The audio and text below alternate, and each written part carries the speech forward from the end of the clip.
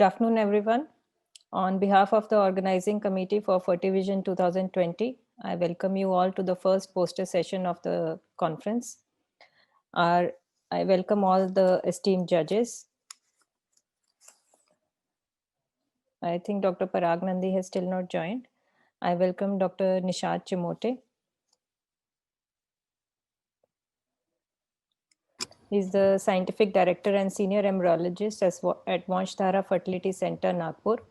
He's also the Joint Secretary or IFS Vidarbha Chapter 2018 to 2022. He has 18 years experience in embryology and has represented India at ESHRE for many years. Dr. Neera Gupta, she's the Director, Department of Gynecology and Obstetrics at IVF GM Hospital and IVF Center, Bathinda. She has 16 years experience in ART and has participated as faculty in many conferences and workshops. Dr. Amita Rajvedi, she's the Director, Ayushi IVF and Laparoscopy Center at Allahabad, and she has a vast experience in the field of ART and laparoscopy. I welcome all the esteemed judges. And now over to Shefali. Please, we can start with the posters. Ma'am, actually, I just had words with Dr. Parag Nandi. He is joining in just 2-3 minutes. Can we hold or we can start? I think we can ask the judges. You don't mind waiting for 2 minutes. Let Parag come. Okay. Okay, sir.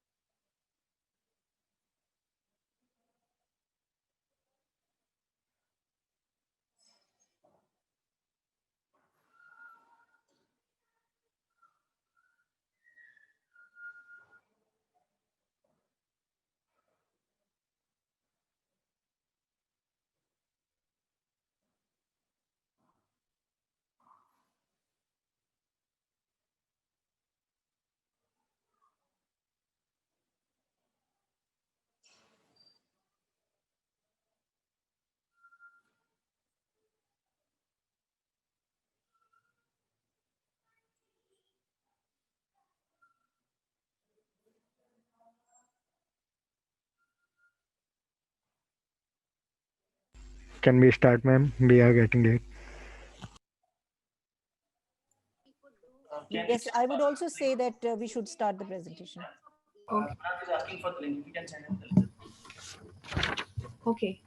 So, welcome everyone. So, before we're going to start with the presentation, poster presentation.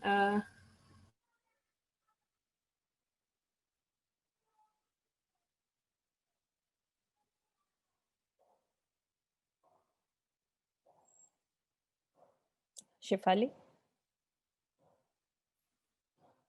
Listening to me? The screen is yours. Yeah, please start.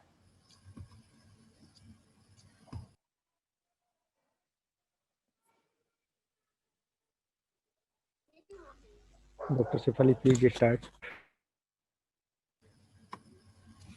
Mrs. Neena Vishamram. Yes. Okay. You can start with your presentation. Okay. Parag has also joined now. Yes, I am online. Yes. I'm really sorry for the technical glitch last moment. Yes. I would just like to introduce Dr. Parag Nandi. Yes. He's the Scientific Director and Clinical Embryologist at Cradle Fertility Center, Kolkata.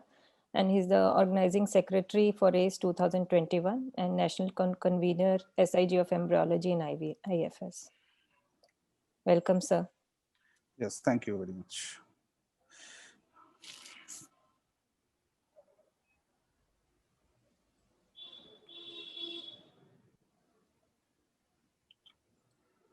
I think we can start with the presentation. Mrs. Neena. Yes.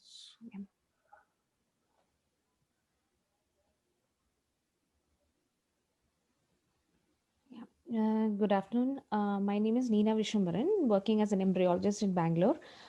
Topic of my poster is density gradient or double wash and swim up, a better method to recover sperm with low sperm DNA fragmentation. Aim of the study to identify whether the sperm processing recovers sperms with higher DNA integrity and which technique is better, that is double wash swim or double wash swim up or double density. Materials and methods: 32 patients who were seeking fertility treatment at Ratna Fertility Center in Swamiyamadam, Kanyakumari district, Tamil Nadu were considered for the study with sperm count greater than or equal to 15 million per ml and a motility of 32%. That is basically considered samples of normozoospermia category. Each sample was divided into three tubes, that is A, B, and C, where A is the raw sample, B is the sample for double wash, C is the sample for double density gradient centrifugation method. All the three were then assessed by sperm chromatin dispersion method and classified based on the halo size, that is minimum of 200 sperms per sample were scored. DFI of the raw sample and the processed samples were compared with using paired t-test method. And regarding the results and the conclusion, both methods were statistically highly significant with respect to the raw sample. And the t-value of the double density gradient centrifugation method was higher when compared to the swim-up method. The conclusion is double density gradient is better and than when compared to the swim-up method. And definitely more samples are required. Study with the more samples are required. And that's it. Thank you.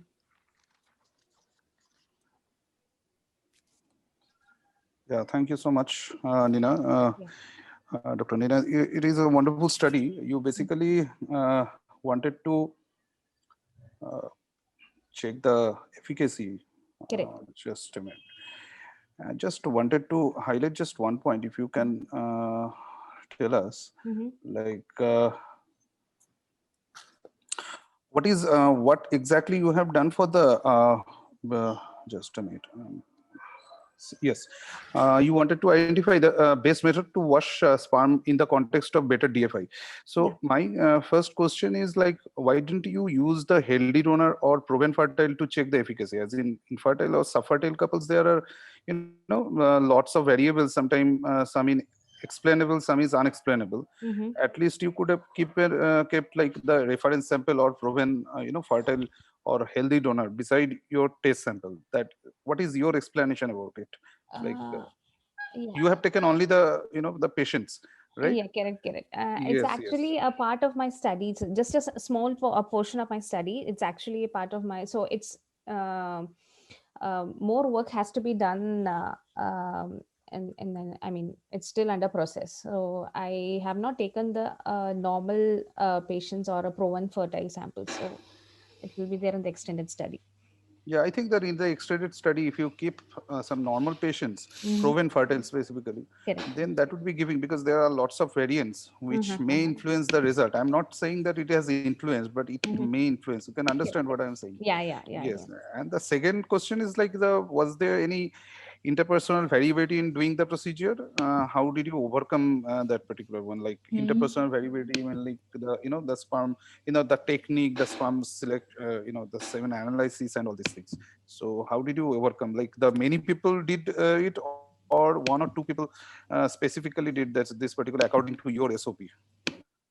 Any interpersonal variability I'm talking No, about? I was handling all the other all the samples because I was working there. Okay. So I made sure for the study, definitely only one person should handle the complete test for the study, so that the variations or variability can be avoided. Good. Yes, Nisha, you can take over if you have any question. I think he's on. Dr. Nisad, please unmute yourself. Yeah. Okay. Can you hear me now? Yes, loud and clear. Okay. So I have a question for you regarding the variable. One of the most important variable that I would like to know is, what was the RPM or the G's that were handled for centrifugation or the spinning for both cases? Because that is one of the most important factor. Because if the RPM or the G comes into place, it doesn't matter whether you're doing by density gradient or swimmer. And how many spins did you give? Yeah, I chose it's as 1000 RPM. And what was the second part? Sorry, I didn't get it. How many Gs will be a better answer? How many Gs did you spin the sample on? The G. Because your machine is different. Every machine is different. So Yeah, correct. I think it is. I'm not sure about the G because I kept it as 1000 RPM. So I'm sorry for that. Calculate, because for a scientific paper, it is better that we get to know on the Gs rather than the RPM. Yeah, I do agree. So we can, Time is almost up. Yeah. all right. Okay. Okay. Yeah. Okay. Yeah. Thank you. Thank you. Fine. Thank you. Yeah, we can move on to the next speaker. Okay. So our next speaker is Mrs. Shanti Rajendran.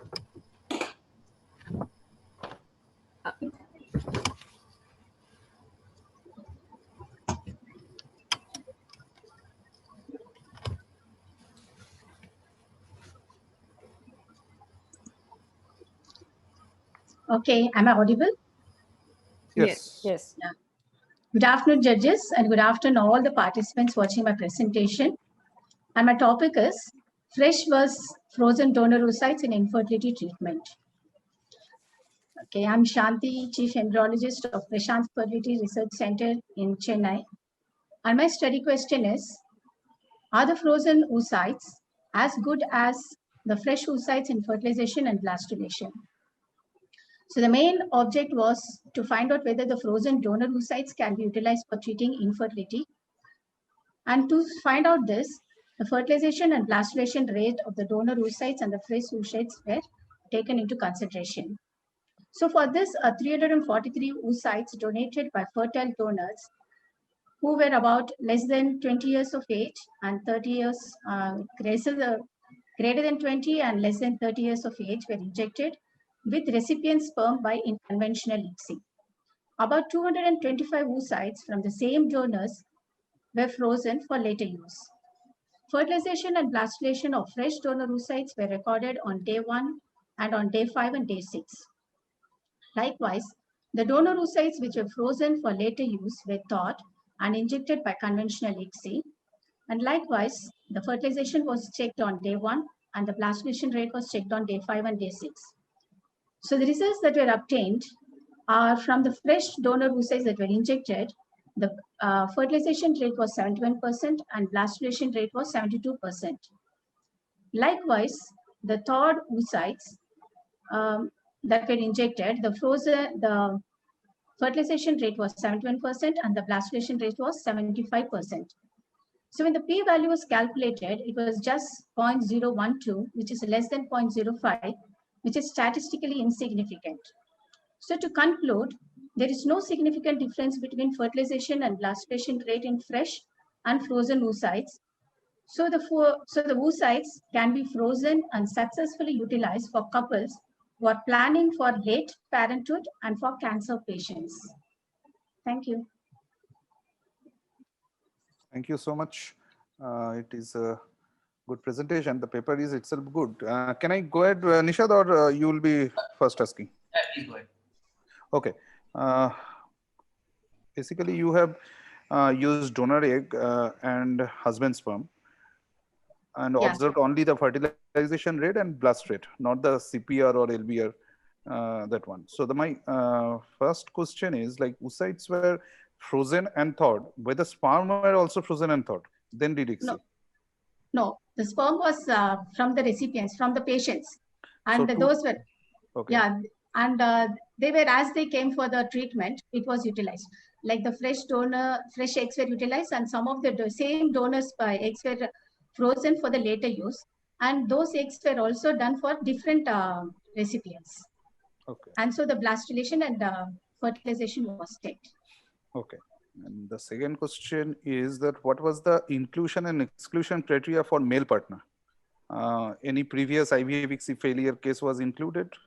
Or it was general. There was no criteria included like that.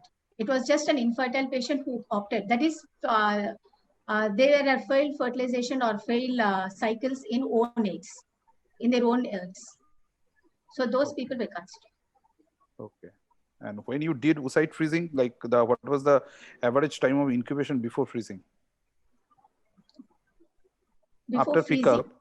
Okay. pickup, and you did the freezing of oocyte, what was No, the normally average? we just differentiate for the patients, and the extra oocytes that we get immediately we freeze. Immediately you freeze, and then after thawing. After thawing, at least 2.5 hours of. Okay. Okay, and the last question is that did you observe any difference or pattern in kinetics, like PN, fast cleavage, the timing, fragmentation rate, or the timing of blastulation? Anything you observed? There was any no kinetics? significant difference because everything was cultured in embryoscope, and there was no no significant difference. Okay. Okay, Nisha, you can go ahead. Yes. Nice presentation. Pretty you. straightforward and simple parameters that you've taken, but I would have loved if you could have talked about the blastocyst utilization rate rather than the blastulation rate, because the quality of blastocyst that can be used for transfer would be a better parameter, and to that you can actually add another parameter is the implantation rate. Yeah, that also was checked, but this is only a part of forward to, because that is a determining factor. The blastulation in both cases will not matter much. There is an oocyte, frozen one, or a fresh oocyte. So that way, that is something which I would have really liked to hear from you. Maybe you can continue that work. Maybe ahead. Yes, what you're saying is true. Actually, it is a excuse me, time is up. Can we move on? Yeah, just I'll have an answer on that, and we can move on. Okay, sir. Yeah. You can go ahead. Next. Shall I? Yeah, please go ahead. Next. Okay. So now I invite Dr. Patyusha. Welcome, Dr. Patyusha. You can start.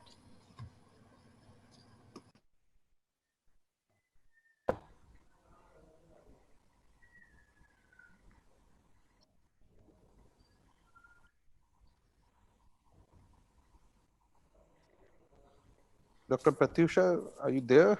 Yes, sir. Sorry, sir. Please unmute yourself. Mute and I'm speaking. Sorry, sir. Hello, sir. Yes. Yes, sir.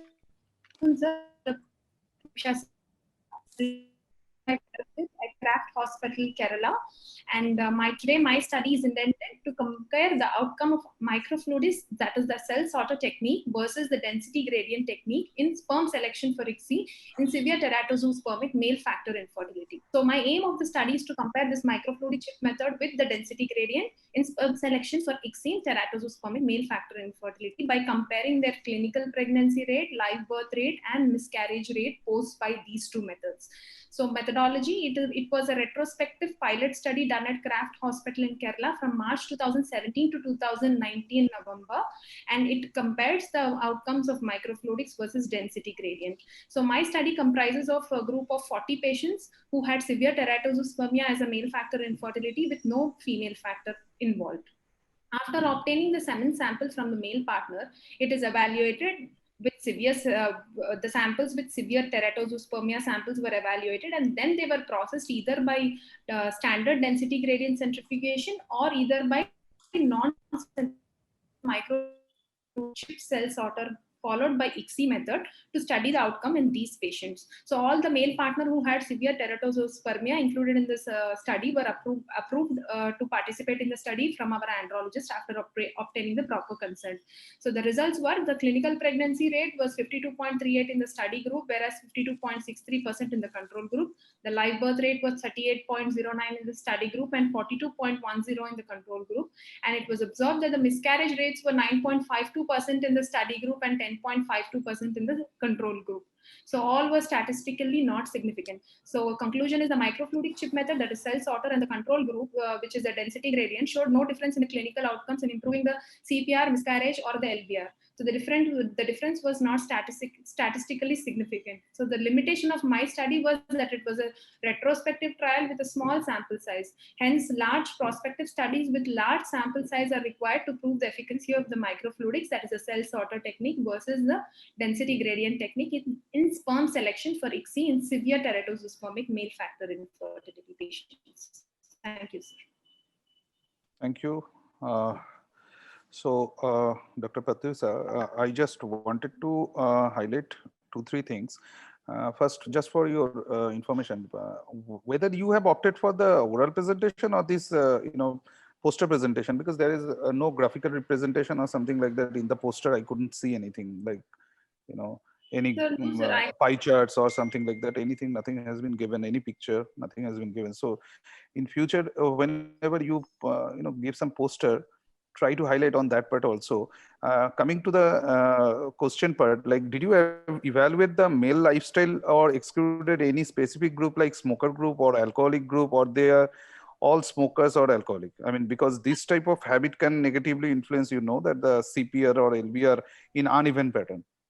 Yes, sir. So my exclusion criteria with pertaining to male was I excluded the severe OATS patients, sir, oligoasthenospermia, and chronic medical illnesses like uncontrolled diabetes and all, and the virology has been screened, sir, and absolutely, and the parental karyotyping was excluded, and I checked on the lifestyle changes as well as you have mentioned, sir. Smoking and alcohol, I did not include those patients, sir. You did not include. Okay. So they Yes, were sir. all non-smokers and non-alcoholic. Exactly, sir. Okay. And the second question is, did the subjects were free from any liquefaction problem? Or if no, then what method you used to liquefy the semen? Yes, sir. Sir, liquefaction was checked by all the samples were well liquefied, but one or two samples which were not, we just did that syringing, sir. So, okay. Mechanical liquefaction. Okay. Yes. And did the study give proper focus on methodology like semen analysis, DJC, microfluidics to avoid interpersonal variability? I mean, only yes, 1% checked that. Yes. No, sir. You say yes, sir. Please, sir. Did the study give proper focus on methodology like semen analysis, DGC, microfluidics to avoid interpersonal variability? Like the SOP you have created and accordingly the same person has evaluated all this? Yes, sir. The same person has evaluated all the samples in the lab, sir. There is a team, sir. So sir, those time two is people up. only have evaluated all the sperm have taken, sir. Nishad, you can go ahead. Just one or two question if Nishad. I'm sorry, I took the much. No yes, problem. Right. The sample size, obviously, I mean, it had a difference of around 3-4%. So maybe increase the sample size. Most of the paper will agree with what you're doing. Actually, that we'll have more miscarriage rates when it comes to microfluidics. So that has been a very common factor in most of the papers, which higher sample size. So maybe the topic is pretty good, but as Parag mentioned that your charts and data and statistical analysis should have been mentioned. That is the only efficacy here. Rest was a nice presentation. Thank you. Okay. Second. So can we move now to the another? Yes. Okay. Yes. Now I invite Dr. Shakti Kumar Tripathi. Dr. Shakti. Yeah. Okay. Good afternoon, sir. Good afternoon, madam, and all the presenters today. I am Dr. Shakti Kumar Tripathi. I am a fellow in reproductive medicine from 6th Hospital, Kodungalur, and wishing best wishes from the God's own country. So I am presenting today a simple topic for a rare case report only. And this is a case report. We have achieved life path derived from a dysmorphic oocyte having a indented zona with no perivitelline space. As we all know that, particularly in dysmorphic oocyte, having these features like indented zona and no PVS, there is no low maturity and high cancellation rate, and we all know that is a life path rate also very low. So in that perspective, everyone of their minds, but particularly in some cases, like if you are getting some poor ovarian reserve cases, should we throw that oocytes or with attempt of some ICSI for particular cases? That came to my mind, and just I am sharing this case report. So as we know that the zona pellucida is most important for your sperm binding, including ectodermal reaction, and that also prevent the polyposmy and protect the embryo until the implantation. So in our study, this our case report, this is a case, a 33 years old female from Muscat, Oman, with presented with 2 years of primary infertility, which she had also decreased in this AFC was 5, so poor ovarian reserve type AMH was 0.47. And some male factors also there that is mild. So we undergone for first started the COS. 5 and 2 were aspirated and all were out of the 2 were cleaved. And we got a single life path at 38 weeks of pregnancy after delivered by C-section. So I am here presenting some of the figures that this is the oocyte along with this day 4 and this is the blastocyst embryo. So the importance of this study is here I want to highlight is that the previous studies like so the study by S. Sosa that he evaluated the ART treatment cycle during the 7 consecutive years also. And he also found out that the oocyte maturity and the cycle cancellation rate and the low pregnancy rate is quite comparatively more particular in dysmorphic oocytes. So in this case report, we have successfully got a pregnancy outcome with no antenatal complications and postnatal complications without any complication, what possible with such abnormal oocyte. So to conclude is that in spite of oocyte with indented zona appears to associate a low oocyte maturity, high cancellation rate, and a low live birth rate, but such morphological abnormalities should not be discarded in case of poor ovarian reserve in ICSI may overcome this barrier to fertilization and cleavage. The rarity, that is true rarity of this case report. First one is the zona pellucida actually we get particularly in M1 oocyte, but here all the oocyte, 5 oocytes which are retrieved, all are from the M2R. And second thing, the pregnancy outcome is poor, particularly this type of dysmorphic oocyte. But here we delivered a single healthy baby with no other complication. Thank you, sir. Thank you. Thank you. Nishad, you can go first this time. Yeah, okay, so my question here is to ask you quickly, quick answer.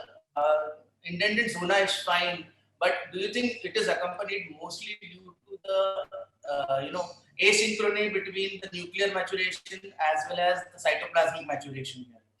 Do you have you seen that in this Yes, sir. Many particular the nuclear maturation and cytoplasmic maturation analysis is the most important part. Particularly this indentation and absence of these PVSs we usually get after some there is difficulty during the oocyte aspiration, and that is also one of the important cases that may be that to be studied also. All right. Okay. So maybe you can actually use this parameter also. Maybe. Yes, sir. Yes. Okay, sir, okay. sorry Thank to you, sir. interrupt. Dr. Neera, actually, her network is not proper, so she has sent questions to me. So you can finish and I can ask her questions. Okay. Okay. And yes, you can ask. You can ask first. Yes. Okay. She's asking what is the possibility of genetic compromise in such oocytes? Dr. Shakti. Yes, that is possibility of genetic this compromise may be there because the maturity part you have to see for that. But here what is the issue is that related to any dysmorphism in particular oocyte. We see many type of dysmorphism. This is one type only when the zona is indented, and secondly there is no perifertile spaces. But when during ICSI time we face no difficulty that no resistance and these features will be there. But I am only interested particularly in poor reserve cases where each and oocyte is important. Here we cannot neglect this type of case and we should go for ICSI. Okay, clear enough. My question is that 2 cleaved embryos were frozen. Was it frozen on day 5 or day 3 and then thought to extended culture? I mean, that is not mentioned over here. Yeah, okay, sir. It is day 3 and thought and day 2, day 5 transfer. Okay, and how was the elasticity? And you have mentioned that the resistance was not there. Any funneling or after ICSI or something like that. You want to mention No, because sir, you have said you have yes, exactly mentioned like the careful micromanipulation. What yes, exactly careful micromanipulation? Careful means particularly you are facing here no when you are going for the 60, then there is no resistance particularly from the zona. So you have to go for it carefully. So that's the only mind. Okay, that is the one. Okay. Yes, Any sir, previous yes, history of IVF ICSI before? Any failed IVF ICSI history? No, sir. This is the first case, first time this First case. the same. Thank you. All and that all the yes, thank you. All the 5 M2 are with this same feature of the indented zona, sir. All the 5 M2 are. Okay. Okay. Thank you. Okay. Thank you very much. Thank you, sir. Thank you, sir. Okay. So can we move now?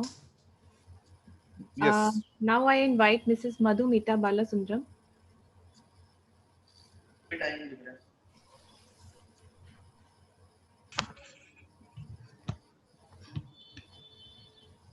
Good morning.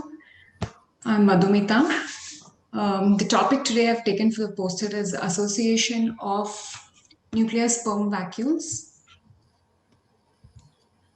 with a DNA fragmentation index. So as we know, human sperm vacuoles are physiological structures that are formed during the sperm development and maturation process. These nuclear sperm vacuoles may be the remnants of cytoplasmic cytoplasm or organelles that should have been removed during spermatogenesis. This extra residual membrane constituents can be the source of reactive oxygen species.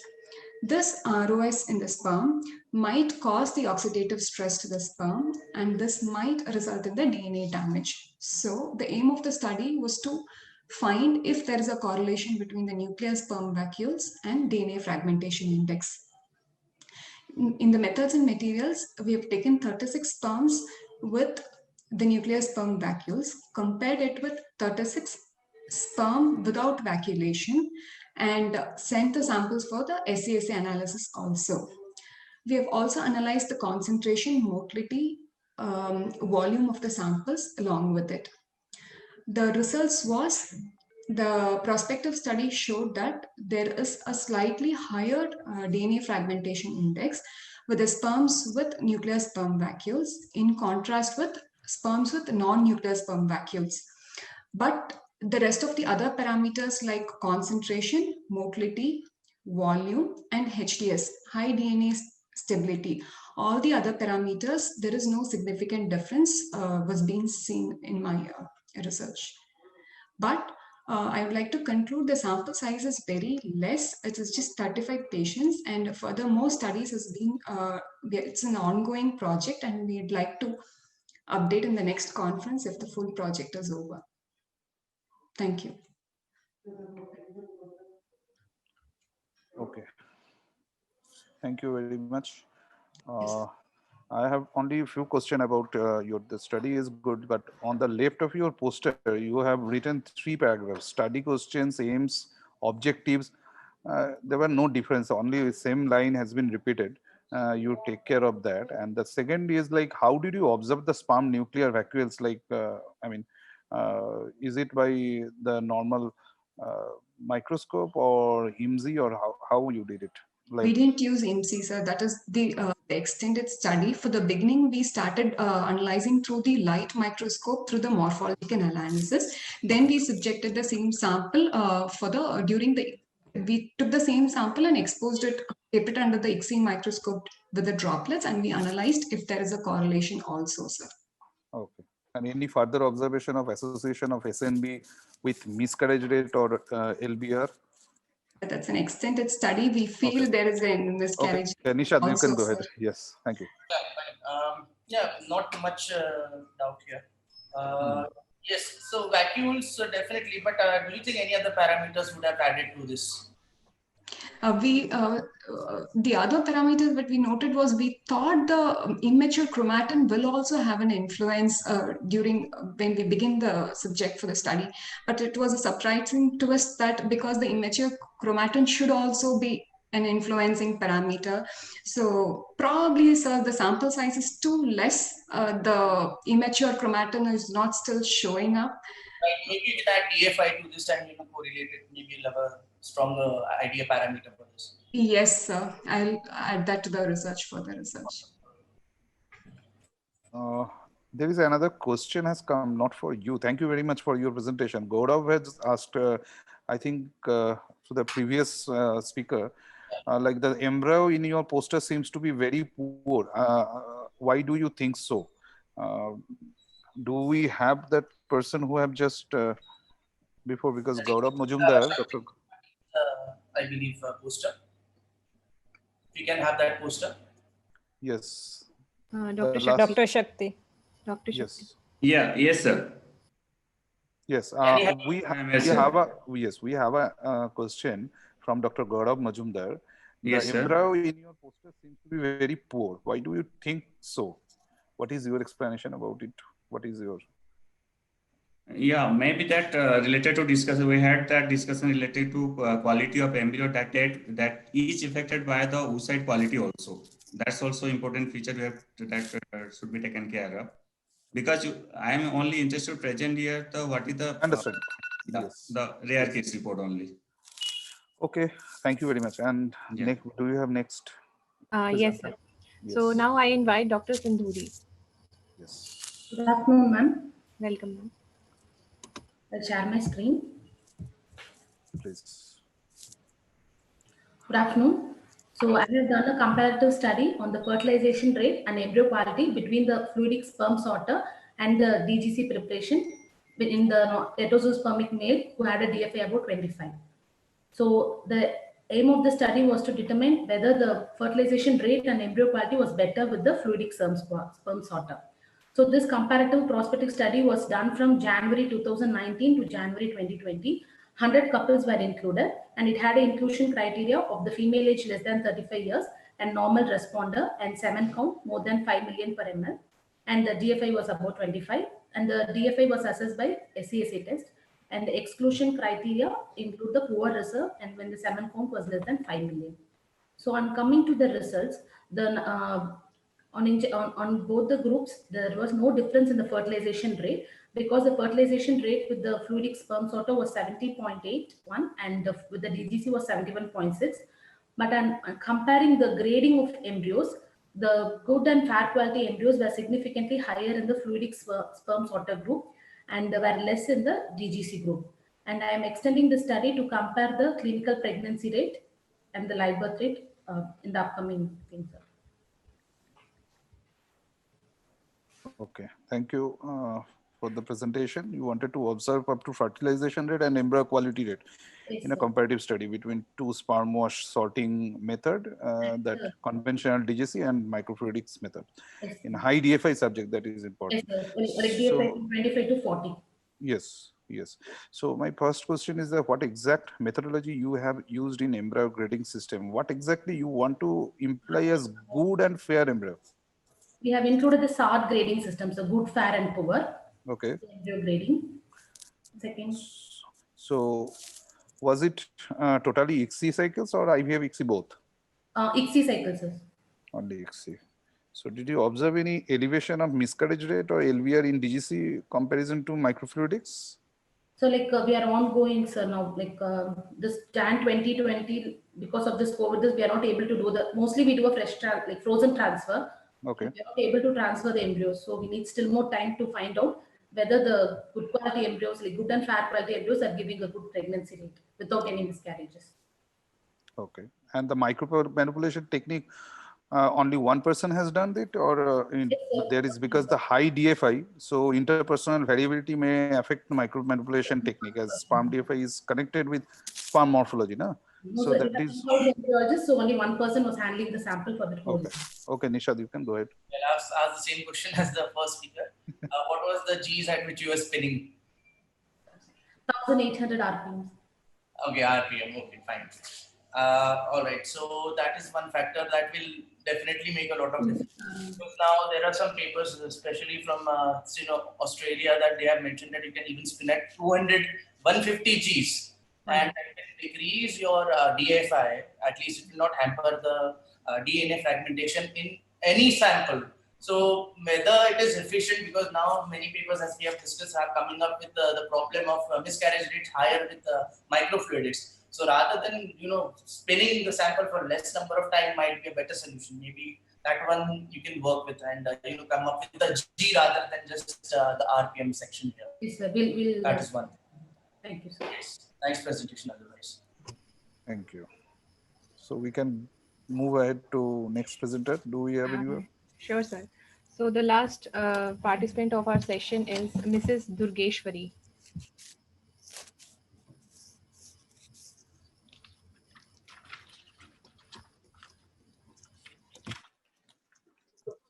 Hello. Yes, go ahead. Good afternoon, all judges. Myself, Durgeshwari Padwar from Bansal Hospital, Bhopal. I am presenting a poster on extended embryo culture and pregnancy outcome in self-triaphysial cycle. We conducted this study to evaluate the efficacy of extended embryo culture after thawing of cleavage stage embryos followed by transfer on day 4 or day 5 on FET cell cycle. Patient with elective cryopreservation after cell cycle in comparison to thaw and transfer on the same day. Material and method. In a retrospective analysis of 267 women with underwent elective cryopreservation after cell cycle followed by frozen embryo transfer between January 2018 to March 2020. We divided patient into three groups. Group A, we did thaw and transfer same day. Group B and Group C, we transferred after extended culture, day 4 and day 5. Mean number of embryos, day 3 was 2.8, day 4 was 2.7, day 5 was 2.1. And multiple pregnancy rate was day 3 was 38% and day 5 was 54%. Primary outcome was clinical pregnancy rate and live birth rate. As we can see this table, we found that the clinical pregnancy rate and live birth rate do not differ whether cleavage stage embryos were transferred after extended culture on the day of day 5. However, clinical pregnancy rate and live birth rate were significantly lower when the transfer was done on day 4. Day 4 transfer was done in whom were suspected loss of embryos in case of waiting till day 5. Such embryos show no growth or moderate fragmentation, and we expected to have lower implantation potential. Conclusion, pregnancy rates was blastocyst transfer resulting from extended culture of embryos, cleavage stage embryos do not differ from transfer on the same day. Extended culture may help the selection of most viable embryos, thus reducing the mean number of embryos transferred. However, multiple pregnancy rate was higher in day 5 transfer and day 3 than day 3. We can conclude that day 4 transfer should be avoided as far as possible. Thank you. Thank you so much. Okay, Nisha, you can go ahead. Yeah. Okay. Yes. So the first question is you mentioned that 2.2 was your average embryo transfer, but you transferred 2 embryos also in case of blastocyst or day 5. Because that is one case I would have liked whether you have comparison with SAT, because then your cumulative rates would have been very day 3 versus day 5. Nisha, we cannot. And Yes. Nisha, I think there is some connectivity problem. Your voice is cracking actually.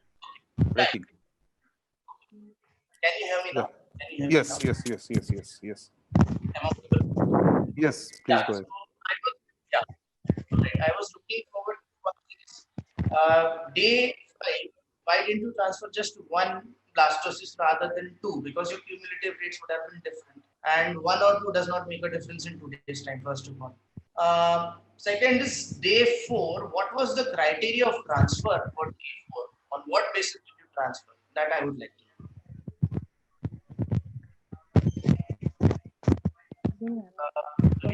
Clear. Yeah. Hello. He wants to know like what was the criteria for your day 4 transfer, and why didn't you in day 5? Why didn't you transfer more than one, at least 2? I mean 2 blastocysts, so that the cumulative pregnancy rate could have been better. That is what he wants to ask you. That what was the criteria of day 4 transfer, and why it was only 1 blastocyst in day 5? I transfer 2 instead of 1. Yes.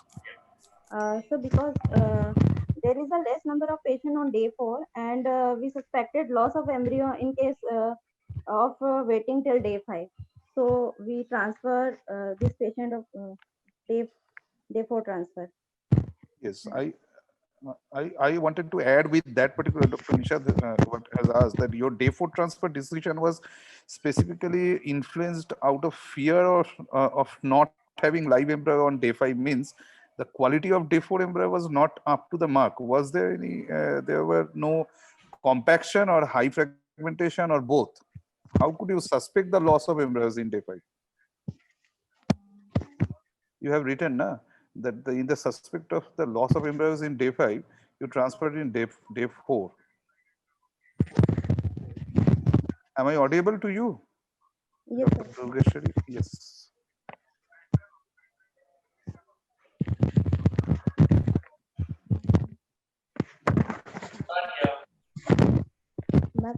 Hello.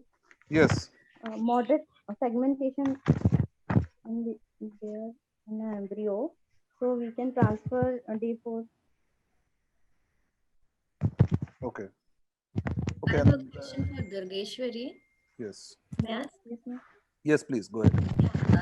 Durgeshwari, Yes, yes, ma'am. you had selected the poor quality embryos for day 4, it seems from your study. So basically your study was between day 3 and day 5 transfers. Day 4 transfers, it seems, were done only in cases of poor embryos where you felt that you were going to lose the embryo. So you cannot compare day 3, 4, 5 when the embryo quality was not equal on 3 days, on all the 3 days. Correct. Exactly. That is what I wanted to. Are we audible to you, Dr. Durgeshwari?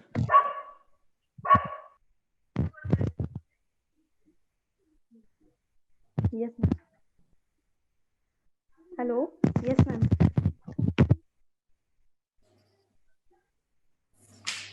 Clear. Dr. Durgeshwari, I think if connection is poor, you can answer on the chat box. Okay, ma'am.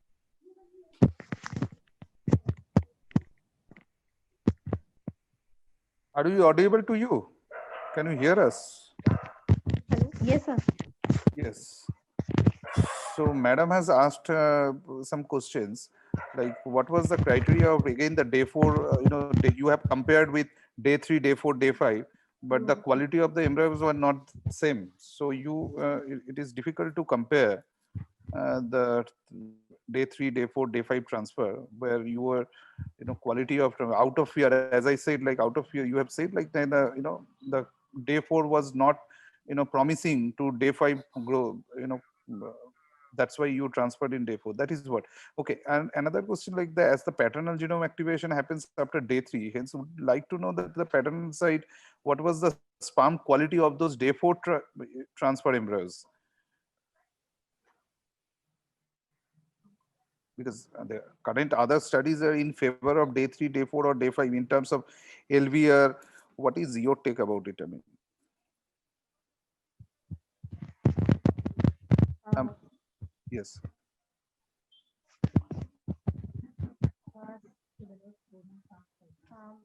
Only, sir, that was frozen thought cycle, not included sperm. Okay, thank you so much. Next things we can discuss in the chat box, and I think we have one question finished. from the chat. We just Yes. go through it.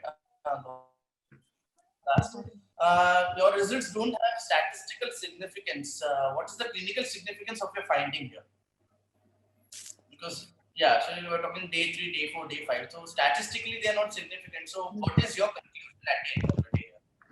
How it is significant? How can you use this?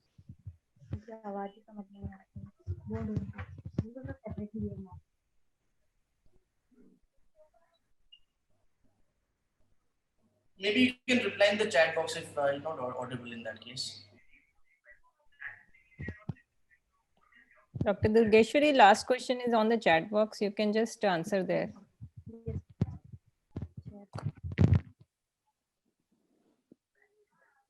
Conclusion for this.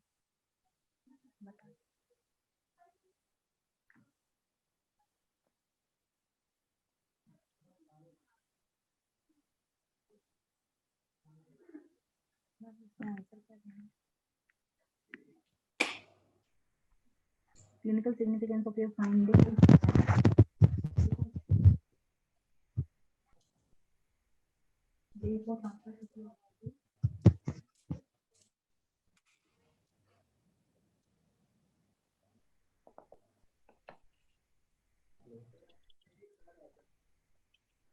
We still have few minutes left if any of the judges wants to ask question to any other participants, previous participants.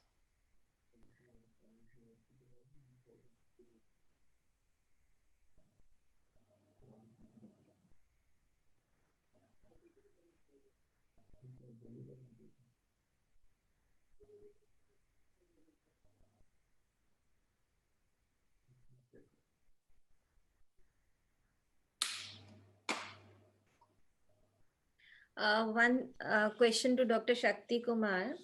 You presented a very nice case study. Dr. Shakti Kumar? Yes, ma'am, please. Yeah, you presented a very nice case study. But Thank you, ma'am. when did you do this transfer? How long back? Last year only, ma'am, 2019. Did you follow the baby for congenital anomalies and all? Yes, ma'am, everything. No antenatal, no postnatal complication. After that, delivery poor. He was admitted here and C-section was planned here only. Yeah, you followed postnatally also. Yes, ma'am. And any neonatology consultation was everything done with no congenital deformity with the baby, ma'am. Yeah, that was it. Yes, ma'am.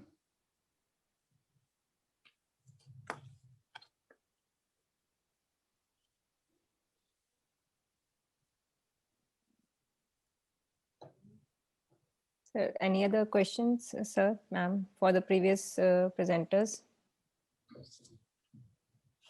I think we're good. Okay. Okay. Thank you, sir. Thank you, ma'am. Thank you to all our esteemed judges for encouraging our upcoming embryologists and reproductive medicine specialists. And thank you to all the presenters for making such wonderful posters. And we invite all of you to join the next session with the oral presentation section, which will start at 1 o'clock. Thank you, ma'am. It was an opportunity for us also. Thank you, judges, for your patient hearing. Thank you. It was a good opportunity. Good afternoon and a very warm welcome to all our delegates. Our next session is session 03, where we have the oral free paper communications. To judge this session, I would like to invite Dr. Gaurav Kant. Dr. Kant is a senior embryologist at Akanksha IVF Center, New Delhi. Our next judge is Dr. Nitin Lad. He'll be joining us in a few minutes. He's the scientific director and consultant, assisted reproduction at Dr. Lad's Navjeevan Hospital, Nasik. And our third judge for the day is Dr. Ruma Sathwik. Dr. Sathwik is consultant, Center of IVF and Human Reproduction, Sir Gangaram Hospital, New Delhi. A very warm welcome to all our judges. All the speakers in this session have been allotted a total of 10 minutes, out of which 8 minutes are for their presentation and 2 minutes are for the question and answer session or comments by the judges. So I would like to invite our first presenter. She's Aarti Singh. Her abstract number is 47. The title is Congenital Malformations in IVF Pregnancy, a Retrospective Analysis. And her theme is embryology. Dr. Aarti, you can take over. Yes, ma'am. Hello, good afternoon, judges. Myself, Dr. Aarti Singh. I am senior embryologist in Bansal Hospital, Bhopal. My topic is congenital malformation in IVF pregnancy. This is a retrospective analysis.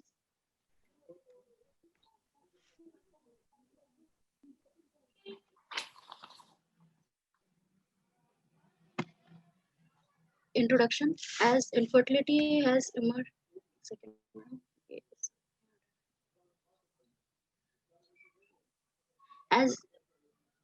as infertility has emerged as a global health burden, the number of children born after IVF or ICSI has also increased, comprising 4% of all the births worldwide.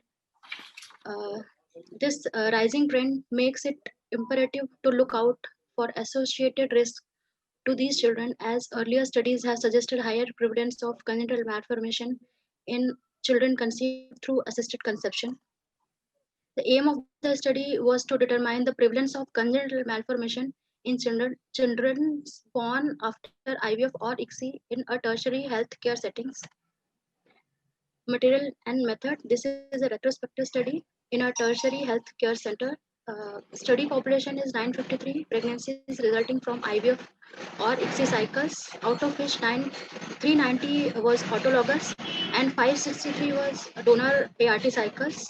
The duration of study was 6 years, between 2014 to 2019.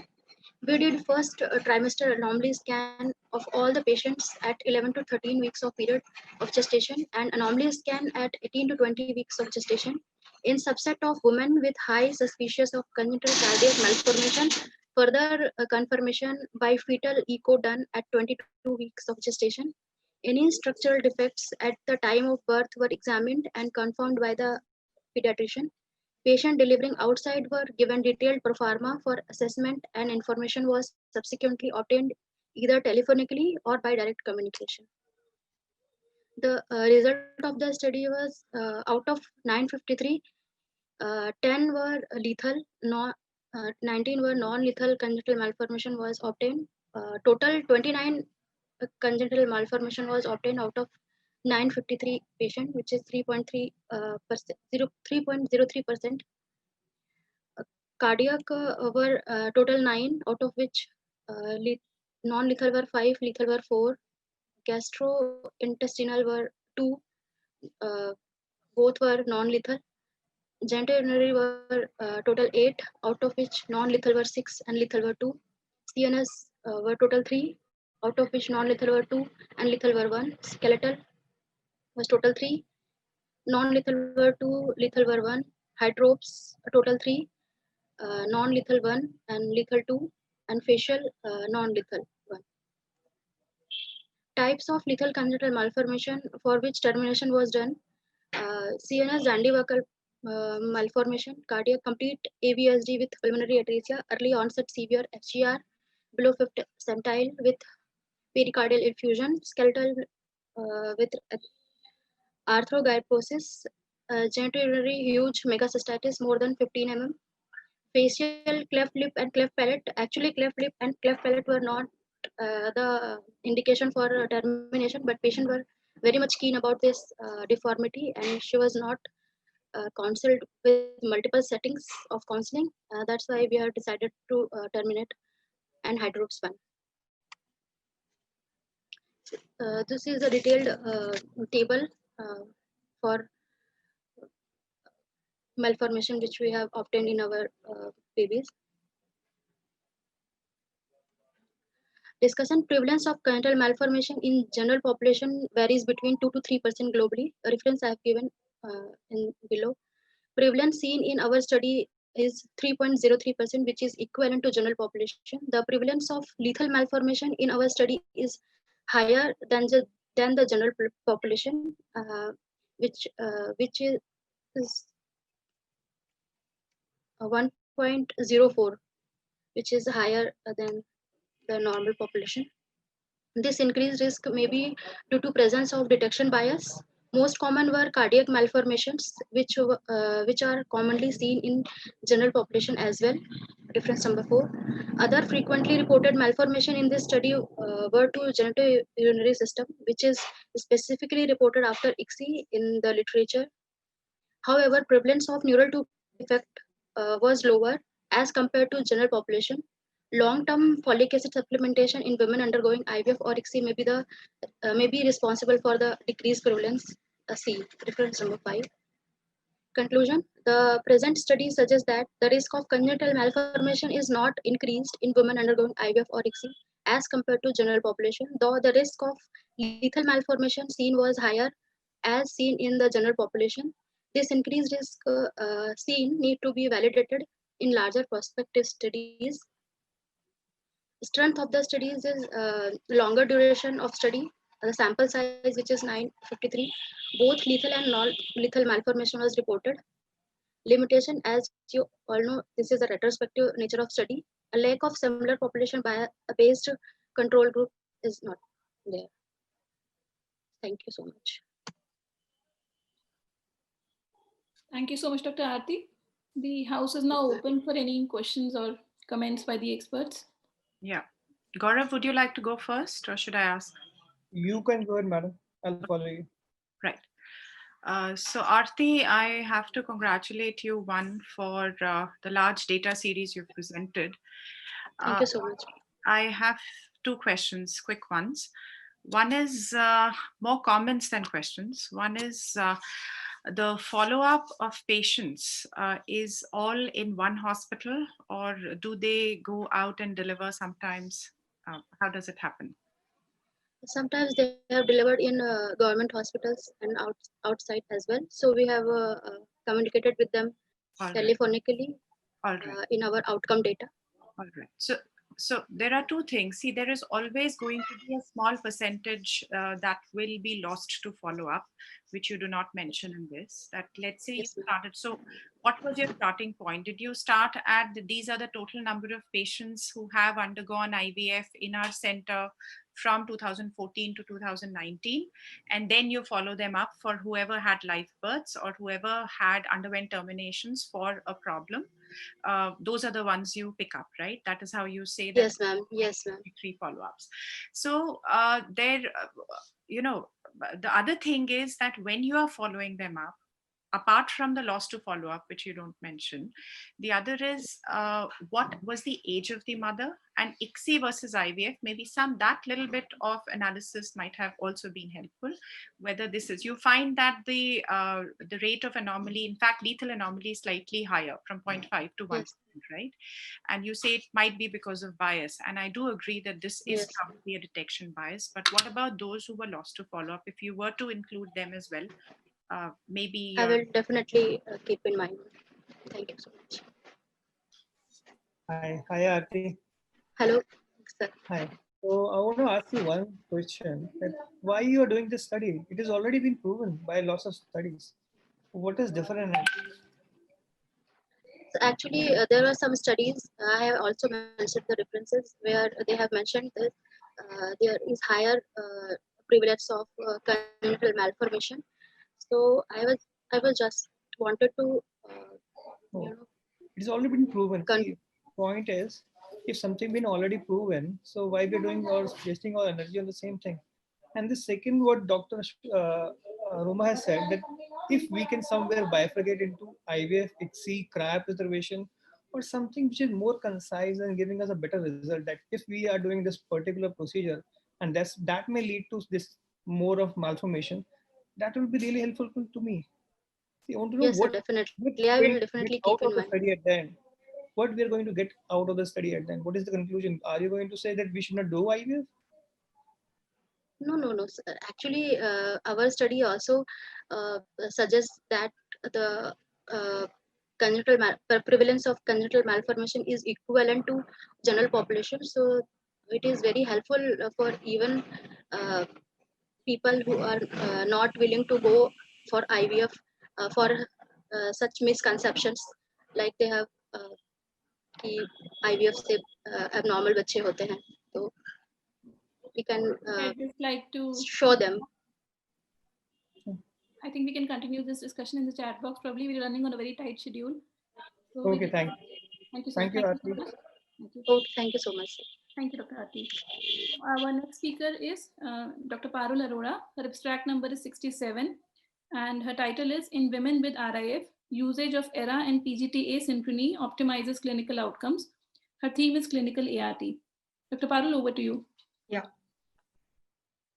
Good afternoon, everybody. My oral presentation is on the topic that in women with RIF, usage of ERA and PGT synchrony helps in optimizing clinical outcome. So, as we all know that implantation is the single most important step. However, it also remains the most poorly understood part of ART. And as clinicians and embryologists, we know that this is the most frustrating part when you have good embryos and they fail to implant. So basically, the lack of receptivity of the uterus and probably undiagnosed chromosomal abnormalities are the main two causes of implantation failure in patients.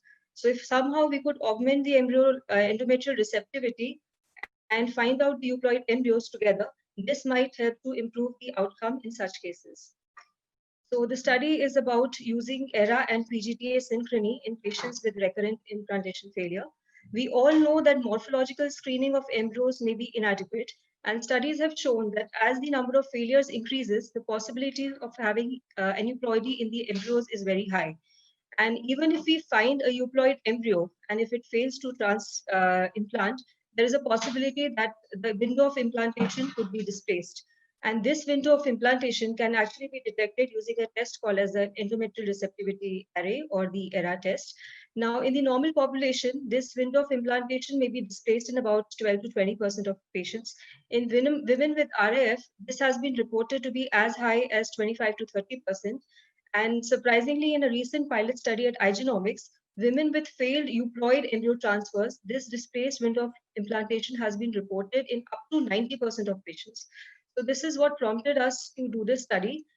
We have well-published data on efficacy of ERA in women with RIF, but we also know that once aneuploidy has been addressed, once we have euploid embryos in hand, the effects of the endometrium become more pronounced, and doing a personalized ET may then be beneficial. So basically, we want to select the genetically right embryo and put it back in the uterus when the endometrium is genetically receptive. So the research question was that in these women with recurrent implantation failures, what is the possible window of implantation displacements? How do we select the euploid embryo and then perform a personalized ET using this ERA and PGTA synchrony? So we wanted to evaluate the effectiveness of such a synchrony as a possible therapeutic option in women with RIF. We compared the implantation rate, pregnancy rates, and ongoing pregnancy rates in such women who opted for a synchrony. So this was basically a retrospective study. I included a year's data more in this. So we included all patients who underwent an embryo transfer between Jan 1, 2018 to September 30, 2020 at Nova IVF Fertility in Tabad. We included all women who had 2 or more transfers with at least 4 blastocysts, and where there was no other obvious apparent cause of recurrent implantation failure like uterine adhesions or polyps. And we excluded women undergoing IVF with ovum donation. Such women who had RIF were offered this ERA and PGTA synchrony. So ERA was performed in an HRT cycle at 5 days of progesterone. This was basically mimicking the FET protocol. And we sent the samples for ERA analysis. Subsequently, we performed PGTA, that was a trophectoderm biopsy on a day 5, day 6 fresh or frozen thawed embryo. And then the biopsy samples were shipped. The turnaround time was about 2 weeks each for both ERA and PGTA separately, and these were shipped to iGenomics. And once we had the reports in hand, we performed the PET of a euploid blastocyst as per the ERA report. So in this study period, we could enroll about 63 patients who opted for this ERA PGTA synchrony. The mean age was 32.2 years. The maximum age was 37.9. The mean BMI of these women was 24.8, and the average number of failed previous embryo transfers was 2.72. In total, we performed 89 personalized embryo transfers of euploid blastocysts after synchrony. So this was our result. So surprisingly, what we found out that in more than half of these patients, that is 33 out of 63, the ERA was non-receptive, and less than half, that is around 47%, it was found to be receptive at 5 days of progesterone. And amongst the non-receptive ERA, it was the pre-receptive ERA which was found in majority of these women. So coming to the clinical outcomes after the first personalized embryo transfer. So these 63 women who underwent the PET, the pregnancy rates were 65%.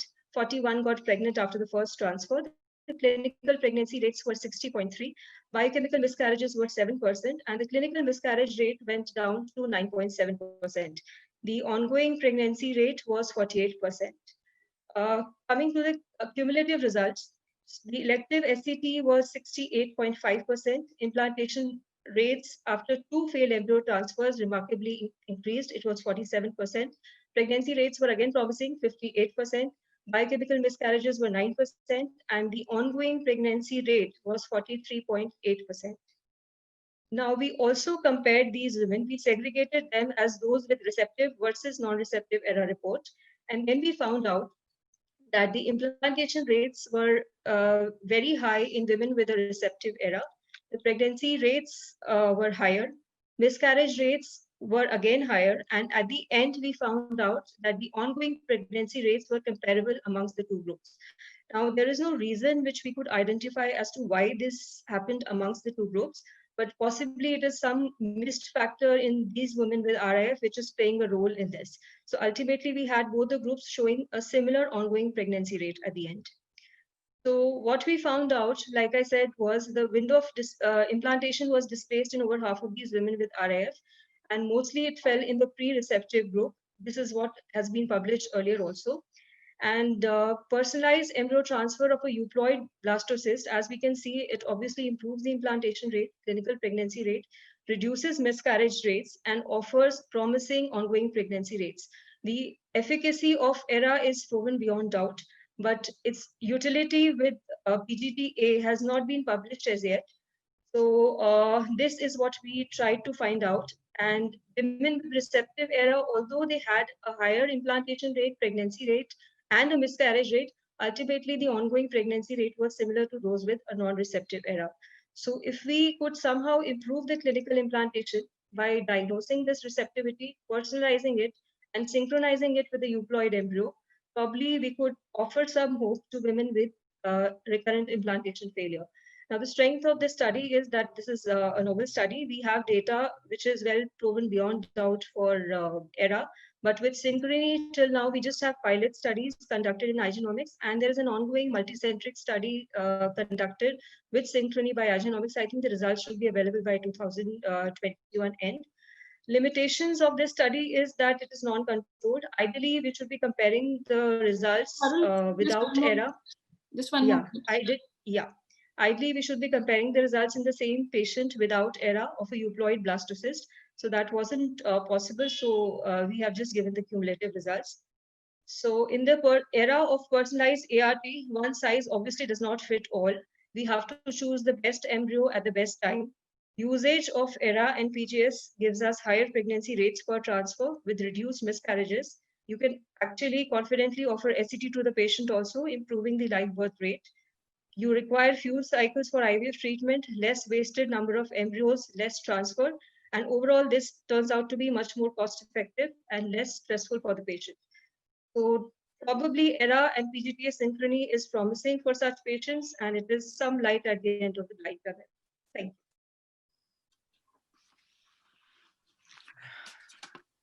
Okay. So thank you, Dr. Parul. Any questions from the judges would be welcome. Yeah. I have two questions for Parul. Yeah.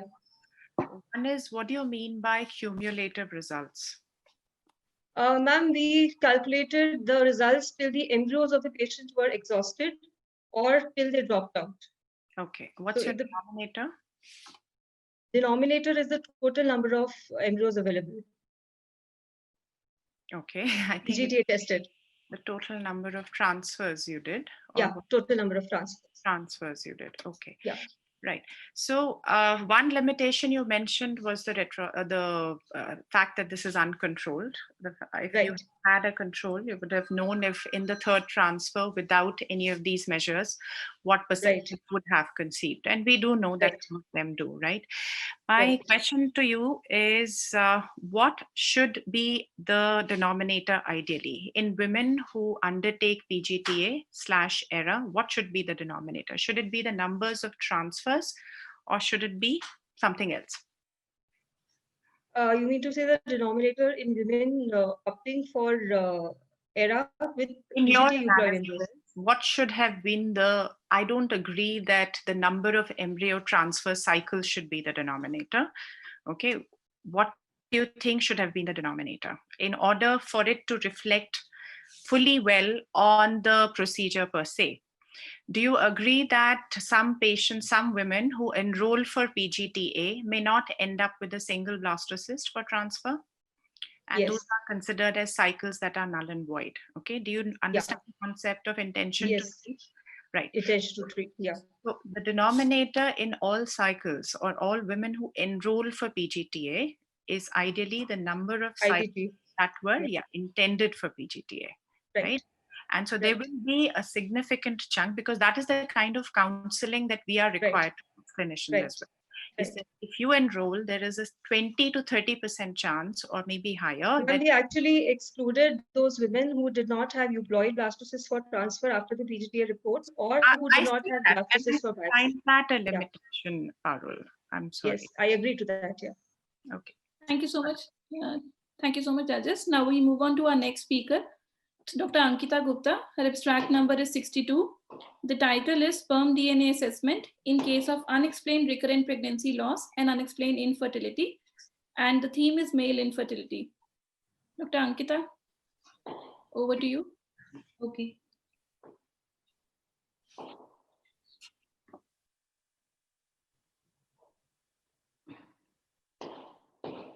I'll just start with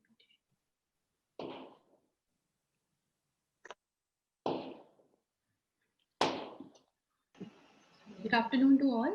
My name is Ankita. Dr. Ankita, please share your screen. I do. And please stop share and share again. Okay.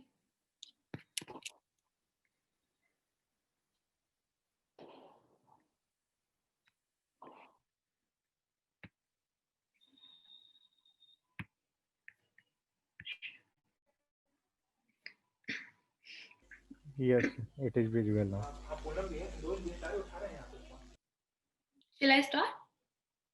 Yes, please. Okay. Good afternoon to all. My name is Ankita Gupta and I am embryologist at Origin Fertility and IVF, New Delhi. My topic is the sperm assessment in case of unexplained infertility and recurrent pregnancy loss. So, as we know that the 25 to 30% of couples suffering from unexplained infertility, where the all tests and investigations are normal in both couples, and the recurrent pregnancy loss, that can be the challenging and frustrating condition for both patients and clinicians, and it affecting 3 to 5% of the couples. ISHRA guideline says that the recurrent pregnancy loss as the loss of 2 or more pregnancies before the 24 weeks of the gestational. The etiology is still unknown about the 40 to 50% of the cases where the male factor is ignored, especially in case conceived spontaneously, according to Hod HB et al. So, the Kim G.Y. According to Kim G.Y., the STF testing measures the quality of sperm as a DNA package carrier, and it therefore is more significant than the parameters analyzed in routine semen analysis. And J. L. Fernandez gives the principle of the STD test. According to Fernandez, the sperm with fragmented DNA failed to produce the characteristics halo. This is the halo of dispersal DNA loops that is observed in sperm with non-fragmented DNA acid following acid denaturation and removal of nuclear proteins. The objective of my study is the association of sperm DNA fragmentation with unexplained infertility and recurrent pregnancy loss. The design, prospectively design, we design and the setting, we tertiary care center. Material and method. We took 80 patients enrolled for our study after taking informed consent and divided into 3 groups: Group A, Group B, and Group C. In Group A, we take those patients who had undergoing pregnancy with IVF done due to purely female factor, and 40 patients were enrolled in this group. Group B and Group C. In Group B, we took unexplained infertility patients, and Group C, we took RPL patients. The inclusion criteria for RPL is for those patients who have other normal investigations like paternal karyotyping, no hormonal disease like PCOD or thyroid disorder, diabetic, and etc. And for unexplained infertility, we took those patients who have normal all investigations like normal hormonal profiles, semen analysis, ovulation tubes, and normal sexual history. For control group, we took those patients, those couples recently having ongoing pregnancy following IVF due to purely female etiology like bilateral tubal block, severe endometriosis, severe PCODs. The material and method. The inclusion criteria is the co-founding factor like varicocele, smoking, etc. that may affect the DNA in both couples. These are the criteria. Semen samples were obtained by masturbation in a sterile plastic container after 3 to 5 days of sexual abstinence, and the analysis is done by the WHO guidelines 2010. DNA fragmentation of the sperm was assessed with SCD method. These are the method of SCD. We are not going to discuss. The interpretation, according to Yan H et al., less than 15% of STF is considered as normal. Between 15 to 13% STF is considered as the medium, and the more than 30% STF is considered as the abnormal. statically analysis, data is represented as the mean plus minus ST deviation, and all the comparison between controls and patients were calculating by the t-test. 0.05 p-value was considered as the significant. These are the baseline characters among the 80 patients in which mean, age, and semen parameters were taken, and they are comparable. P-value is not significant in all three groups, which is AB, between group AB, BC, and AC. The result is was significantly high. The sperm DNA fragmentation was significantly high in unexplained recurrent pregnancy loss, which is this, and unexplained fertility compared with the control group. The discussion area part is sperm DNA fragmentation may play a role in unexplained recurrent pregnancy loss despite normal semen analysis, according to Jihan M. And investigating the integrity of sperm DNA has both diagnostic and prognostic implication in couples experience repeated loss pregnancies. There are one more study which is supported to our study is Ginny A et al.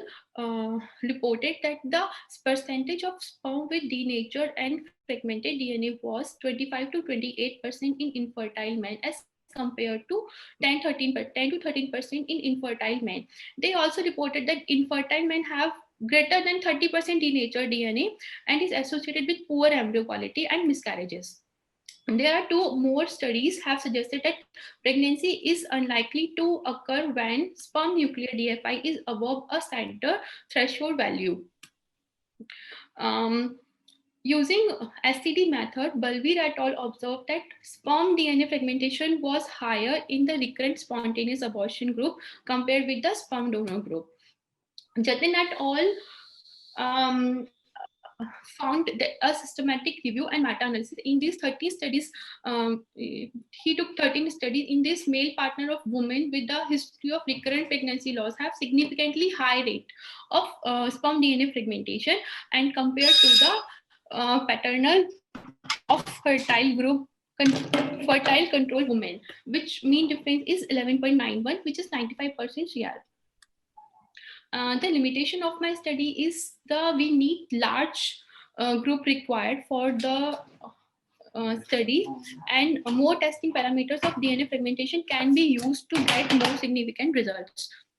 The strength of my study is that the STF, the sperm chromatin test, which is very simplest method to access STF in routine clinical practice, and STF provides information that is different and of better prognostic value than semen analysis, and it is a non-invasive method. The conclusion: analysis of DNA integrity in understanding the role of sperm factor in unexplained RPL and unexplained infertility may reduce the number of case diagnoses as idiopathic. This information may translate into clinically useful treatment for such couples. It highlights that men with normal semen parameters may harbor significant DNA damage and the need to evaluate DNA integrity in men with history of unexplained recurrent pregnancy and unexplained infertility. Thank you. Sorry. Study, Ankita.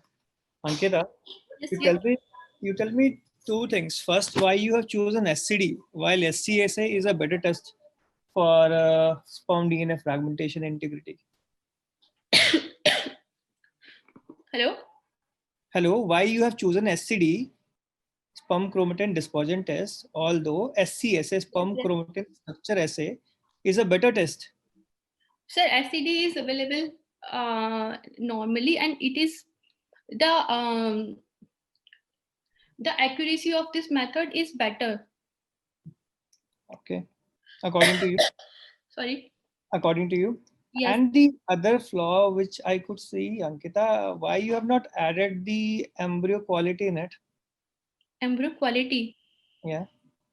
Sir, I'm. So they all are the IVF patient, right? IVF patients, yes. You must have done the embryo transfer in them. Yes, sir. So why just the male Sir, partner? not all IVF patients. there are control group. The control group is only the patient had undergoing pregnancy with IVF, but the unexplained infertility patient and the RPL patient is only those patients. Some patients had IVF, but some patients are not. They have IUI treatment, normal conception. They are not. Some patients had IVF and some not. Thank you, Ankita.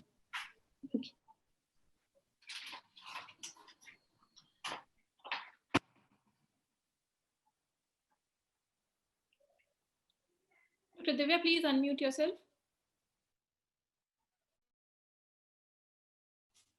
Hello. Yeah, good afternoon.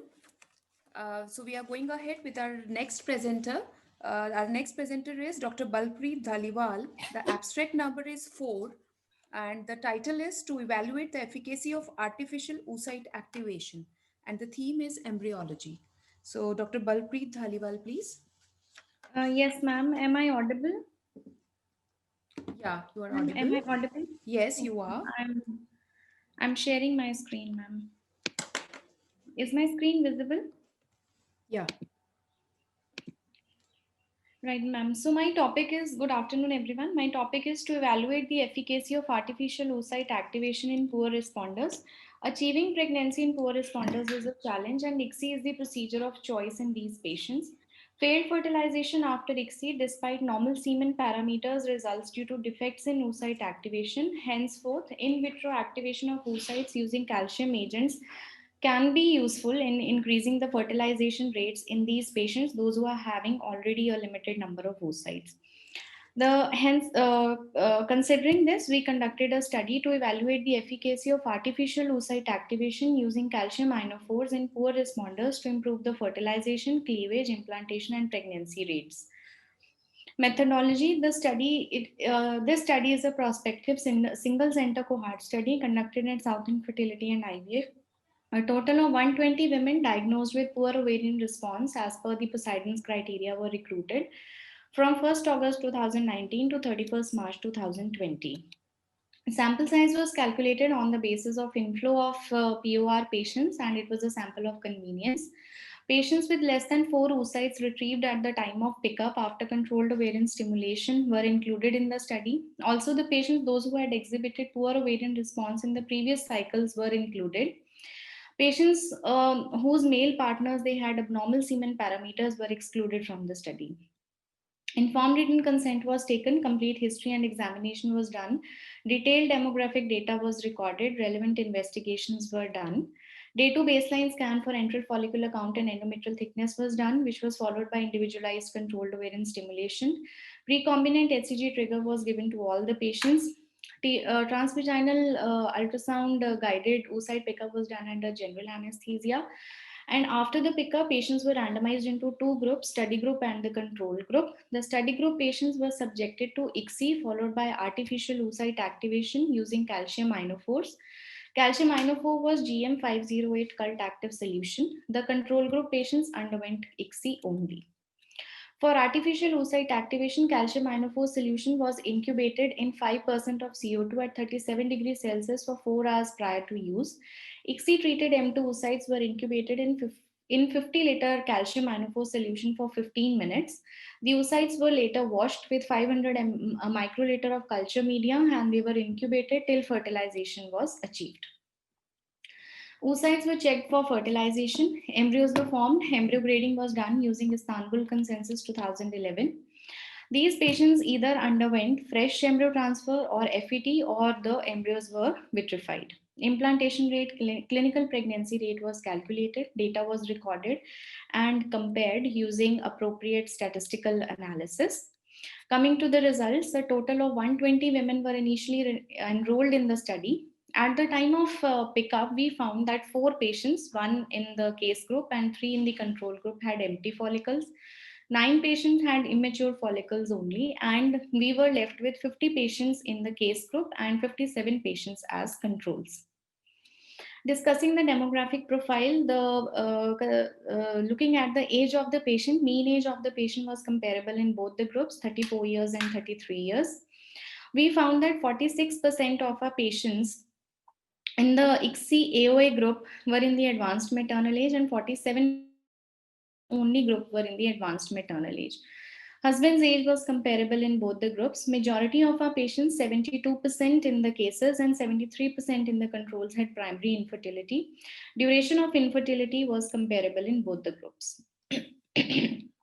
Then seeing the cause of infertility, we found that advanced maternal age, tubal factor, endometriosis, past history and treated cases of hypothyroidism, and multiple of these above mentioned factors were the causal factors of infertility.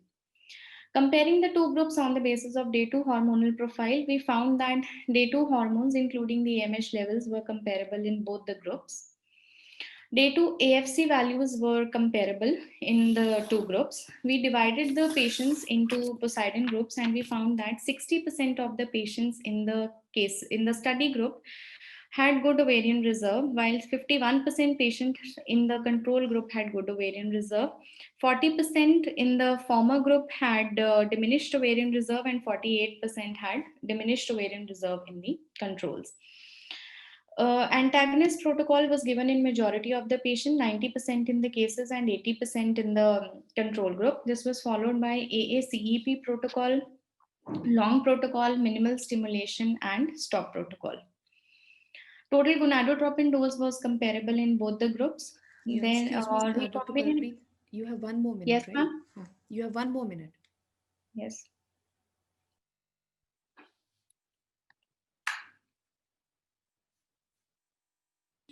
You can continue. You have 30 more seconds left. Dr. Balpreet? A recombinant trigger was given to all the patients, and considering the trigger hormones, the levels were comparable. Then we looked at the number of fertilized oocyte, and we found that the number of fertilized oocytes was significantly more in the ICSI-OA group as compared to only ICSI group. Number of embryos formed and the number of grade A embryos was significantly more in the former group. Cleavage rate was comparable. Majority of the patients underwent fresh embryo transfer followed by FET and vitrification. Number of embryos transferred was comparable in two groups. Number of then day of embryo transfer, majority of the patients underwent day 3 embryo transfer followed by day 2. Implantation rate was more in the ICSI-OA group as compared to the control group, although we could not achieve statistical significance, but clinical significance is there. Again, clinically significant improvement was seen in the clinical pregnancies, 34% in the ICSI-OA group as compared to the control group.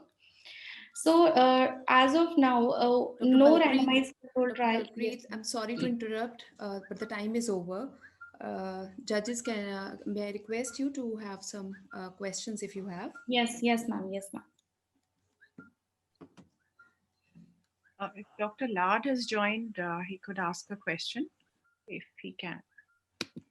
Dr. Nitin. Ma'am, you proceed. Thank you. Okay, sir. Okay. So, Balpreet, the question to you, I think most of it has been covered, but what I'd like to ask you is, what do you think are the steps in fertilization? That's my only question to you. Steps in fertilization, ma'am? Yeah. When we are doing in vitro fertilization or the natural fertilization? Start with IVF. Start with in vitro. Ma'am, we incubate the oocytes that we have retrieved, and then basically I'm talking about the physiological process. What happens? Yes, ma'am. Whenever the sperm and the oocyte fusion takes place, so there is release of phospholipase C zeta from the perithecal membrane of the sperm, and this phospholipase phospholipase zeta, it releases inositol triphosphate and diacyl glycerol. Then under the influence of the system is activated, this allows what? This allows the oocyte to get activated, and there is rise in the intracytoplasmic calcium levels in the oocyte, ma'am. Okay. And these calcium oscillations, they act on the mitochondria, and the mitochondria releases ATP, which is the energy source in the oocyte, and because of that, so there is this ionophore acting at what step, and what is it really changing? Ma'am, the ionophore activation, it increases the calcium oscillations in the oocyte, ma'am. So what step would be affected by it? Ma'am, it will increase it will help in resumption of meiosis, and it will enhance Where would the you see the change? change will be in the ma'am oocyte membrane. The calcium oscillate, the wave of calcium Where would you oscillation. see the change clinically? Ma'am, we'll see the cleavage rate will increase, the fertilization Fertilization. fertilization rate will increase. This is an oocyte activator, the effect that we are expecting to see at the level of fertilization. And usually calcium ionophore are used in women who have displayed no fertilization in previous ICSI or very poor fertilization in previous ICSI, right? So as using it as a sort of an umbrella for all poor responders is, I think, the premise is flawed. But otherwise, all right. Thank you, Valpreet. Thank you, ma'am. Do we have a Thank you, time Dr. for another question? Dr. Divya, do we have a Sir, time for another yes, question? sir, can we go ahead because we have inauguration Okay. after this and we have to wind up the session by 1:55 if you don't mind. So may I introduce the next speaker, sir? Yeah. So our next speaker is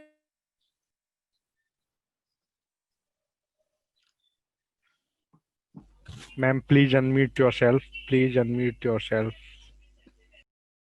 our next speaker is Dr. Rohit Bansal. Abstract number is 71 and the title is Effect of Duration on Cryopreservation of Embryo and theme is embryology. So over to Dr. Rohit Bansal. Good afternoon, everyone. Today I'm presenting my study on effect of duration of cryopreservation on embryos. So, cryopreservation of embryos is the most widely used technique in ART. It involves the ovarian stimulation, which results in the formation of large number of oocytes. After insemination, these oocytes, there is a possibility of formation of large number of good embryos, which can be preserved for subsequent treatment cycles. There are some studies which concluded that embryo freezing can have detrimental effect on the early stages of embryo development, as well as they can also influence the embryonic molecular events. In contrast to this, there is some study which suggests that there is no effect of storage time on the embryonic survival or pregnancy outcomes. And there is a very little data available on the effect of duration of cryopreservation on the different stages of embryo as well as association with age of patients.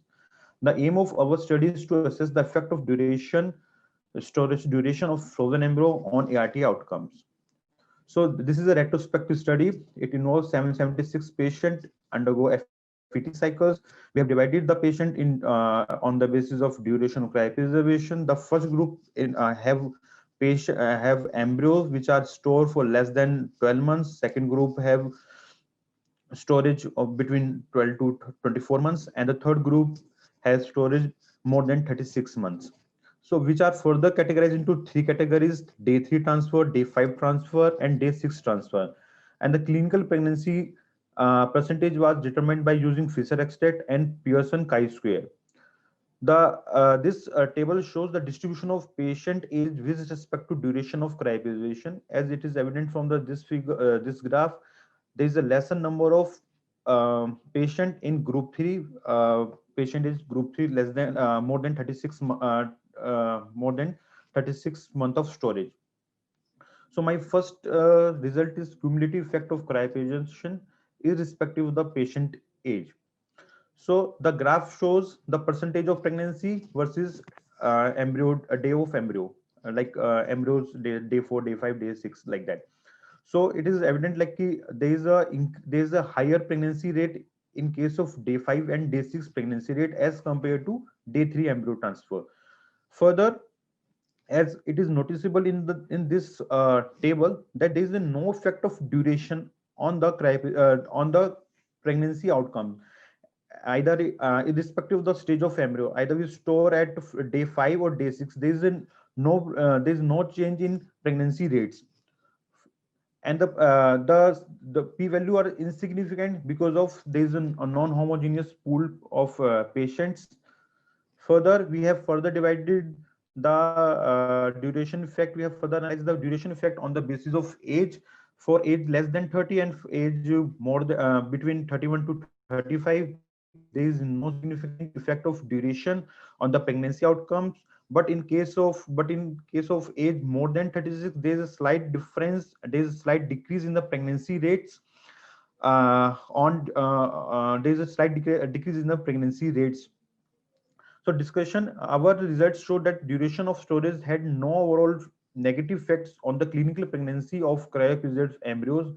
In this context, similar to our results, Ashraf et al. Showed that there was no statistically difference in pregnancy rates for prolonged storage of embryo. Downing et al. In 2010 reported that live birth of the day 3 embryo after 20 years of cryopreservation. Some studies like Rick et al. In 2014 evaluate the impact of cryopreservation regardless of duration. They also conducted that freezing of embryo did not affect implantation rates.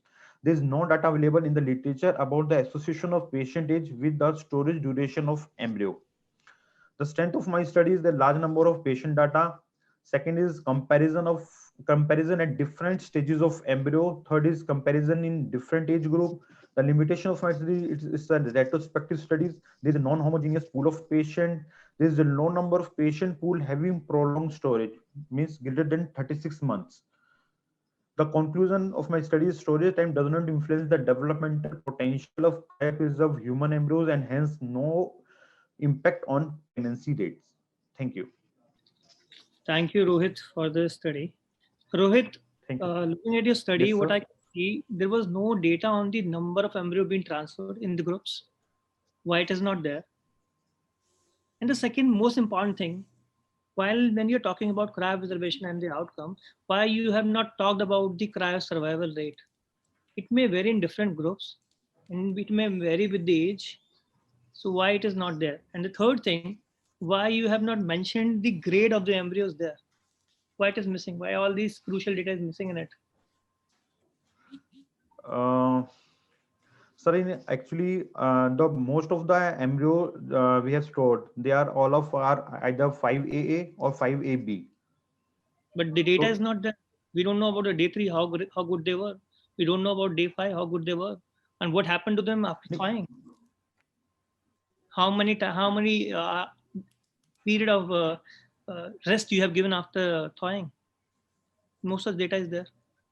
Sir, the protocol are constant for all the thawing process. They are standard protocols for thawing, and we follow all these standard protocols. And about day 3, the grade of embryo, we are keeping the grade constant in all the on all the embryos, day 3 embryos, What especially is the day 3 survival? embryos. What is the cryo survival rate in your lab in day 3 and day 5? Sir, 60%, more than 60%. 60% in day 3 survival No, rate. not in day 3, not in day 3, sir. It's a day 5 and day 6. Day 5 you have 60% cryo survival rate. Rohit, you have to go and read the Vienna consensus, or Gaurav Majumdar will kill both of us. Thank you, Rohit. Okay, sir. Thank you. Any other questions? Ruma ma'am? No, I have a conflict of interest. You could ask Dr. Nitin. Okay. Dr. Nitin? Hello, good afternoon. Yes, Well, good afternoon. I don't have any question. Please Okay. proceed. Okay. So with your permission, judges, we try to end this session. So with this, we come to the end, and I thank all the esteemed judges to be present with us for today's session, and I thank all the presenters for coming up with beautiful papers. And here, one information I wanted to reinforce, that all the judges are please requested to forward the score sheet of today's presentation today itself to mail ID of Dr. Monica Verma. And I think the score sheets have already been shared with you. So that was the thing. And thank you. Thank you so much. Thank you, ma'am.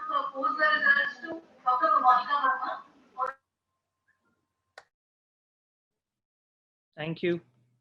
We'll do that. Thank you. Thank you, everyone. Thank you, Dr. Rohit. Nitya, could we continue? Thank you, sir. Same link for the next session? No, please log in through the Fertivision website for the inauguration ceremony. The next session is inauguration, right? Yeah, inauguration ceremony. All right. It will be held on 2 p.m. So please join through the Fertivision website. It's fertivision2020.com. Okay. All right. Everyone, please join through the website.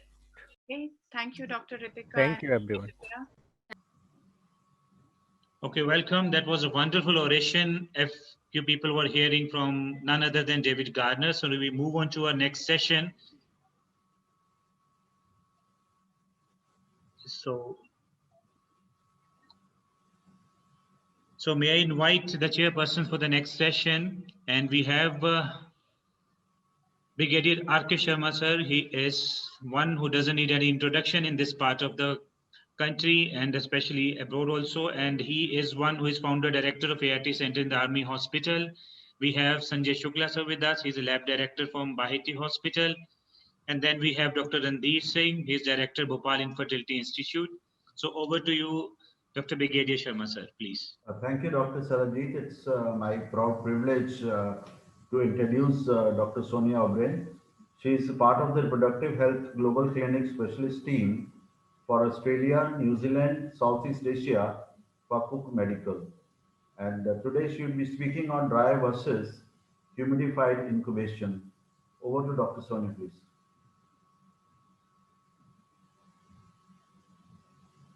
Hello, everyone, and it's an absolute pleasure to be here today. When I was asked to participate today, I was asked to talk about incubation and research and innovation. And I thought that this forum would be the ideal opportunity to present experiments performed by our senior scientist in the States, Steve Mullen, who identified how different variables influence osmolality dynamics in culture medium during non-humidified incubation.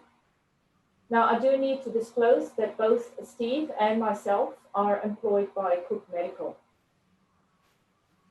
Let's briefly go over the outline of this presentation. I will start with the background and introduction to the problem, which prompted us to perform preliminary experiments to identify some key variables that are associated with the rise of osmolality during embryo culture. We then set out to design and perform a multifactorial experiment.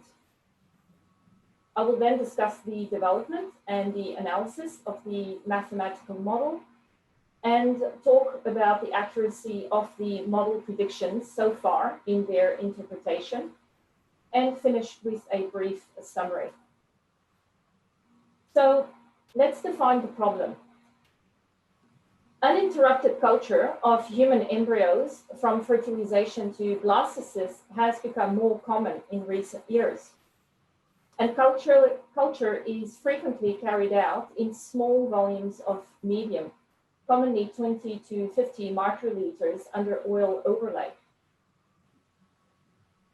Another change that has occurred recently is that non-humidified incubators have become more common in our field. And although we know that oil reduces evaporation, that is why we use oil, it in fact does not prevent it.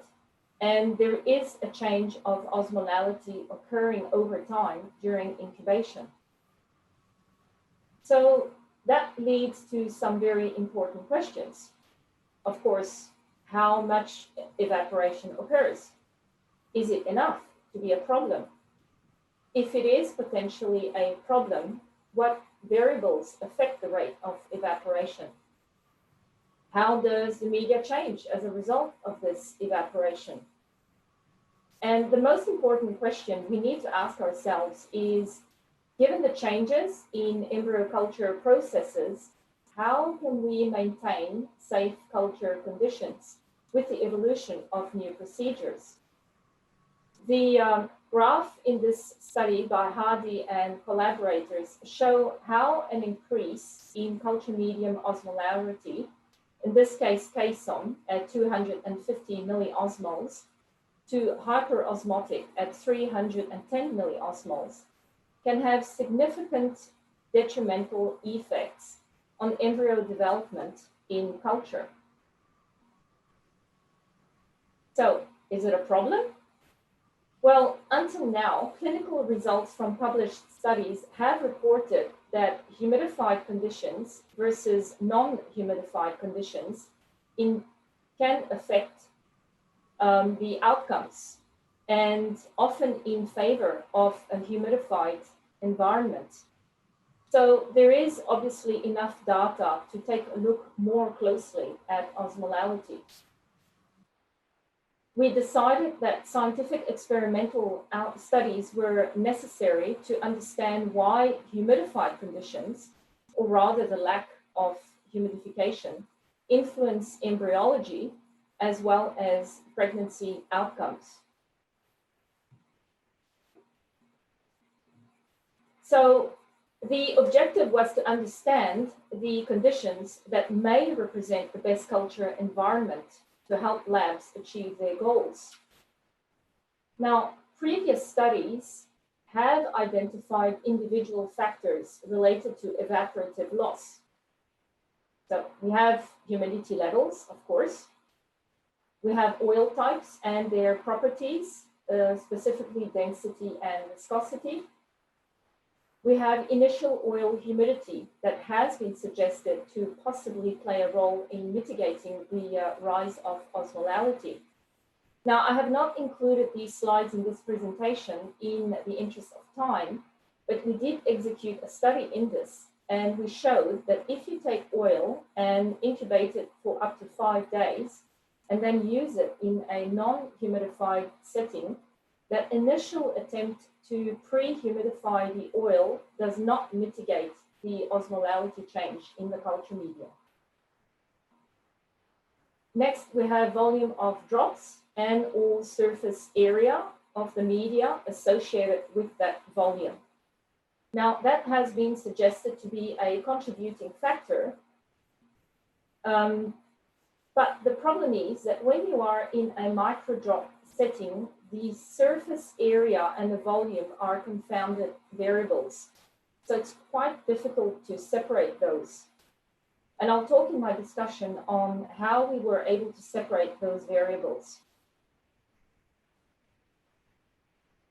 Thickness of the oil is, or the oil depth above the drops has been suggested to be a contributing factor, and that has been shown to be true. And finally, it has been suggested that the type of incubator may also have an effect. Now, it's likely due to the different levels of humidification that can be expected to occur in different incubators. The limitation is that, to our knowledge, until now, nobody has done a multifactorial interactive study in relation with evaporation. So Steve's preliminary experiments identified a quantitative relationship between specific individual factors and the osmolality rise of culture medium. The 3 variables that we identified as having an effect are surface area to volume ratio. Not surprisingly, the higher the surface area to volume ratio, the faster the osmolality rise, especially under dry conditions. The oil density, however, we need to consider that although oil density affects the rate of osmolality change, no oil can fully compensate for culture medium evaporation in non-humidified conditions. Whereas in humid conditions, there is no difference in the rate of daily osmolality change with different types of oil. And finally, oil thickness. Not surprisingly, again, higher oil volume is related with lower osmolality change. So Steve followed up by designing and executing a multifactorial study to determine how these 3 identified combined factors interact with the rate of osmolality change in a non-humidified setting. The lower and the higher ranges have been chosen based upon what is commonly used in an embryo culture scenario. Now you can see here that Steve used a 96 well plate for the experimental setup. The reason for that is that this well has a set geometry compared to doing a drop and overlaying it in oil. So you can fix the surface area that is associated with the media, which allows you to vary the surface area to volume ratio simply by changing the volume of media added to the well. And also because the surface area associated with it has been identified as similar to what we see in a microdrop setting. So the osmolality was measured with a Westcore vapor pressure osmometer, and you can see here more information on the statistical methodology. So let's go through the data and the model predictions and see how well the data fits the model. These graphs show the actual experimental data. So these are these red and pink dots at different levels for the three combined factors: surface area to volume ratio, the oil height, and oil density. And then the wire mesh, which is close to these dots, represents the mathematical constructed surface. This first graph is for oil density at its lowest.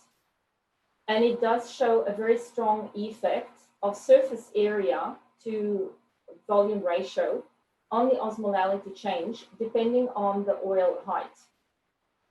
When the surface area to volume ratio is low, there is actually not much of an effect of the oil height. You can see how oil height does influence the rate of osmolality change. So when the oil height is thick, there is relatively small change between the low or the high surface area to volume ratio. As the oil gets thinner, you can see there's quite a strong effect on the surface area volume change on osmolality.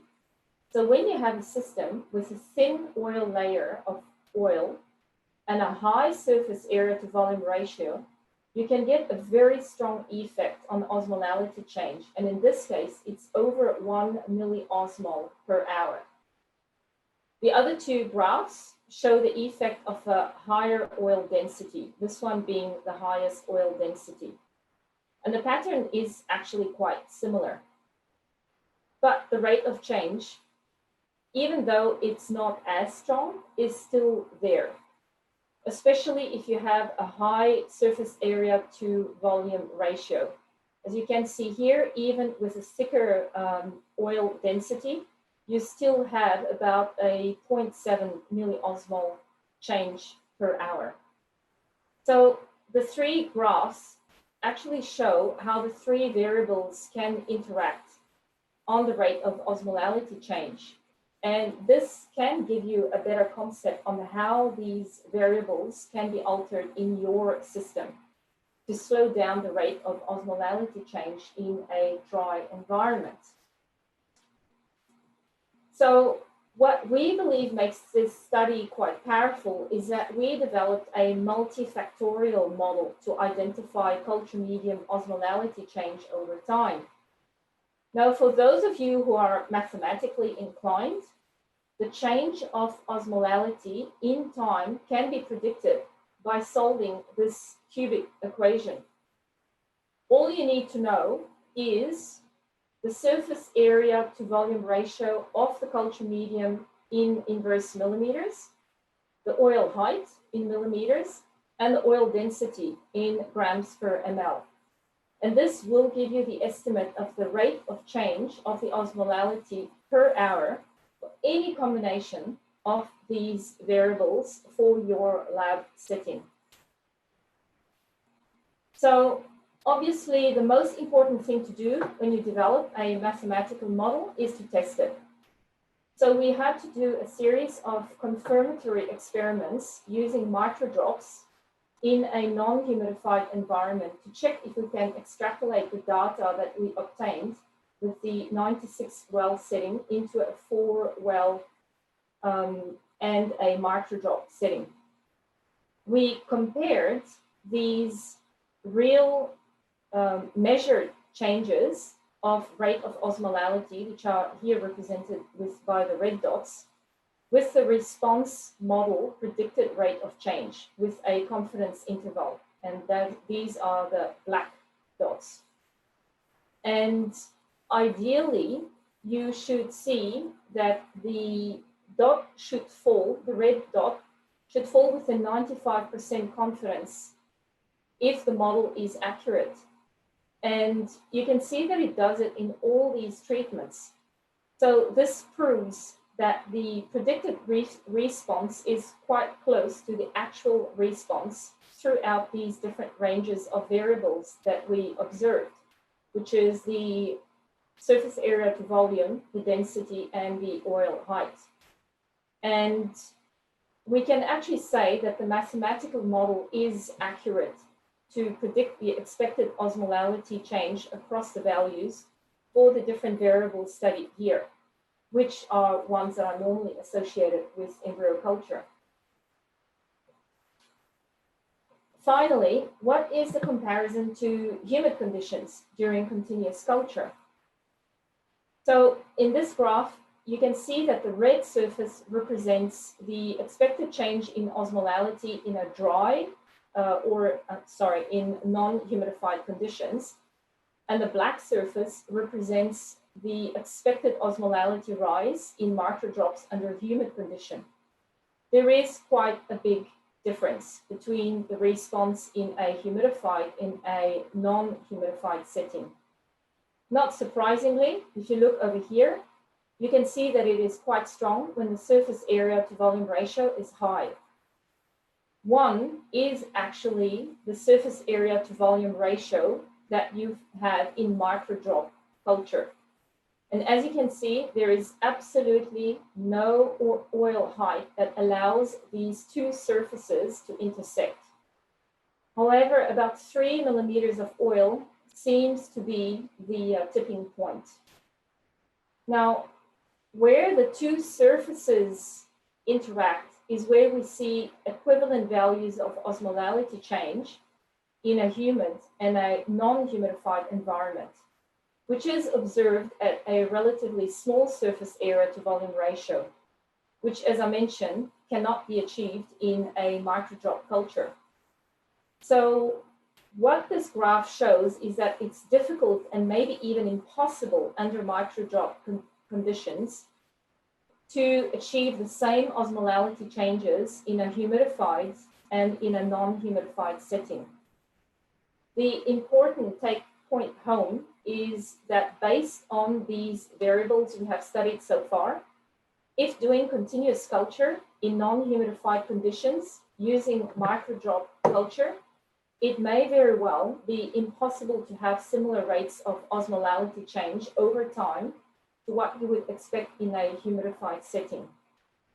So in conclusion, embryo culture systems have evolved vastly in the past years, and there have been several changes recently.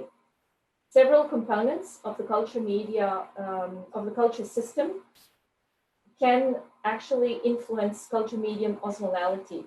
And these include the oil thickness, the oil type, and the surface area of the volume to ratio of the culture medium. All of these factors interact quantitatively to affect the osmolality rise over time, especially under non-humidified conditions.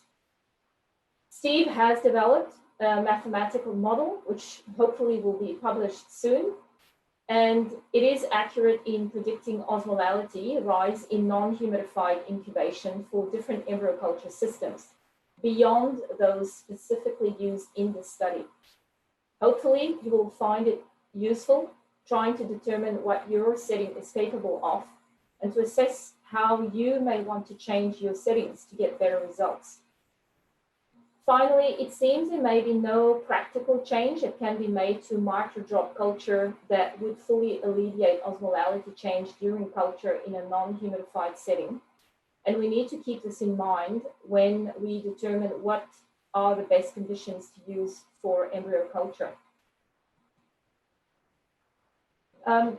Finally, I need to obviously give a big thank you to Steve Mullen and the Cook research team. And I do hope that you found this presentation informative. Thank you again for listening.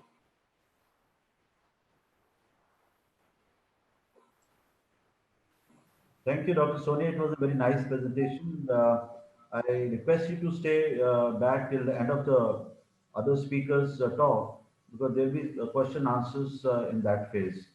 So please be on the line till that time. Thank you.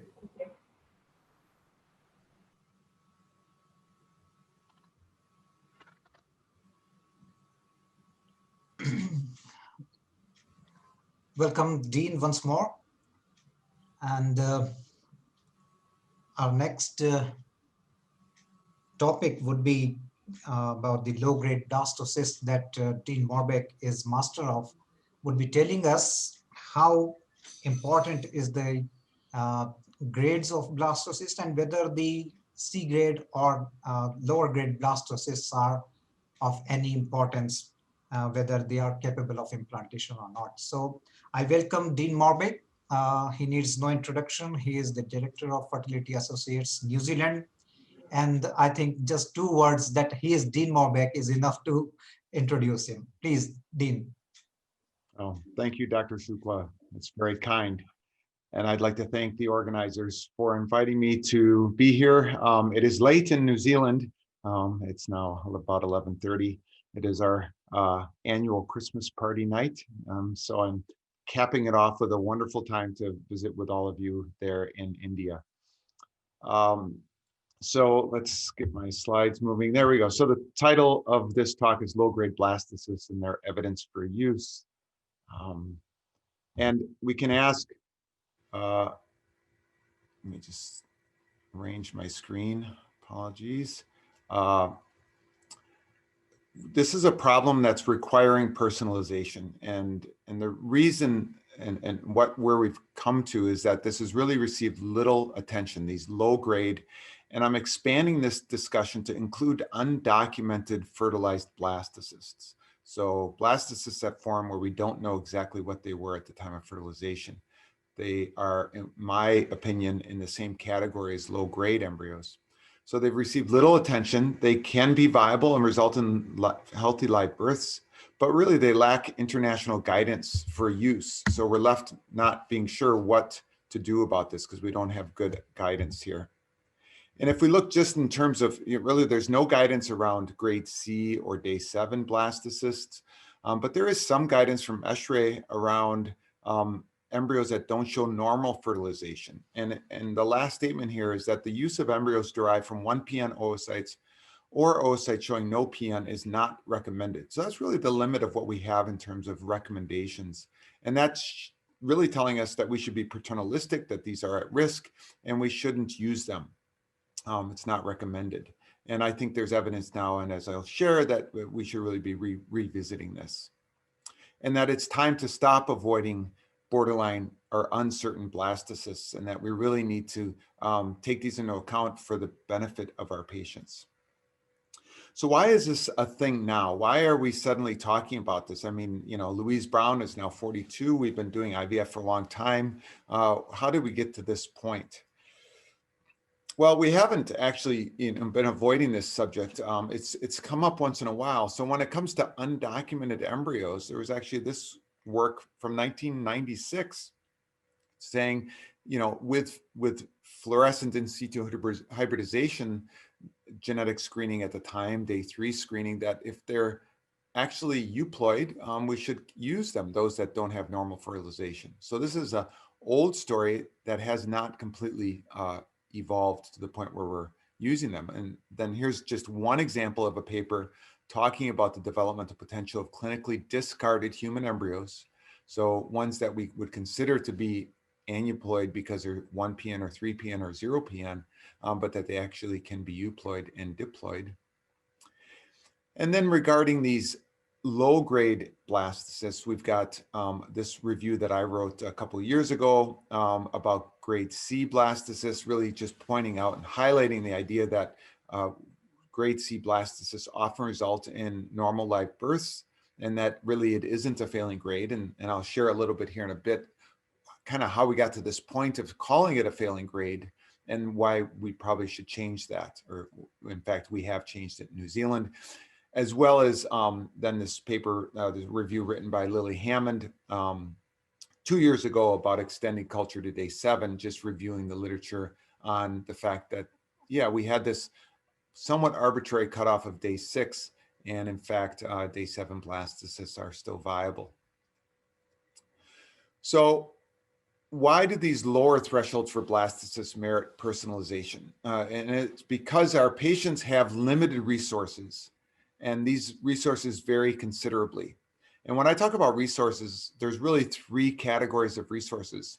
There's the one that we think of when it comes to, when a patient comes through, it's a reproductive resource. How many gametes, how many embryos does that patient have? And we all know patients that have, 10 or more blastocysts, a young patient.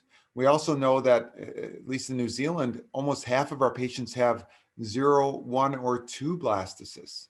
So they have very limited resources when it comes to their reproductive potential.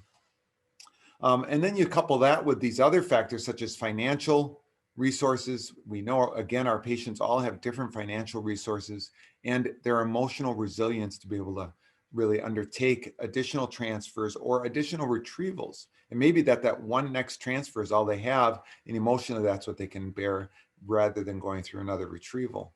And this is variable amongst patients, so we really need to personalize that. So we need personalized options for these low potential embryos. And we should have these discussions about the uncertainty of currently discarded embryos. We've been very paternalistic in saying, oh, the embryos don't have a good chance. We think maybe it's something important for our pregnancy rate, so we don't want to use them, or we don't want to put the patient through an unnecessary transfer, which is a real concern. But we don't talk to the patients about the fact that we don't know for sure if this embryo is viable or not when it comes to these low-grade blastocysts. So it's something that merits discussion with patients. So here's the categories of what I call borderline blastocysts. And, I've already mentioned grade C blastocysts, day 7 blastocysts. And then there's all these other ones that have other undocumented status, whether it's, a blastocyst that comes from one that doesn't show pronuclei, a 1 PN, a micropronucleus, so the 2+1, and there's one study that I'm aware of that looks at these and their genetics. 3 PNs, there is evidence that 3 PNs can correct. It's pretty unlikely and at a low rate. And I'm not advocating that we keep 3 PNs and blastocysts and transfer them, but it is something that I think we're going to find with more genetic testing, that we might find some viable embryos from that pool. And then this last group, which I won't spend any time on either, but we don't have any international guidelines or really any guidance at all about what to do with embryos that have 2 inner cell masses. These are risky. Some clinics will say we just discard them because the risk of the monozygotic twinning is too high, whereas I think it's one of those questions that really should be discussed with the patients and a decision made together. So this is a graph showing a survey, results of a survey I presented to about 200 embryologists in the US a year ago, about a year and a half ago. And I asked, what's the minimal grade that they consider suitable for freezing? And you can see choice A here is BB or better, which is kind of the standard that most of us have adopted over the last 20 years of blastocyst culture, and 57% said that. So you see it's pretty common that BB or better in the US among practicing embryologists just a year and a half ago, we're still using that as a threshold. And then you can see all these other variables here where people were still using grade Cs if it was ICM or TE or vice versa, or even grade CC. But a large percentage not using grade C blastocysts. Well, how did we get here? Why is it that grade BB is the threshold? And, I know that we just came off of David Gardner speaking, and of course he is, the father of this incredible grading system that we use, which was published in 1999, right here, this paper. But the year before that, he published an RCT, the first RCT looking at blastocyst culture. And when you look at that paper, which was, again, before there was a grading system designed as he had the year later, they basically said that for an embryo to be frozen on day 5 or 6, it had to have an intact trophectoderm, a blastocele, and a visible inner cell mass. So nothing really all that specific, and definitely no grading threshold. Then in 1999, there was a large study, really the first all blastocyst program from Kevin Duty in the US. And then he followed this up a couple years later. First author was Martin Langley. And in this paper was the first time where they had to come up with a threshold. They had to say, well, especially during the slow freezing era of blastocysts, that they only cryopreserved blastocysts that were graded as 3BB or better. So this is where I find the genesis of the 3BB threshold. And we've all just kind of stepped in line and adopted this without really giving it much thought. And I did as well. I mean, I was practicing blastocyst culture throughout this time, and 3BB was just a standard. Until I saw this paper in 2016, which I'll talk about next. And when I gave a presentation at the Fertility Society of Australia and New Zealand the year later, where I was talking about what are some impactful papers I had seen. And this paper from Verleitner and Pierre van der Zwalem's group came to light. So let's talk about that. And really this paper, if you haven't read it, I encourage you to do so, from 2016. They looked at the blastocyst morphology and its ability to implant. And their final statement was, our data suggests that too many embryos that might have the capacity for successful implantation after vitrified warmed embryo transfer are currently discarded instead of being cryopreserved. And at the time I read this in 2016, I kind of blew it off because I was totally embedded in the 3BB mindset. And then as I started to think back on it and look at it a little bit more, I realized that no, this actually is something that is an issue and we need to look at more closely, which is what prompted me to write this paper, this review commentary, and where I stated that the answer to, is this blastocyst good enough to use, may depend on the patient's circumstances, values, and resources as much as on the embryo itself. So clearly, we've gone through an evolution of saying, oh, we've got a threshold, to saying, let's start questioning that. What is the lower limit of blastocyst viability? Something we really haven't focused on because we've always been chasing what's the best embryo, which one do we want to transfer first, not which one is still good enough to freeze or transfer. Now, these papers led, to more work, or at least this other work from the Laura Rienzi's group and Antonio Capalbo, Danilo Cimadomo published. And if you look at these 21, what we would call low-grade blastocysts, and we prefer not to use poor quality, so low-grade blastocysts, all 21 of these resulted in live births. And I can tell you, sadly, that I would have discarded most of these embryos prior to 2018 when we changed our policy. And I think there's still a lot of clinics that are discarding embryos that are of low grade. Now, you can see at the bottom here what the result of having these embryos has been for their clinic, and it obviously makes a difference for patients. They do state that you should do PGTA before you would transfer these, and I disagree. I think that's again something that patients should have the opportunity to make that decision without having the PGTA results, because I think that actually we might be doing irreparable harm to some of these embryos by biopsying them. So the other question, the next one about these low grades is day 6 versus day 7. And here's the question I asked this group again: which day do you freeze and or biopsy? Day 5 only, day 5, 6, day 6 only, days 5, 6, and 7. And there's been a big shift in the US. And I can tell you that it's moving nicely to where most are doing day 7. But if I would have asked a year before, I bet it would have been 50-50. And a year before that, it would have been even less, would have been doing day 7. So this is a major move in our field where day 7 seems to be the standard. I don't know if that's happening worldwide. It definitely is the case in New Zealand. We've been doing day 7 now for several years. So hopefully that's the case. And this is just the summary table from the paper by Lily Hammond from our group. And you can see that there's been 22,000 embryos included in studies about day 7 embryos, not all day 7, But those that have been transferred, 602 transfers of day 7 embryos, 95% survival rate, and a 22% live birth rate following frozen embryo transfer of day 7 blastocysts. So clearly, a lot of patients would be thrilled with a 22% live birth rate from an embryo. So we should be culturing to day 7 and freezing those embryos.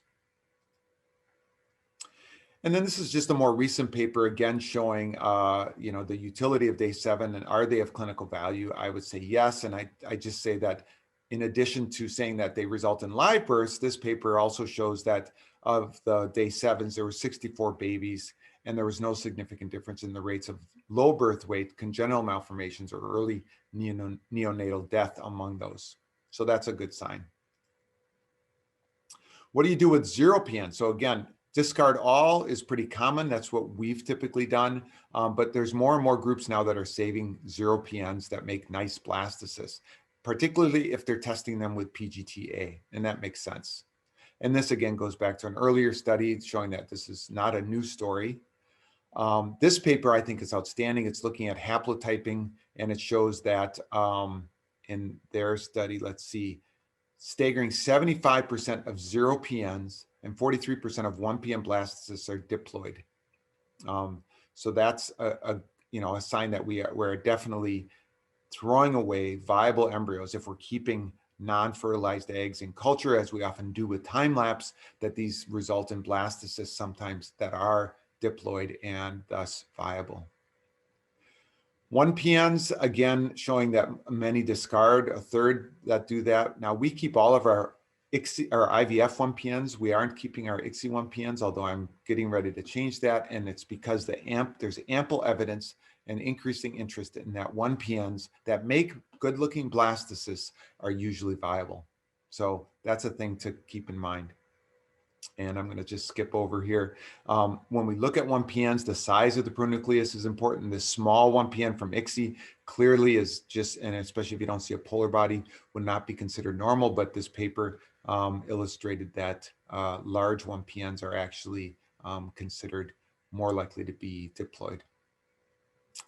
This picture here, 2 PN, 2 plus 1, shows you 2 pronuclei plus an extra nucleus here.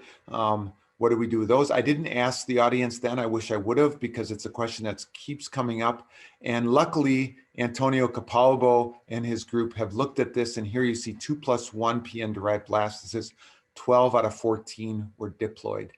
And here you see the 1 PN-derived blast, 9 out of 13 were diploid. So again, the majority of these embryos that make blastocysts, now we're not talking about day 3. Day 3 would be a different story, but those that make blastocysts are usually diploid. And while there's risks associated with transferring a haploid or a triploid, and they're not small risks, there's definitely the fact that there's so many diploids merits a discussion with patients about what to do with these embryos. So options for borderline blasts, I'll just cover this, and this is without doing genotyping. So if we're not doing testing, which many of us aren't doing testing on all embryos, the potential for grade C is low. The risk, though, is very low. They might have a slightly higher miscarriage rate, but it's not too significant. Same with day 7 blastocysts. 0 PNs, we don't know the potential. It really has to do with all 3 of these. I'll just click through this. All 3 of these have moderate potential, depends on the quality of the blastocyst, and the risk is moderate to low. We really think the majority of them are normal. Whereas 3 PNs, the potential may be low because they may arrest, but the risk is high. And similarly with 2 ICMs, usually they're really nice blastocysts, so the potential for them to implant is high, but the risk of a affected monozygotic twin is also high. So we have to take caution when we approach those. One key unanswered question about these unidentified embryos as far as haploid or triploid is, if we know that they're really haploid or triploid, what will they do? So if we had 100 top quality haploid blastocysts, so 1 PNs that were truly haploid, how many would it plant? Well, if they were truly diploid, we would know it's 50%, because usually we expect a 50% top quality implantation rate. But haploid and triploids, we don't have those questions. And the reality is, if we knew this would help us a lot when counseling patients about the risks of transferring these embryos. So this is an important thing to acknowledge, that we don't know the risk, but we think it's likely quite low that most of these are going to arrest, even if they made it to blastocysts, that they'll arrest soon thereafter. But it's critical to have counseling around this. So in summary, blastocysts of low grade, slow development, or uncertain fertilization status result in live births. There are few or no established practice guidelines for the use of blastocysts with low implantation potential. Practice guidelines and patient education are needed to allow the careful, informed use of borderline blastocysts. And it's really time for an update. So here in 2011, almost 10 years ago, the really valuable Istanbul consensus from the alpha scientists in medicine, as well as the ESHRE Special Interest Group in embryology. I happen to be on the executive board now of the alpha scientists, as well as a member of the ESHRE Special Interest Group.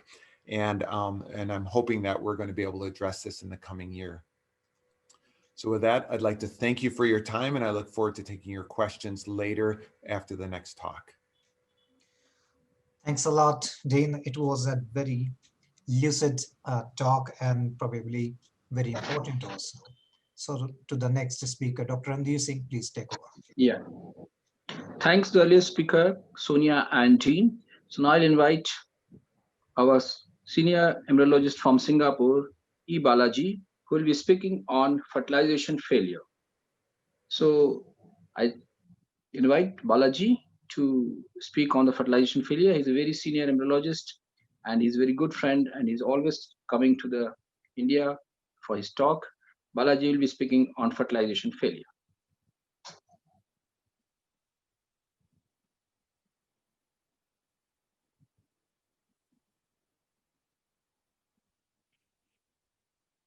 Hi, thank you, Randir. Thank you for the kind introduction, and happy to meet all of you. Do you see my video? Yes, yes, it's visible. Okay, great. Yes, so I'm going to talk about just some technical glitches. I'm going to talk about the fertilization failure. Before that, I would like to thank all the organizers for inviting me on this virtual platform.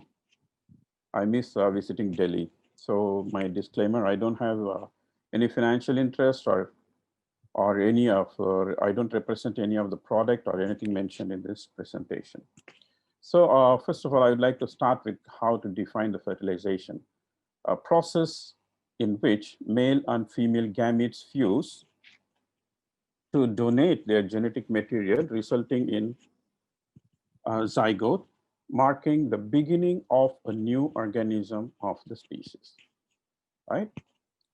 So before we go into the failure of fertilization, let us understand about fertilization. It involves a mature sperm and an oocyte at metaphase 2. Sperm is capacitated and it undergoes acrosome reaction. It digests the hyaluronic acid and cumulus matrix and swims through, penetrates zona pellucida and binds with the plasma membrane of the oocyte, and oocyte gets activated. So after which the pronucleus from each gamete are formed, and these pronuclei fuse with each other and resulting in zygote.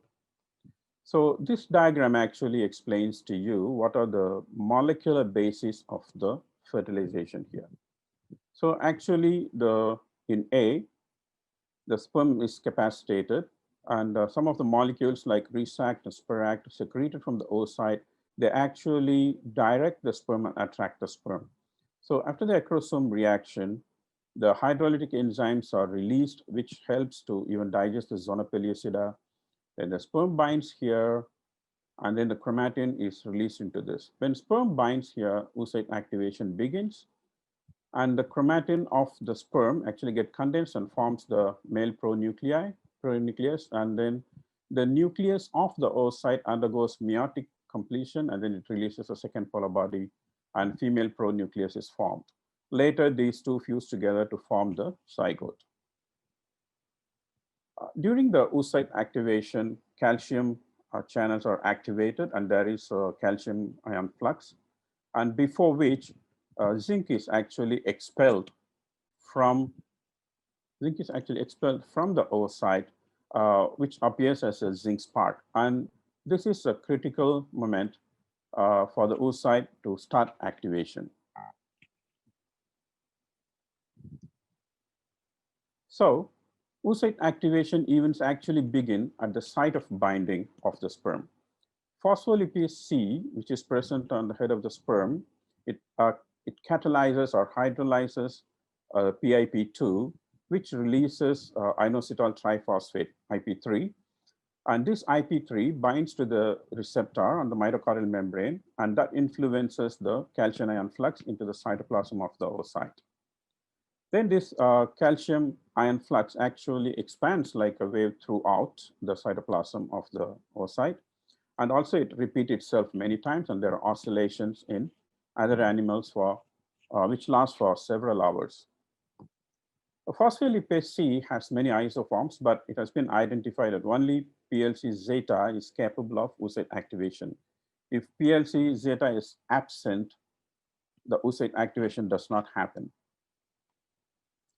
So the genetic material from sperm forms the pronucleus at the site of fusion, and the oocyte undergoes second meiotic division, as I already said, and then second polar body is released, and the genetic material becomes the female pronucleus. So both the pronuclei actually migrate towards the center of the oocyte and sit in abatal position, and membrane of these pronuclei break down, and then the genetic material fuse together, a zygote is formed.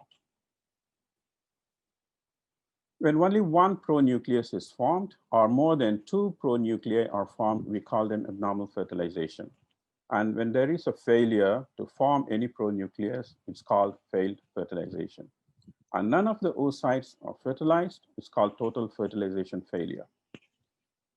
So in actually ART, we know that there are two ways of insemination or fertilizing the eggs.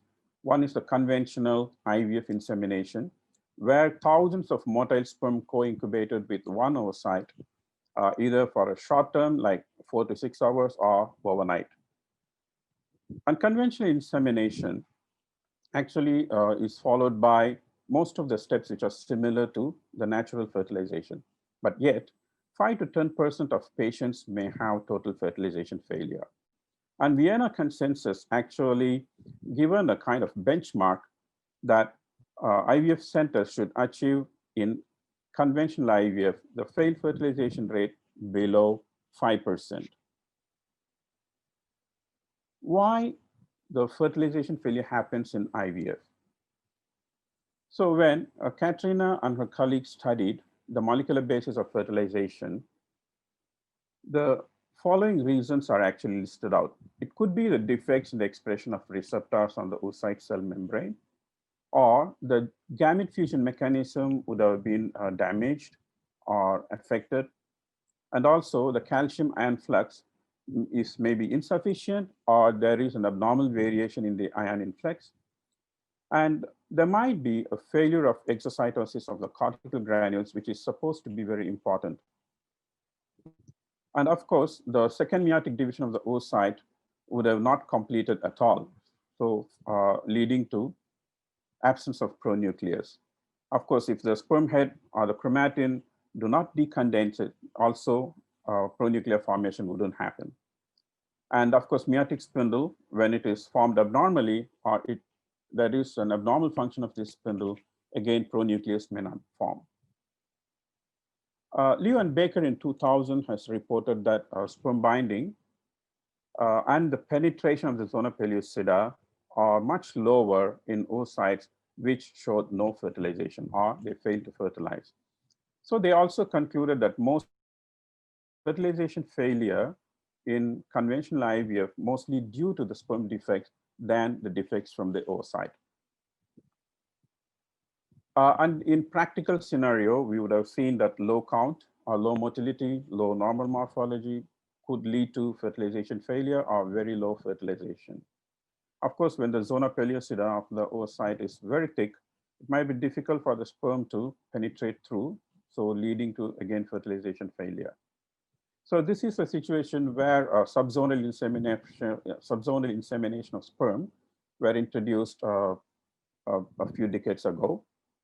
And when such things happen where it is causing a lot of barriers for the sperm to enter the oocyte, then is ICSI a solution in such total fertilization failure cases? That's where rescue ICSI comes into picture. So rescue ICSI usually is done in conventional IVF cycles with total fertilization failure or nearly failed to fertilize. This may be done after the short incubation of 4 to 6 hours, and the oocytes are denuded and look for the presence of second polar body. When the second polar body is absent, then rescue ICSI could be done. Or if the long incubation is done for the overnight, then the next day again the oocytes are denuded and no PN is seen or only one polar body is seen, rescue ICSI could be done. There are many papers published regarding the rescue ICSI, but some of the interesting papers are there. So one of them is this by Yusbei and his group in 2000. Studied 32 patients with a total fertilization failure in previous ICSI cycles, and 29 had fish transfer with rescue ICSI. Yet 3 patients had total fertilization failure even after rescue ICSI. Overall fertilization rate was 60.2%. And they recommend that rescue ICSI as a viable option for salvage of IVF with total fertilization failure.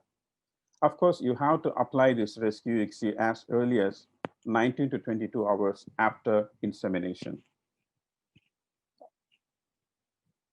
So the same author has actually tabulated the published reports before, and where you can see the fertilization rate is a kind of average, but still it's much better than total fertilization failure. And in the current study, that is use-based study, they could achieve about 60.2% fertilization rate.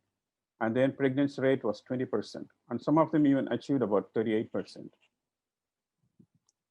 So another paper in 2013, it's a meta-analysis of 11 studies of 901 cycles.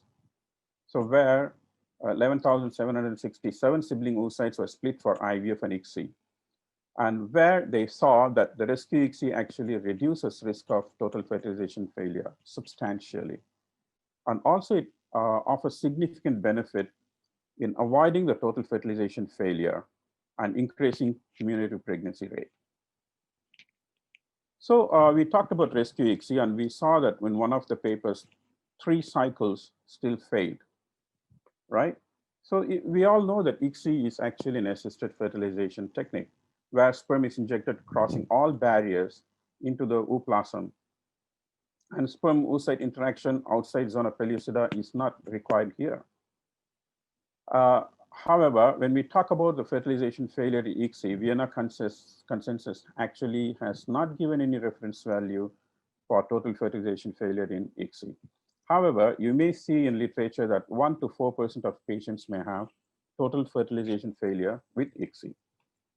In our center, we have compiled data from last 4 years plus this year.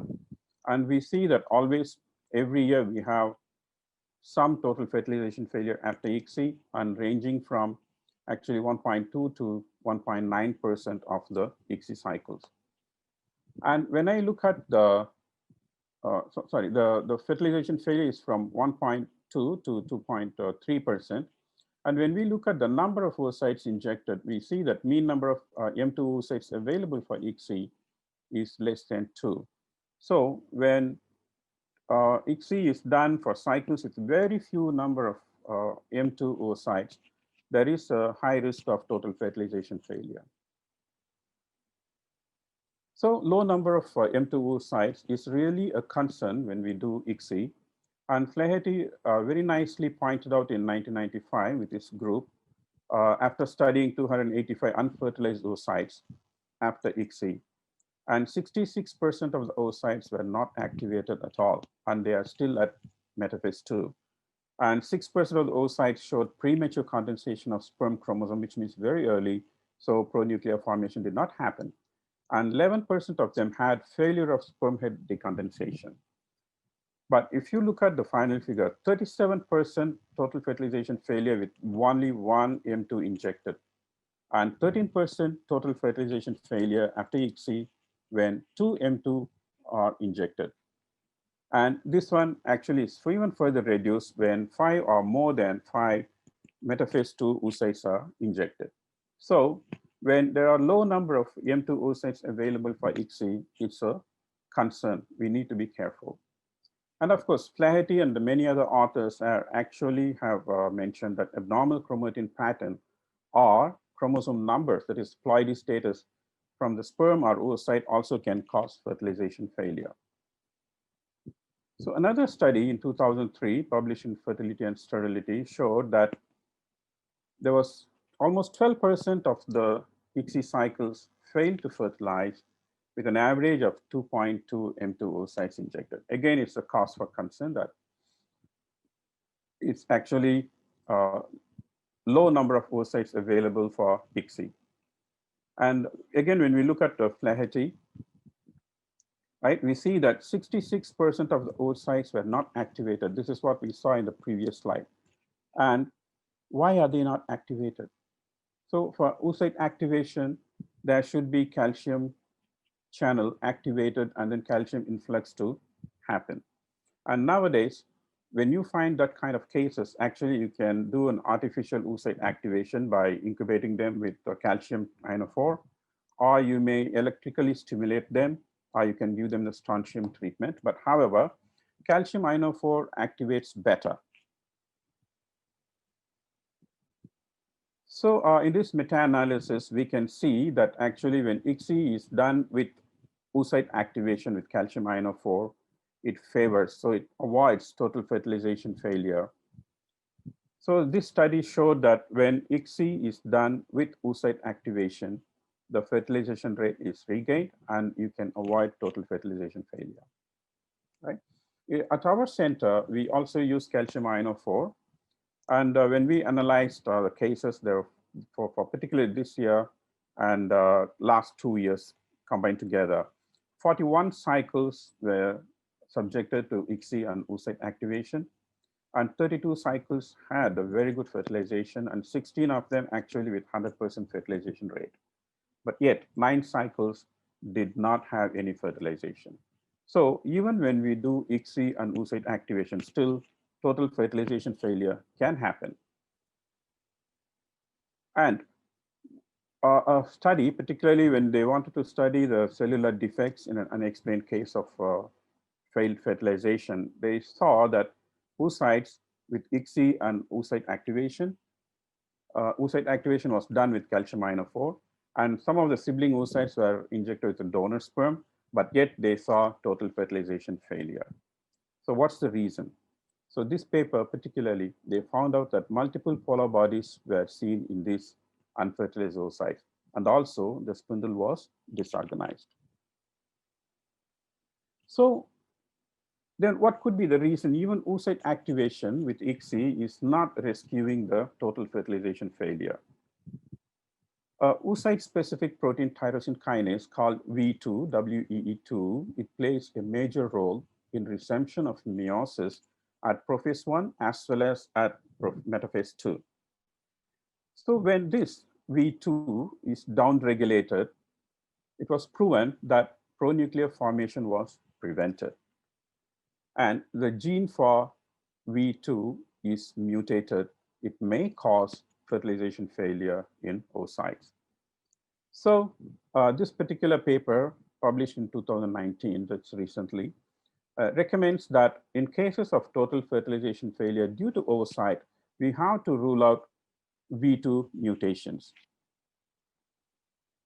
So to summarize the total fertilization failure, it can happen in IVF and ICSI cycles. Of course, in ICSI cycles, it's of a lesser extent. And ICSI cycles actually can rescue the total fertilization failure in conventional insemination. It could be caused by the factors from sperm or oocyte. And if it is an oocyte factor, oocyte activation may be beneficial. But however, if oocyte activation also fails and even the sperm cannot fertilize the oocyte despite oocyte activation, all these things are happening in your lab, advising donor gametes may be a viable option. But yet, in one of the papers just now, we saw that after injecting with donor sperm, still total fertilization failure can happen. Yes. With that, I thank all of you for this opportunity. Wish you all a Merry Christmas and a Happy New Year 2021. Thank you.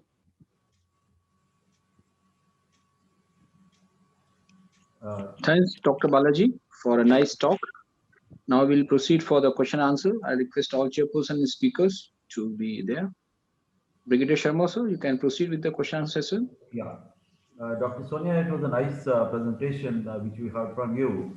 And what we gathered from that was that osmolarity first is a very important factor. And secondly, it can be affected by the density of the oil. It can also be affected by the height of the oil on the culture media. And it also depends upon the surface area of the culture media in which we are culturing. Now, that is understandable. Now, tell me one thing, what is the carry home message? Should we have incubators with humidification or we should use the dry incubators? Of course, there are many clinics that have humidified and that have non-humidified incubators, and many clinics are able to make non-humidified incubators work. But probably it is because they have found a way of making sure that their settings is ideal for their clinic. Ideally, if you're going to do a long culture, so continuous culture, you should be using a humidified incubator, especially because if you don't change the media, you are going to see per hour an osmolarity rise. But it doesn't mean that you should not use non-humidified incubators. It simply means that we have found in our hands that humidified is better. Fine. The second thing is, if we are using say either of the system, dry or a humidified incubator, you think a single step culture media or a sequential, where we are changing the media regularly would be beneficial. So that osmolarity because we are changing the media regularly. Yeah. So obviously the idea of using single step in a time-lapse incubator is that ideally you should not be changing anything to your environment. But here you need to kind of try and weigh what is going to be better in your lab. Is it better to do continuous culture because you don't move at all your embryo? Or is it going to be better to do a change, let's say at day 3, because then you can readjust and you can make sure there's the best osmolarity. I think every lab needs to make their own decisions on what is the best situation for the embryo culture. Would the decision of using dry or a humidified incubator also depend upon the environmental conditions? Like in tropical countries, where the humidity is so high, because there is one paper from India, where they studied it and they found that it did not make a difference whether they use the humidified or a dry incubator. So one of the things to take into consideration is obviously the humidity in the environment, especially if you're not using triple gas. So if you're using the air from the environment, you might have a slightly higher relative humidity than 10%. But still, you will find that injecting the gas into the incubator will cause a drying out of the incubator. Now, I remember the paper. I don't remember the details on that paper. But at the end of the day, it shows that in their hands, obviously, they were able to achieve what they wanted as their key performance indicator, that they were following. Thank you, madam. Thanks a lot. Thank you.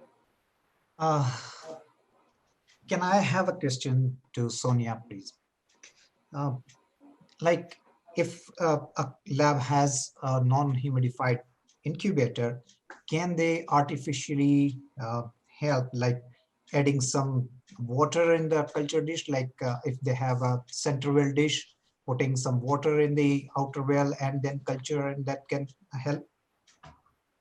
So the challenge you have is that if an incubator has been created to be a non-humidified incubator, it could actually a problem if you introduce water in that environment, because obviously the way that an incubator works is that it has some sensors.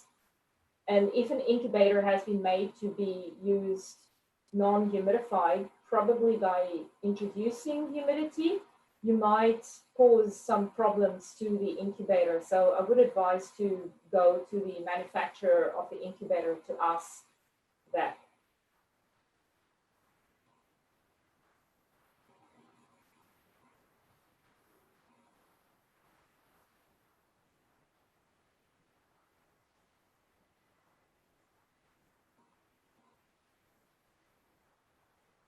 Hello, Sonia, can you hear me?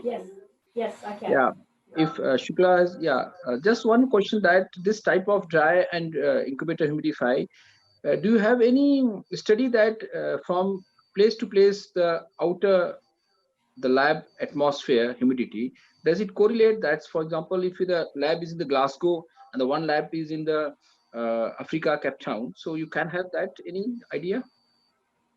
I haven't come across a specific paper that has made has looked at the differences, because obviously you would have to look at exactly the same incubator at the different locations.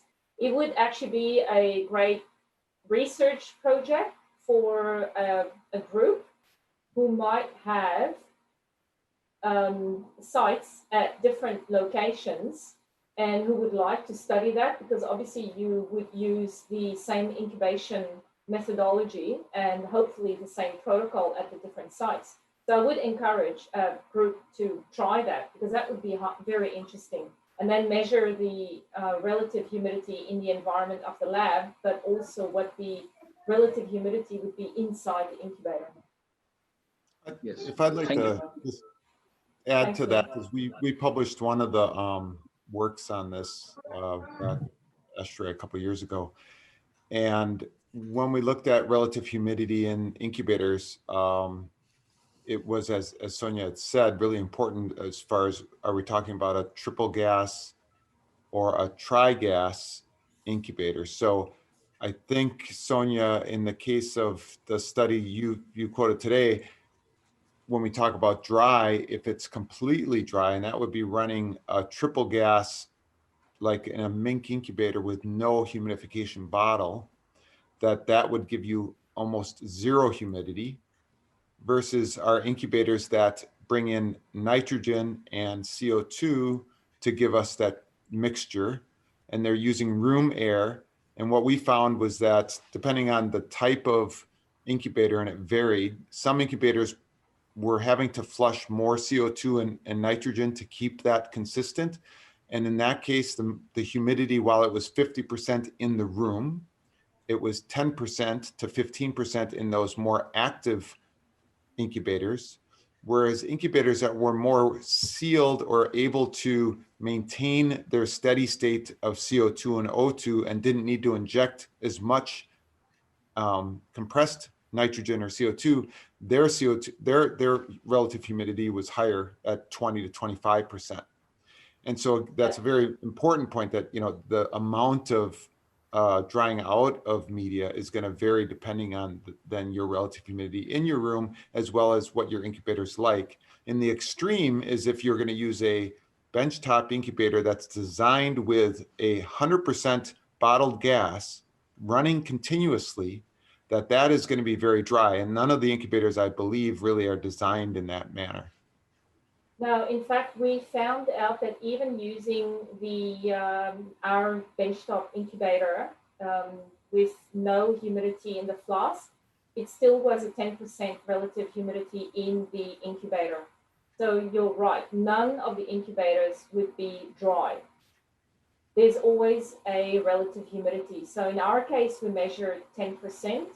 But as you say, I believe that in other incubators that are using air from the environment, it would probably go up to, as you say, 20%. So it is a good point. That's why I was saying earlier that you need to make sure that all of your tests, you consider what the relative humidity is inside your incubator. And that's why I'm not saying that dry incubation doesn't work. I'm saying it will depend from one lab to the other, and of course on the type of incubator itself. Thanks, Dean. Yeah, thank you. Great. So we have quite a few questions for Dean. First thing is Dr. Priya Kannan asks, is there any impact on miscarriage rates in low-grade blastocysts? That's a great question, and something we're still looking at because there's really not a lot of good data on collective reports on low-grade blastocysts. So most of the low-grade blastocyst reports have come from PGTA studies. So a lot of people doing PGTA will do biopsies on and test grade C blasts, TE or ICM. And some show an increase in miscarriage, some don't. And we in our hands see a slight increase, but it's nothing as dramatic as what maybe some of us fear we would see. If the miscarriage rate is typically 20%, we're talking 25%. In our hands, we're seeing an implantation rate somewhere in the 10 to 20% for those low-grade blastocysts, but the miscarriage rate doesn't increase much. I think it could be higher, and it probably is, very patient dependent. I remember one publication earlier this year from a Russian group. I think it is Kirillova et al. Their study is, the sample size is smaller, but they reported that the implantation rate was lower, but those which implanted, the control group and the lower grade blastocysts, they yield similar live birth rates, but the sample size is small. Mm-hmm. Yeah, and that's still, I think it's going to take some time for us to get enough, probably, meta-analysis to be able to answer that question. Absolutely. Mm-hmm. So a very basic question, it is from my side to learn, because you said it's very subjective to grade the embryos. So how do you grade? This is a grade C embryo. Yeah. Well, we've been working on that, and we actually I've been working, I would give one disclosure. I'm on the scientific advisory board for a company called Art Compass, where we're using that to do an online way to assess our grading, because it is very difficult. So with grade CTE, which we just look at number of cells, and if there's fewer than 15 cells visible in the largest cross section, then that puts it in the grade C. So we try to use some quantitative measures. With the ICM, it's when the ICM is just really small or looking like it's somewhat necrotic or not looking as viable, but it's still present and you can't rule it out, as opposed to when you see absolutely no evidence of an ICM. What this has done, though, is it shifted our A, Bs, and Cs all together, because it's impossible to change that and say we're going to start freezing Cs and defining Cs and not have an impact on Bs. But we can all admit, I would say anybody here that's graded blastocysts and you have a 3BB as your threshold, there's been times where you say, well, that's not quite a B, but I still want to freeze it. And so I have to call it a B because that's the threshold that we have. And so we know that now we've taken those and are calling them Cs, and we probably calling even more things Cs than were before Bs, because B, everything just got lumped into Bs. So the reality is this is still always going to be very subjective. So I don't have a great answer for you because it's so subjective. And this is where, while I'm a big fan of I think, AI is going to help us in this regard in making it consistent in terms of saying what are the different levels. Maybe not totally in terms of implantation, yes or no, but definitely consistent grading. Absolutely. So another question related to this, in your opinion, what is important, ICM or TE? I mean, Well, if you as far put as that in implantation is TE, concerned. yes. So I actually, I have a bias, and this is really totally just my opinion, because I can tell you that there's, if we take a scale, it's going to be evidence on both to say either one. And my bias is that the TE tends to favor implantation. But if there's PGTA involved, then the ICM becomes more important. Like if there's no ICM, if it's a grade C or worse, then they don't get implantation. But if they have any form of ICM with PGTA, then they tend to work. So it's I think they're so interconnected that it's really, and this is so difficult because we want to say, well, which one do we transfer first? And the other question that we still don't have an answer to is, well, why not just let it grow another day? Maybe we'll get more TE and be able to grow it better. But that carries risk with it as well. So we don't advocate that typically. So another question that came from our moderator, the coordinator, Dr. Sarabjit. So he wanted to know whether those embryos, you said about day 7 embryos, were frozen and then transferred? Yes, definitely. Yeah. So it's either fresh transfer on day 5 or frozen on day 6, frozen on day 7, and then transferred on the 6th day of progesterone in a frozen, if it's a manufactured or programmed HRT cycle. But were they blastulating on day 5, day 6, or Well, no, often they were still, so those that are day 7, they could be even multi-cell on day 5, morulas on day 6, and blasts on day 7. Okay. So they weren't nice blasts or anything on day 6. If they're, our policy, if they're 3BB or 3cc or better, we'll freeze them at that point on day 5, 6, or 7. We wouldn't wait. And a last question, how did these grade C, so-called grade C embryos respond by and large to the vitrification warming cycles? Yeah, they do very well. And I think that's really the biggest change when we look, I shared that the history of why we're at 3BB, that was with slow frozen blastocysts from the early 2000s, which we know didn't do very well. There's quite variable outcomes. Vitrification almost keeps, all cells intact. It works quite well. So with a good vitrification program, there's no impact that we've seen on the embryo quality after warming. Dr. D, once you have frozen the day 7 embryos and you do the frozen embryo transfer, you transfer it on day 6 or day 7 of the progesterone then? So we transfer, we don't do anything different for blastocysts. We standardize so that a blastocyst is a blastocyst regardless of what day it formed, and that it's and then we do our transfers on the 6th day of progesterone. And what if there are other anomalies like cytoplasmic strings or maybe focal necrosis is there? Yeah, those just all come into play. So to be honest, we don't see the strings. And I know that was described before, and I've maybe seen it rarely. But the focal areas of necrosis, those factor into maybe making it a C grade. But I don't have any actual data or information on what that means. All right. One question, Dr. Dean. Yep. Do you have any comparison of, because we consider grade A, B, C, day 5, 6 are better than day 7. A lot of papers are there. So in your study, do you have compared the implantation rate and carry home baby rate of between day 5, 6 versus day 7 of your blastocyst? Yeah, so day 7's function similarly to grade C's from day 5 or 6. in that they're in the, if we're looking at, younger patients, 10 to 20% implantation, ongoing implantation, as opposed to 40+%.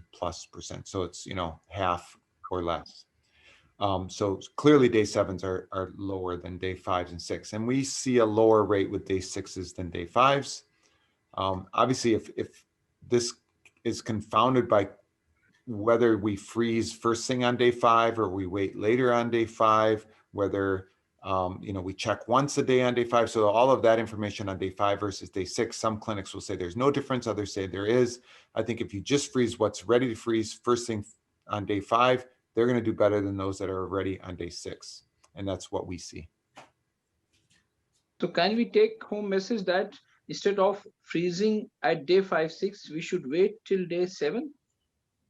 No, I'm not doing that currently myself. And I'm not ready to advocate that because I think the longer you keep embryos in culture, the more chance they have of having something bad happen. I mean, there's under stress in culture. The sooner we can get them back into the uterus, the better. If they're ready to be frozen, they should be frozen. I mean, I think we definitely get away with it with day 5s that are really healthy, and we say we can wait till day 6. That works, but we start to push the envelope on those lower grade embryos that are struggling to make it to blast to say, yeah, keep making it to blast in culture. I don't think it's a good idea. Thank you. I have a question for Balaji, sir. You mentioned about, is he here still? Yeah, I'm here. Okay. Yes.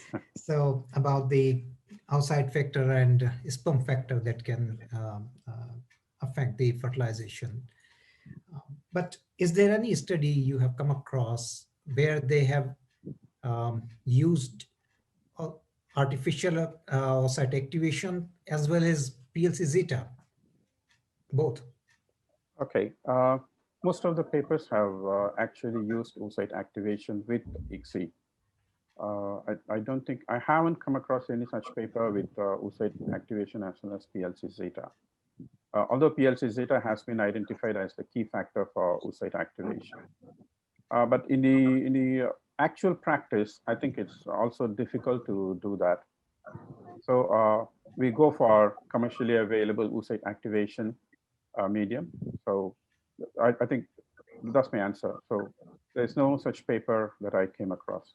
Yeah, I mean, calcium ionophore and PLC zeta in combination. Yeah, no. Okay. No. Any more questions, Dr. Sarabjit? Do we have any more questions? Yes, there's one another to E. Balaji, and this is, do we have any protocol? I mean, the algorithm. This is again by Dr. Sarabpreet. If in case there is a total fertilization failure, do we have the steps that we should follow next time? That where things went wrong or something to blame on? Yeah, of course. When there is a total fertilization failure, immediately you have to troubleshoot, even if it is just one case in a while. You see how many oocytes are collected and how many are mature, and whether the ICSI was smoother. So you have to see all those factors, including your culture conditions and batch of medium used and the storage, everything. And finally, if you come to a conclusion that it could be either sperm or oocyte, so what I would suggest is in the next time when you can actually do ICSI with oocyte. So for example, in our center, when a patient appears for her first cycle, first attempt of ART, and she has many eggs, we can split them into 2 sibling groups. So one treated by conventional insemination and then the other one by ICSI, where even if there is a total fertilization failure with conventional IVF, the ICSI may rescue it. Unless it is the genetic factor that I mentioned in my presentation as the V2 mutation, of course, none can save it, right? So only a donor gamete would be a better viable option. Similarly, whenever we collect a very few number of oocytes, say only 2 or 3 or even sometimes 1, M2 oocyte is available for ICSI, I may do an oocyte activation. So the moment after we finish egg collection, we see that how many eggs are collected. And based on that, we may prepare an oocyte activation dish. Yeah, so this is what I follow. And similarly, the sibling oocyte treatment for conventional IVF as well as ICSI in the same cycle can be done for those patients who had their IUI failed. Yeah, so this is how we have a protocol in our department. So do you feel that if it's a case of super hyperstimulation, although there's no word like super hyperstimulation, do you feel that hyperstimulation has something to do with the fertilization failure? Oh, okay, I don't think so. I don't think so. It's actually when it comes to number of eggs, only the lower is worse. But when you have more, it helps. But anyway, as I said, there was one particular case where a lot of eggs were collected, more than 15 M2 available, but still all 15 failed after ICSI with oocyte activation. So that shows that there is something seriously wrong with the oocyte. So it could be that V2 mutation, which I mentioned in the presentation, or it could be some other oocyte factor. I mean, if you really want to take a chance, you can do another attempt and see what happens, right? So otherwise, straight away, you can advise them for donor gamete. And any role of genetic evaluation of the female side, like ruling out the mosaicism or something like that? I mean, you can do all those things. You can work out on all those, but end of the day, you are going to advise something else, right? Yeah. So Balaji, my question is that in total fertilization failure, as you told in your case, why you consider only it is the oocyte 100% default, not the sperm? We did not use a cross control donor sperm? Yeah, correct. But that can't be done in our setup. We can't do that. Okay. So we have to inseminate either with husband sperm or donor sperm. Only when couples give their consent to use both. But when you have only 2 or 3 M2 oocytes available, how are you going to divide them between husband and donor sperm? Suppose you had a 15 oocytes and it's a case of previous fertilization failure. Suppose now next time this patient is going to come. This case was not previous fertilization failure. That was her first cycle, and all 15 M2 oocytes were treated by ICSI. Yeah. So how you plan for next time this patient? Okay, when she comes next time, I spoke to her already, and also to her husband that we might do oocyte activation. Yeah, but I don't think saying that you should not do oocyte activation for all cases when it is not indicated. Oocyte activation, can we plan for, suppose you have got a very precious cycle and you have got 20 oocytes, 15, can we divide the dishes for one with oocyte activation failure? You can. You can. No, that Yes. we have, You can. Yeah. Dr. Balaji, how long do you expose the oocytes to the, ionophores? The commercial medium that I use actually instructs us to expose them for 15 minutes soon after ICSI. So after 15 minutes after ICSI, you take them out of the oocyte activation medium, wash them 3 times, and put them into bicarbonate medium. Is there any recombinant PLC zeta containing media available? Not that I know of. Okay. Yeah. Mm-hmm. And Dr. Sarabpreet again wants to know what are the sperm pathologies which can lead to TFF? When it comes to ICSI, actually, the sperm pathology may not affect the fertilization rate because it's ICSI is meant for severe male factor. Mm-hmm. But however, you may not see total fertilization failure, but you may see very low fertilization rate, particularly when you're handling sperms like lobozoospermia, right? Because now we have solutions to use immotile sperm for ICSI. So you can actually treat them with your own host solution and then find out the viable sperm and inject them. Still, you can get very good fertilization rate. Yeah. Okay, I'm sorry, we are running short of time. The other oration is actually about to get on.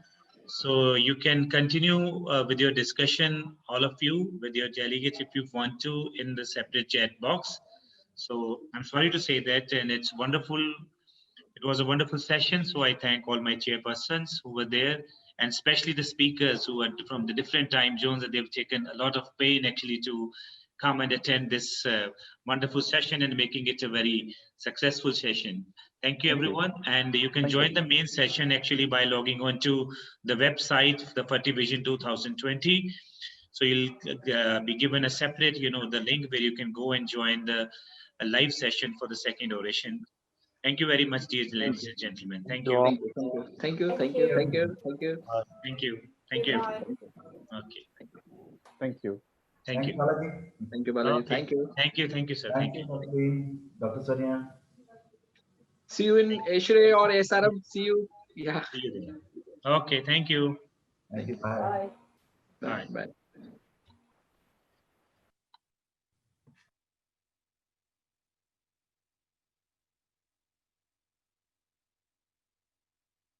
Good evening to everyone. We are going to start our session 2, that is the panel discussion, ACE Air Quality in IVF Laboratory. So I'm going to invite the moderators of the session, Dr. Rajvi Mehta, Director Academics, Research and Training, Trivector Embryology, Support Academy, Mumbai, and Dr. Priya Kanan, Director Clinical Embryology, Garbha Rakshambigai Fertility Center, Chennai. Now I'm going to invite our panelists.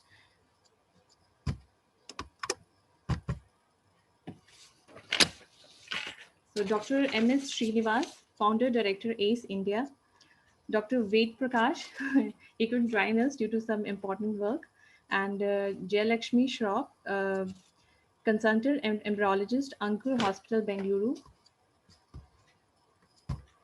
Dr. Alex Verghese, visiting and a senior embryologist to numerous leading IVF centers across India. Dr. Sanjay Shukla, Lab Director, Baheti Hospital, Jaipur, and Dr. Charudat Joshi, past President ACE India. So now I request moderators of this panel to please take over and to proceed this session. Thank you so much.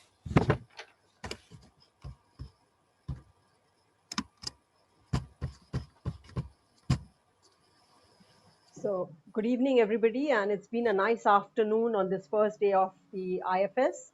And we thank the IFS organizing committee to give this special hour to us at ACE.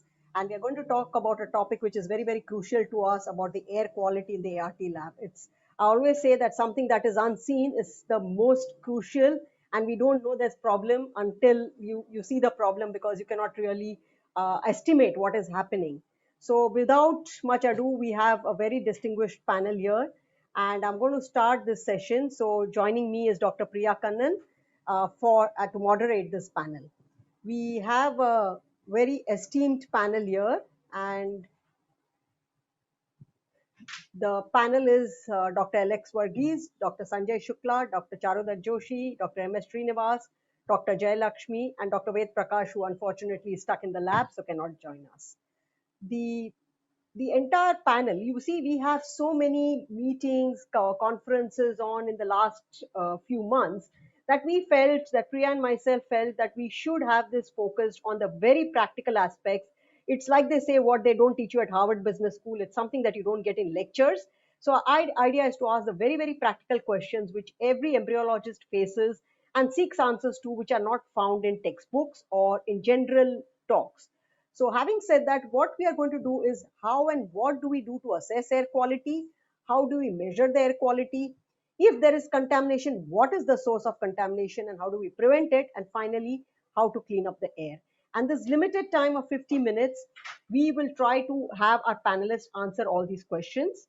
In the interest of time and the medium that we are using of this online medium, although we have a bigger panel, we will be specifically asking only one of the persons to answer the question so that we can cover all this. And if there is anything additional to add, you can raise your hand and add the addendum.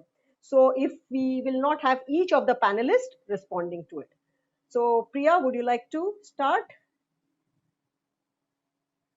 Over to you, Priya. You're mute. One of the first things that has been, or the most common thing that I think we all have answered post-COVID, because we all had shut the laboratory for a few months or a few weeks or whichever. So now everybody has been calling up and asking, how do we reopen our laboratory? And that is a very pertinent question to ask now. So what should be the protocol that we should follow before we start enrolling the patients for IVF? Alex, would you like to take the question? Yeah, thank you, Priya, for that pertinent question. As we know that most of the IVF clinics, some kind of air handling systems are there, whether it is a dedicated AHU or an in-house AHU. But if you shut down for some time, means the shutdown happens for the total AHU itself. So when there is no air current and when it is a static kind of environment, depending on, because our country is a tropical country, and you know that even the humid conditions are more in some regions. So the chances of having more growth, kind of a mold growth or the bacterial growth is very high in that kind of environment. And I think a step-by-step protocol should be followed because all on a sudden one shouldn't start the cases. I think you should give some time to clean up the air and you run your HU for some time and do the validation testing, then only you should start off with your patients. That is the norm. That's a good, that's a valid thing. Anyone wants to add, or else we can go ahead with the next question. I just had one doubt. While we are shut down, is there any way of maintaining the air ducts? Is there any protocol to maintain or no? Sanjay ji, do you want to take that? See, even if we shut down, maintenance, not just the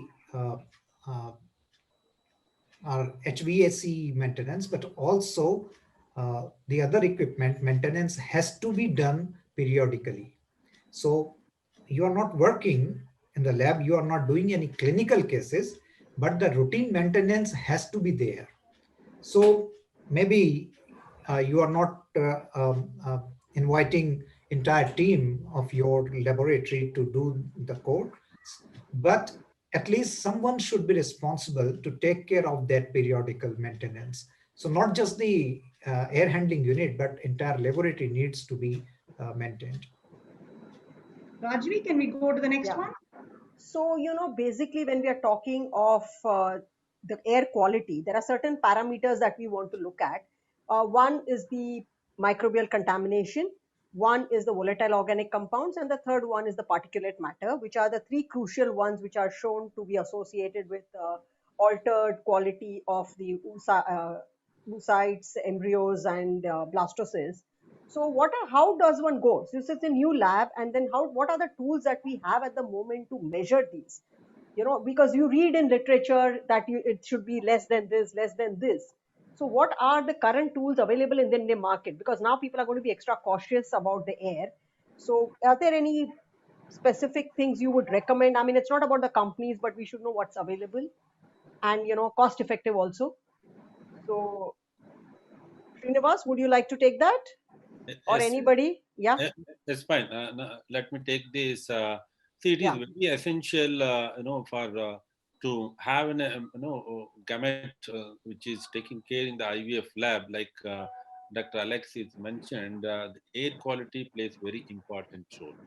So to find out the air quality, in order to have a good environment for the embryos to develop in the incubator, it is really essential to check. Start with what is the particulate matter that you need to check. Okay, so there are specific equipment for that. With that, we will be able to check the particulate matter, and we also know that what should be the the count in the laminar flow in the entire IVF lab. Okay, and the outside, the particulate matter within the embryology lab always depend on what is the air quality the outside. So to take care of all these things, air quality, you need to come up with measures, actually fix all those things and see that in embryology lab, you really have a good quality air, which is very important. Again, you are supposed to have to control VOC tower within the IVF lab to check all these things. Actually, if you can spare, and you can buy a very expensive equipment to check. Otherwise, small equipment comes actually with that. You will be able to get an indicator like a green, red, so that will. But quantitatively, if you want to assess the VOC, we really have to have good equipment, which IVF lab cannot afford to buy. They can hire a company, then they can hire all this equipment from specific companies who can come there and validate the lab and see. Mainly, see, these are all the things which you have to spend money. But your embryology lab is a set. You are getting a good fertilization, good cleavage. That is also indicator for you. All the things are under control. But as a regulatory basis, temperature, CO2, VOC has to be checked thoroughly, which is mandatory in order to get good quality of the embryo, which is competent enough to implant. Thank you, Srinivas. So the question that comes up is, our lab contains the box incubator, it contains centrifuge, it also has a laminar flow workstation. Sometimes your ICSI is in the workstation or outside. So where all should one take readings? It's a very practical question. Should I just go and stand anywhere in the lab and, click the button of the VOC meter or the particulate counter? Or how many readings should I take, different locations? And within the laminar flow. So maybe somebody would like to take on that, Charu or Sanjay Yeah. or anybody. I mean, it's an open question. Yeah, before that, I just want to mention one point in our previous question that what I feel is in today's scenario, having this all gadgets and still it is a question when the cost is involved. And once if you have it even, then getting it calibration done and then validate it with the standard companies and all that is also a big task to be maintained. So it is always advisable at least once a year any lab can get validation done by professionals who are now they are available. So they can just come and they validate your everything and they can give you a report that, okay, all these things are in normal range or whatever has to be done. So that is one practical thing I suppose every center should follow now. Now, as far as location is concerned, see, we have to see each and every part of our lab, and not only lab, it is the adjacent area, OT and cryo freezing room, and even collection andrology lab. Everywhere you have to see what is the reading come, and it is always better to have multiple readings at multiple point, and then you can always have a better idea of averaging it, that okay, this is going beyond limit, because somewhere it may be higher, somewhere it may be very lower. Like in laminar flow you will have low readings, but outside laminar flow or nearby rooms you may have higher readings. So I think as far as specifically space is concerned, if you have an AHU duct coming in the lab, you should measure the level there, because that is the main source of air coming in. So otherwise, you can have multiple places. You can have that measurement done for VOC and particle count. Okay. Anybody else wants to add on? Can I add, ma'am? Sure. Please, Yes, ma'am. Actually, we whenever we get the particulate count done or the VOC count done in the lab, we generally it is outsourced, and they come and check in this particular area like LAF near the ICSI machine, and if possible they check near every incubator and even the inlets.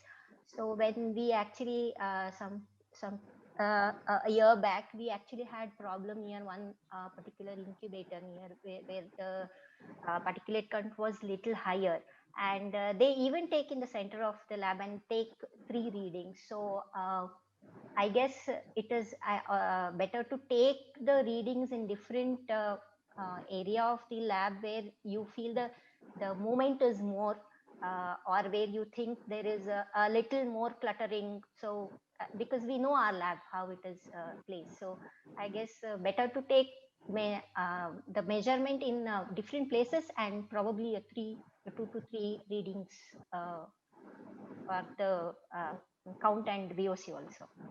So I would actually like to summarize and say that, yes, Alex, that, we wherever our embryos are going to be there, the workstation, the ICSI station, near the incubators. The air is circulating, but at least that area and the inlets, we really need to check all those places and then take it. So you have, and if the levels are not what you expect higher, then you go all to the ante rooms, because every time the door opens, you may be having people walking in with it.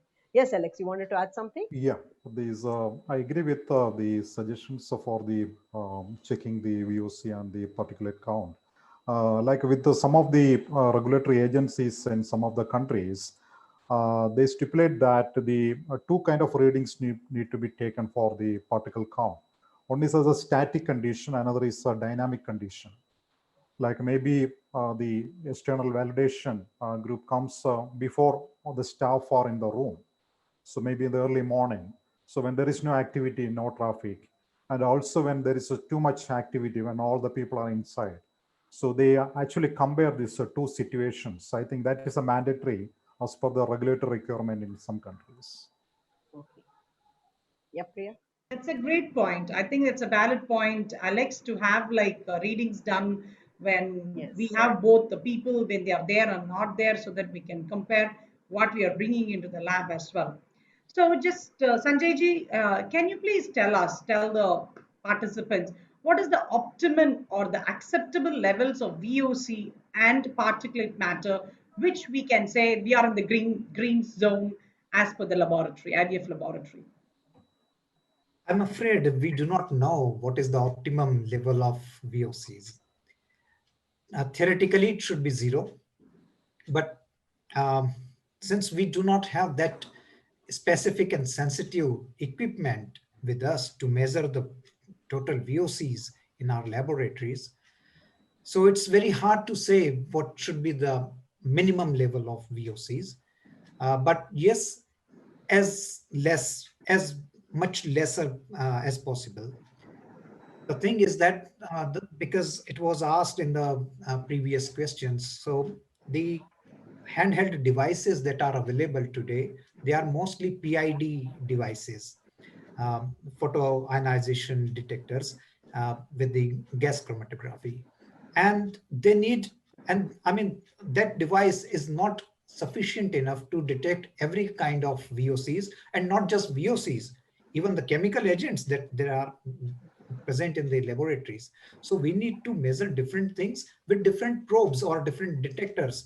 So it's very difficult to detect all those things unless we have a very sophisticated equipment, which can, I think even the equipment available today that can detect in PPT, parts per trillion, but they are very expensive, and only if we can detect in terms of that much sensitivity, then only we can say, yes, this is the minimum level that is okay with us. So, and in different parts of country, like if you are detecting those things in New Delhi, so I'm sure it must be, even with all the HVAC and all fitted in your laboratory, it must be dirtier than what I have in my laboratory. So that thing has to be kept in mind. But yes, it should be as less as possible. Anybody wants to add anything to it? Yeah, but like that's very valid point. That's why recently the Cairo consensus meeting happened with the Upper Egypt meeting. So in that consensus, they mentioned that ideally it should be kept between 400 to or less than 400 to 800 ppb. That will be around 0.4 to 0.8 ppm.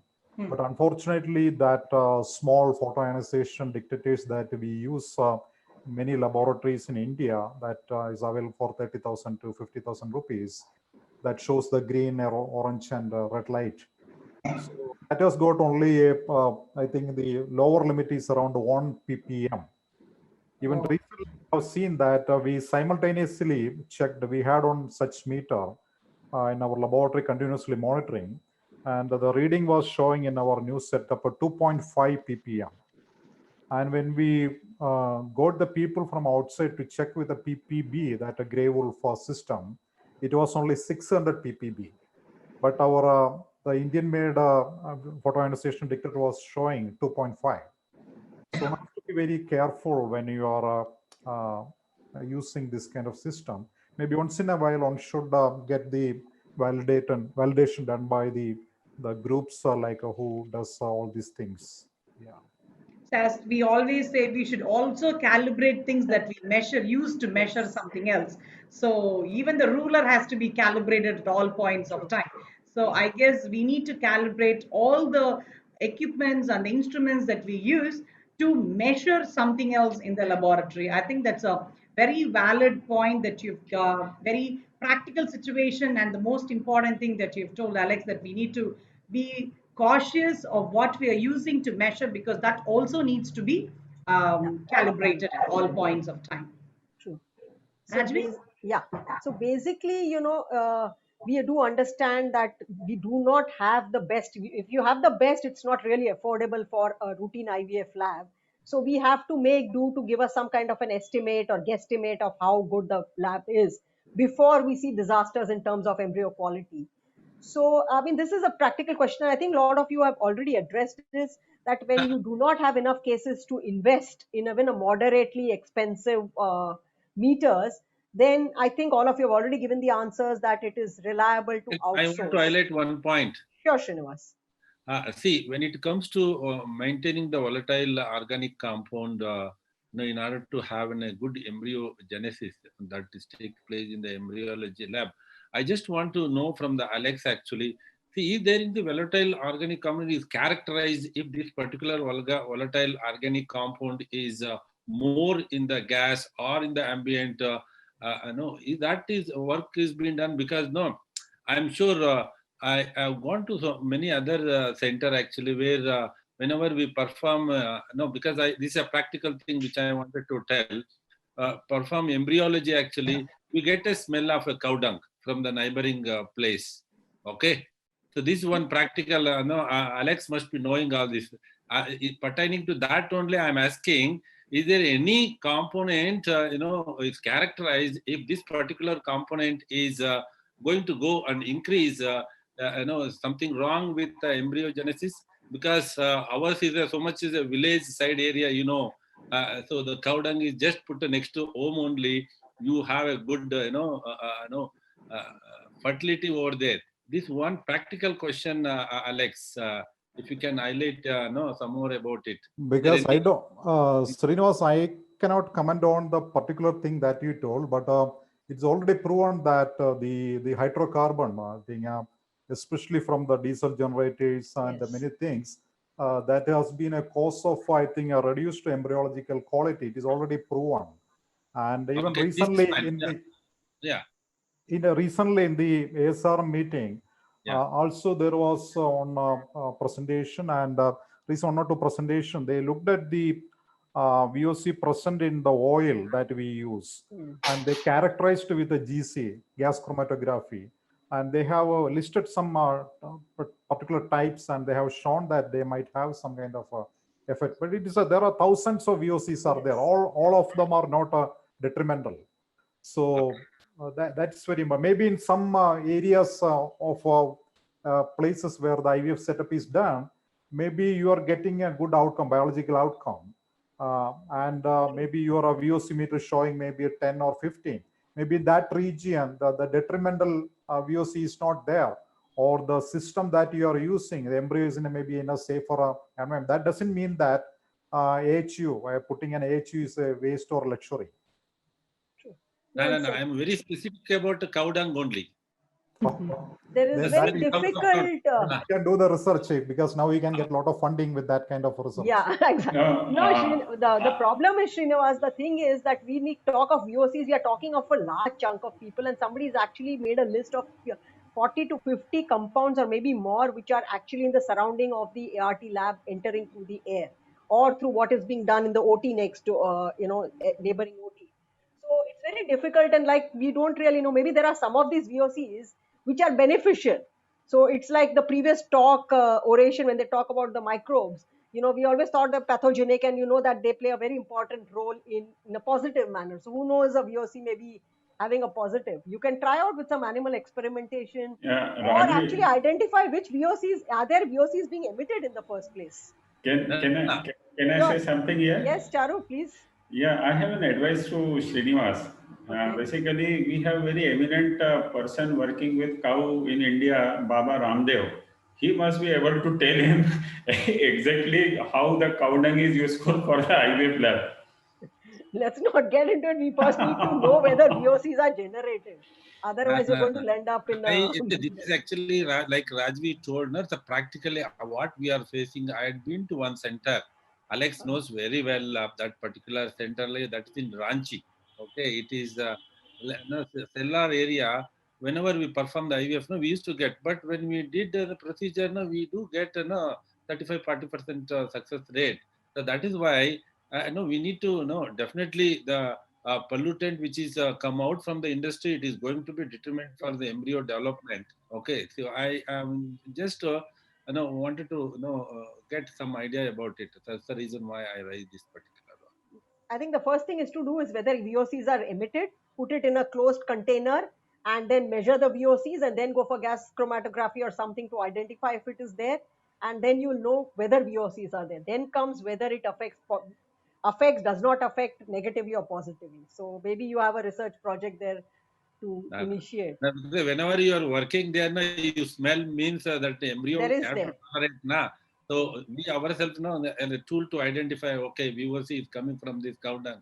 Definitely, if it is going to be harmful, it is in the higher level. I don't think so, because if you go by farmer population and all, it is very common. So that's the one area I wanted to touch. I think it's an interesting discussion. Yeah. So I think we have talked about the outsourcing, and it's a general advice given by all the panelists that we need to outsource. You may not be able to Sorry, do it Rajvi, yourself. if I can just come in our previous slide, we had asked whether if somebody has got very less cases a month, they have reluctancy in investing in an AHU. So in that case, I think Alex has made it clear that we need to invest in an AHU. Right now, post-COVID, are there any particular or specific filters that we need to put in our AHUs or HVACs to post-COVID to make it more safer? Sanjay ji, do you want to take? Yes. Do you want to take? So, see, the other factors remain the same post-COVID too. The only thing that has changed is the usage of sanitizers and the disinfectants, because as such, virus is not a threat, in fact, through air, but the increased amount of sanitizers and the disinfectants that we have in our laboratories, not laboratories, but entire building. Surrounding the laboratory. Yes, the surrounding. So we know that we have filters like the VOC filters. We have potassium permanganate impregnated filters. We have alumina. So these things can take care of those things. But the only difference that I could guess is that we need to change those filters frequently. Okay. Yeah. So otherwise there would be a leaching effect, and it will increase the amount of pollutants in our laboratories. One fact I would like to add, post-COVID, anyway, you have an AHU. If you got a AHU service done, it is fine. But in a common area, wherever you put a AC, if this AC comes with a plasma membrane, so in case if it is going to spread through the AC, that can be checked actually. So nowadays, these ACs are also, wherever you fix it, it comes with a plasma membrane. This COVID-19 virus is bigger in size, macroscopic kind of a thing. Definitely, the air which comes out from that AC is not going to spread out. In case if there are any COVID-19 through the air. This the precaution has to be taken care. Excellent. Because, that's an excellent point. Yeah. So now I think it has been clear that it might be a good suggestion to invest in having a VOC meter or a particular matter counter. But then how often should our lab, like we also discussed about where all it should be checked on when somebody comes in to check.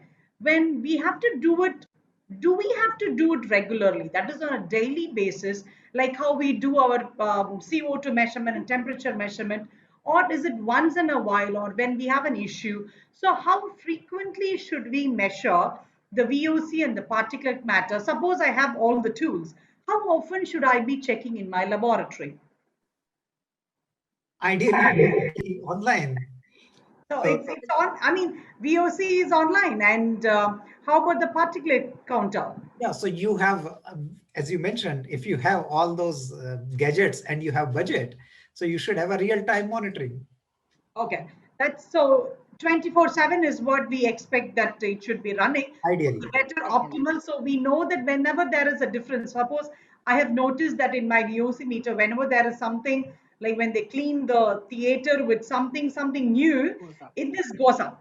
And then suddenly my assistant will come saying, "Madam, it's showing red." So immediately, because there is no change in the IVF lab, so we go to the theater and ask, "What have you changed today?" And then we try to tell them, we educate them that don't use anything new in the theater adjacent to IVF without our permission. So I guess, as you said, it should be on 24/7 so that we know that whenever there is a change, we are able to detect and appropriately educate our assistants on our colleagues on the clinical side what is fine for us or what affects us.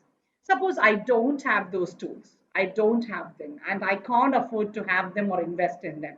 But then I have to outsource them, outsource the calibration or measuring my lab air quality in one of these companies.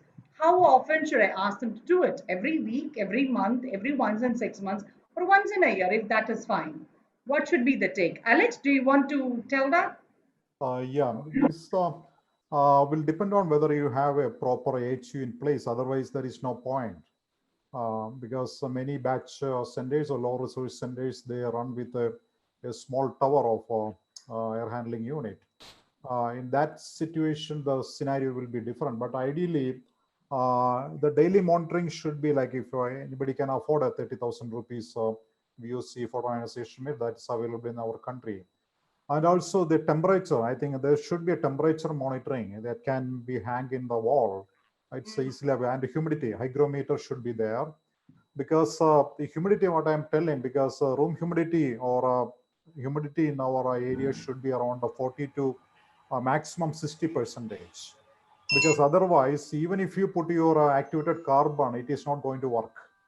And with high humidity, the activated carbon filters will become a breeding ground for the fungus and bacteria in long term. So, and also it cannot absorb the VOCs properly. That need to be taken care properly.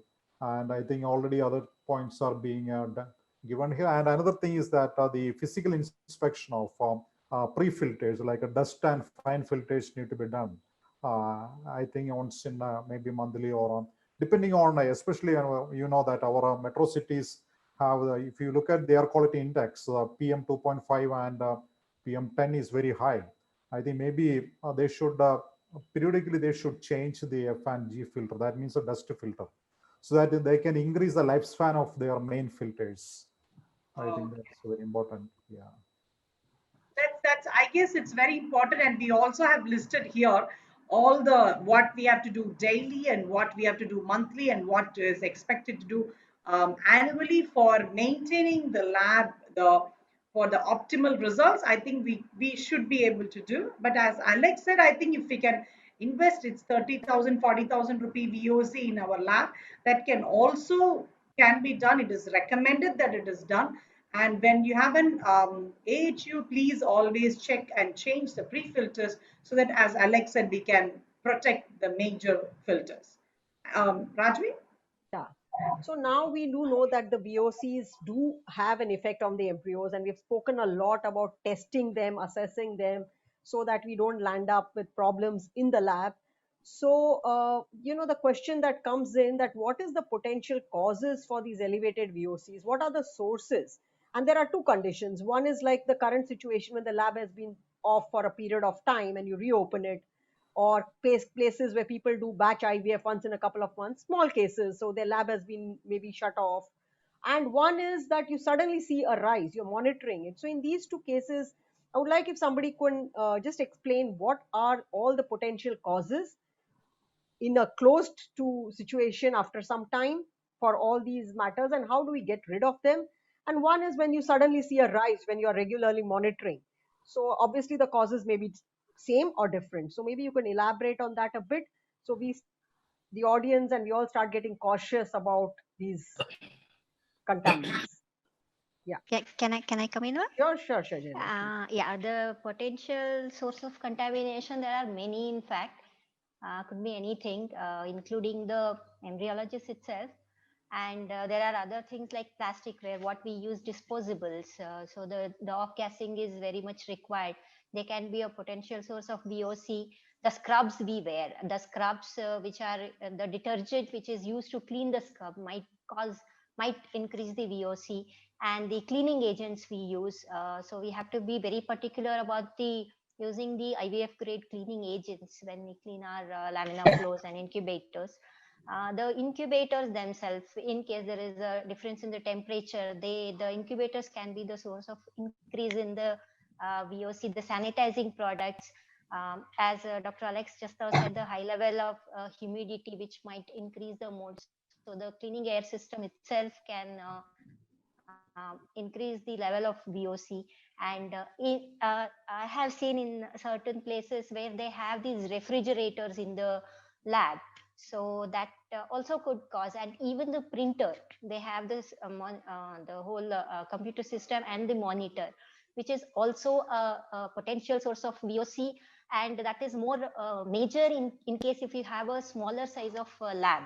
So the refrigerator and the printer, which is generally neglected. And even there was one little incident in the lab where the Cyrex was used and it was kept open. So we had again there was rise in the VOC level. So the lab, the maintenance people should be, IAs, everybody should be made aware that how the reagent should be used. So that is also. And the wooden furniture we had in one of our lab, we had certain wood panels in the lab. So, and that was causing a lot of problem, and there was a lot of biochemical pregnancy initially. And then actually after the renovation of the lab, where those wooden doors, wooden panels were removed, there was actually increase in the pregnancy rate. So these can be cause of VOC level increase, even if it is the lab which is started or closed for a while, or the sudden increase in the functional laboratory is probably you have to check the surroundings in case if there is any kind of a construction going on or the road work is going on. Generally, that generally is a major source of VOC in a functional lab. I think thanks. You've really given a very complete, elaborate answer. So the message goes that please do not have your refrigerators in the lab, unless you have a huge lab. But ideally, you should not have it. And even I think the printers or the terminals should be avoided, because that's going to be a very strong potential source of VOCs in the lab. Can I add here, Of course. Dr. Rajeev? Sure. Go ahead. In last so many years, I have seen one of the major sources not having the standard protocols in place, because most of the places in IVF OT is not totally separate. They perform some procedures also, like some laparoscopic surgery or something. So ideally, we should look into it is that what is happening in surrounding the lab area. If it's a dedicated OT, and if it is not a dedicated OT, then we have to take measures about it also. Because most of the time, this increase in VOC is from the surrounding area. It's not in the lab, because in lab you are always cautious. But if something is happening around you and you don't know, so that's why I feel we should have a clear-cut understanding between OT staff and the laboratory staff, or between OT and lab, that whatever they are doing, they should not do anything without our consent, or at least tell us that, okay, they are going to do this thing. I think that's a very valid point. I remember a case we were troubleshooting for one of the labs in Mumbai, and Mumbai labs are generally not very big. And they just seem to have a lot of problem with the quality of embryos. And then after a lot of things, we started taking a trend that when were the VOCs high, and then tried to correlate with what cases were happening. And it turned out that a day before or 2 days before, they were doing laparoscopic or hysteroscopies. And you know that all these are sterilized using glutaraldehyde, and that became a potential source. And what would they would put the case underneath the window, and then what would happen is the window between the OT and the lab is opened, so there it directly enters, and then the laminar airflow was directly facing that hatch because of whatever walls and space constraints, etc. So it was the no sorry the ICSI machine was opposite, and the laminar airflow was adjacent to the window. So that's where it became a very potential source. So what you're saying, Charu, is very crucial, that it's a lab, and also even in the our own labs we need to make sure of how they come into clean, because today in the COVID era people just see labs and we may have our cleaners and people just flooding their hands with disinfectants, and Yeah. and our lab is possibly the safest place for COVID. Yeah, and basically it is matter of the communication, which I feel at most of the places it is not there. Like, you appointed someone and just told him her that you have to go and clean the floor. Yes. So and she doesn't know about what to use in the lab. Then it creates problem, because you come to know when you face the problem. Yes. Before that, you does not come across a situation, so you never know. Yes, a very valid point, because the cleaners may clean how they clean it unless you make sure, stand on their head, that they do it differently from what they do for other places. I One think more this has, point to be added over here, actually. Whenever we yeah, perform a culture in embryology lab, you'll have to consider the sink effect. So Jalaxmi mentioned the so many components which is being used in the embryology lab that can easily sink into the culture system. So that's yes, why you have to make sure that before you use it, it has to be clearly rinsed. Say, for example, if I'm taking out a culture dish from the plastic, there itself you have a VOCs. Before I start making a droplet, I think I'm supposed to keep it in the laminar flow with airflow. So maybe some 10-15 minutes. Thereafter, if you can do it, that can be avoided. And another thing, main point here is actually, a chemical property of these VOCs, physical property always influences how the sink effect is going to be. If you can remember, actually, some time ago, oil from some company is banned, actually, thinking that now when you overlay it, the VOCs are going to get into the culture condition. So here, the oil what you use, you'll have to make sure that if at all VOCs is there in the oil, it should not sink into that. It's very important before you use the oil that we get it as a culture grade from the companies. We'll have to make sure that providing all quality control VOCs is not there in the embryology lab, and actually preparing the culture dish, oil you put is a culprit. Actually, you will have to be very clear, when you are overlaying with oil for closed culture system. okay. Right. So that's another point. And we have a lot of hospitals, from just a standalone infertility center to a corporate hospital having an infertility lab center with an IVF lab. So what kind of air handling system should we advise? The one which is common in the entire hospital, which also has got an extension into an IVF lab, or a specific one which is with for the IVF lab exclusively? Alex, do you want to say something about it? Alex is here. You have to unmute, sir. Yeah, sorry for that. This is a connection with the previous two mention of incident that Charu had mentioned and Priya has mentioned, like when they were using disinfectant in the nearby OT or the laparoscopy is going on, this is a common thing that you see, because basically this is happening because the IVF lab is in most of the centers is not overpressured. Ideally should be around 30 pascals, something like that. Many laboratory, I can say that it is not overpressured. And through the hatch, I think this whatever is being used to the other side getting into the. And second is that always people ask what should be the size of the IVF lab. Always they keep maybe around 10, 15 if there is a kind of restriction or the dearth of space. So, and third thing, people think that putting a HU is a very luxurious, very costly affair. And usually the ICSI machine costs you around maybe 28 to 30 lakhs. But for that 15 into 10 feet IVF lab, that means 150 square feet. If you want to put a HU, it will cost only maybe maximum 5 to 6 lakhs. Okay, so I think that kind of system only for that area, if you can put it, so that you can make the lab at least the overpressured, so that from the surrounding area, nothing will come into the lab.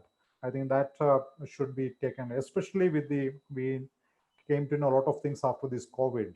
And even recently that I think Blue Star has come out with some viral shield kind of filter that you can put in the HU ducting. And so many things can be done that way to avoid the influx of the VOC from the surrounding, because we cannot avoid happening laparoscopy, hysteroscopy, as Charu was mentioned in the OT where they do the egg pickup. So I think investing at least even up to 8 to 10 lakhs is nothing for an IVF clinic in the long term. I think they should, because that give you the consistency and the safe practice. I think that need to be taken care properly. That is an excellent point, Alex. Valid and excellent point. Yeah. Excellent point that we have to be able to invest in an AHU, and that I think it is probably it's like a mandatory thing almost right now. And what I just wanted to have an extension of this, for example, in a big hospital, in a hospital where everything is there, do you think we should have an AHU exclusively handling only our IVF OT and the IVF lab, or can it be the same along with that big air handling unit they have for the regular OTs, ortho handling OTs to GI handling OTs to everything? What do you suggest? Not at all, because if you have a common HVAC system for the whole hospital, so whatever generated in the other departments, other OTs, whatever generated will get into your department or your IVF laboratory. So ideal situation is that you should have a separate HU for your IVF laboratory, and maybe another separate, that is what we have done, another HU that is serving for your egg pickup room and your andrology and your surrounding corridors. That's ideal thing. Okay, that's the ideal thing to do. Those two are, I think, excellent points we have taken today. One is never combine the general AHU with the IVF lab AHU. IVF lab AHU must be absolutely a standalone independent AHU. For the OT of the IVF lab and the andrology and the corridors, we can have a separate one. But these two should never be combined with the general AHU of the rest of the hospital. I think that's the most valid point, and that we must point that we should take it across to our participants. And also there is a tendency for people that once they've invested in an AHU, they feel it will take care of it. We must remember that its maintenance is equally or more important. Otherwise, it will become a source where all the contaminants will accumulate if you don't clean the filters, replace the filters, etc. That would be required. Yeah, so that is also very important. Like the HU, putting in a HU is kind of a double-edged sword. If you don't maintain it properly, it is going to be a real headache. And a proper consultation and proper people should be involved in designing and kind of repairing and all these phases. So that is also very important. Yeah. And one thing, so the other day in another webinar, me and Alex were discussing this about the proximity of diesel generator to the HU, because in most of the hospitals, especially the bigger ones, the polyclinics, they have different HUs installed, the exterior body of that on the roof, and at the same place they have installed the generators. So instead of blowing pure air, the filtered air, you are actually blowing. Yeah, Diesel. so this may cause havoc. Absolutely, absolutely. Yeah. Actually, I would like to add one point to this. Even we had something like this where actually I don't know where the filters, where the outlet was. We used to get this biryani smell inside the lab. So initially we couldn't even, that was a common system, common filtration system for the whole hospital.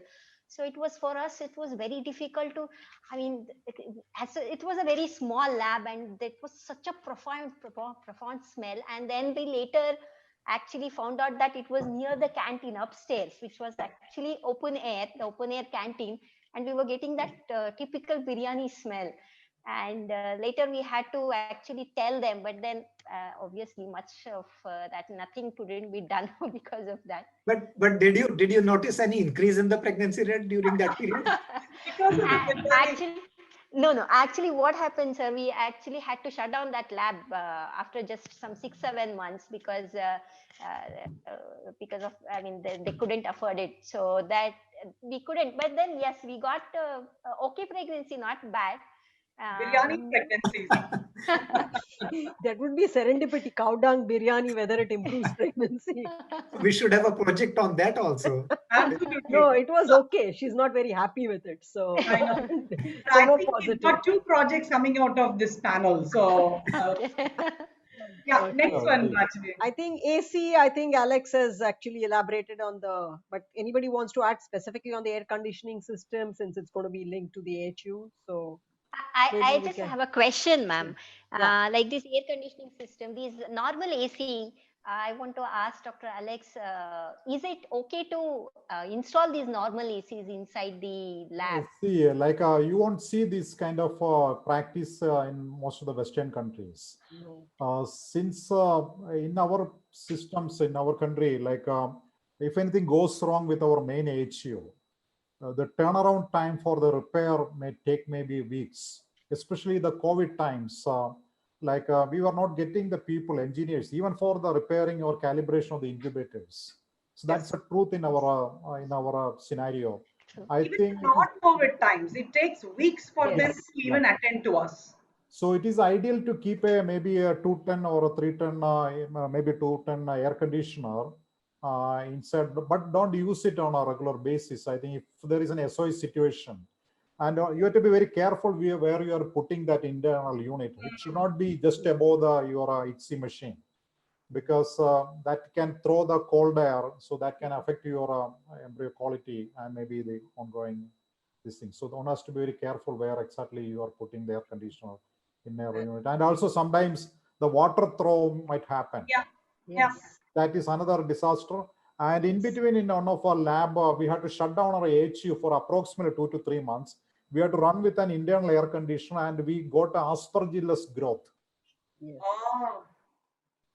So one has to be very careful when you are using your internal Regular air conditioning. Yes. Because But they're I think also another point to note is we should never have the window air conditioning unit in the IVF lab.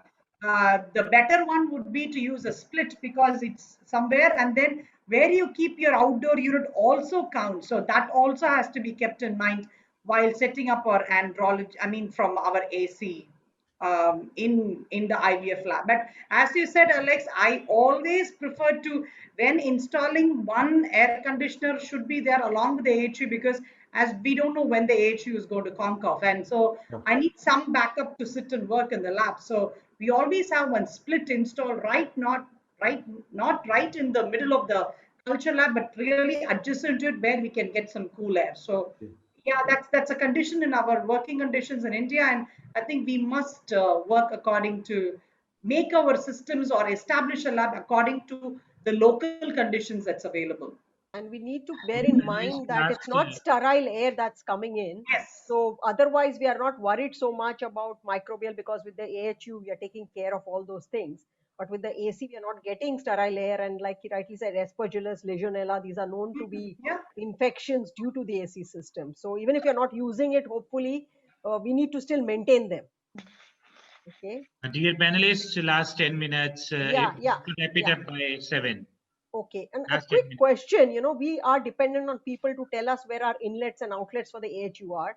And I specifically want to ask this question because I've seen in some labs where, it's very small, they don't have places for the ducts, that the inlet and outlet has been placed next to each other. Now, maybe a quick round that how that air flows. So whenever you're designing a lab or getting in, you know where the air should be coming in from, location wise, and where it goes out. So anybody wants to take this? Alex, you've done a lot of work with air, or Sanjay, Yeah, anybody? ideally it should be unidirectional laminar flow that it can be kept in the ceiling in the center side away from your equipment side, and that is a throw area of your that is a terminal HEPA filter through which the air comes, purified air comes, and the return duct should be the corners, 4 corners in the bottom near to the floor. That is one system. Nowadays, some people are also trying with a displacement air system.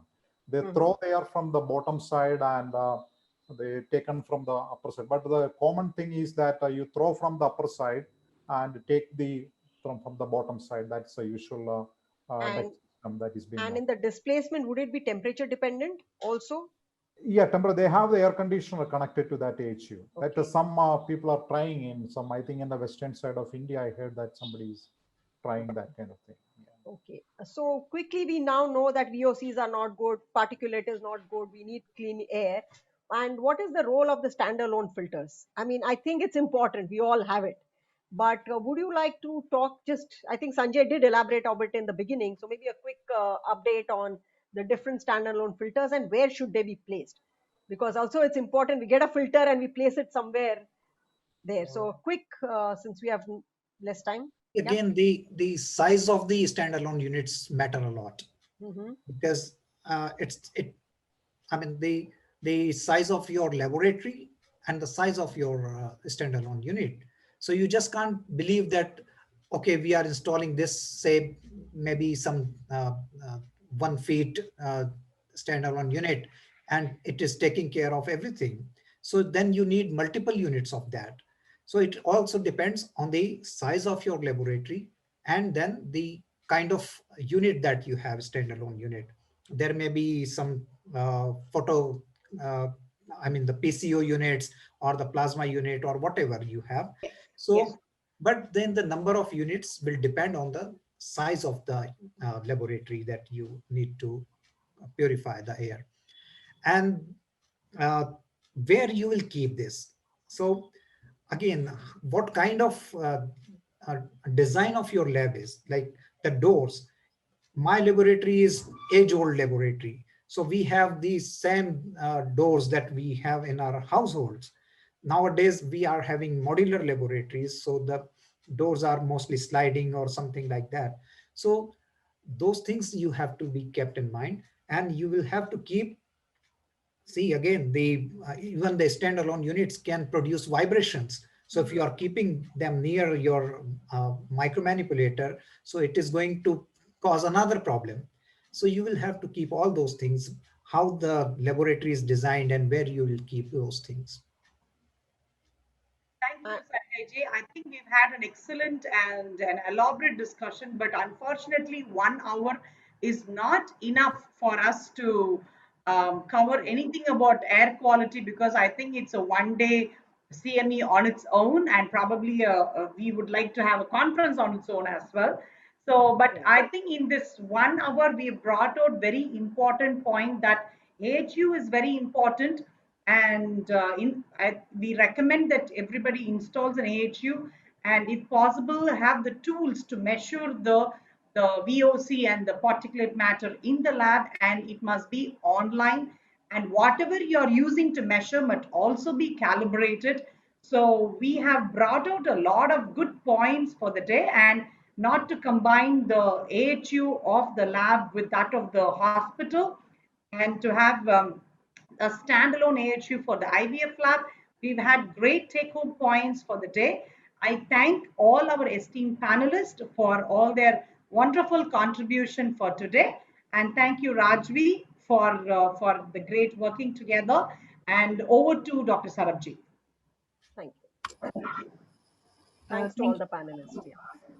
Thank you so much. Thank you everyone for such a wonderful session. So with this, we are moving to our session 3.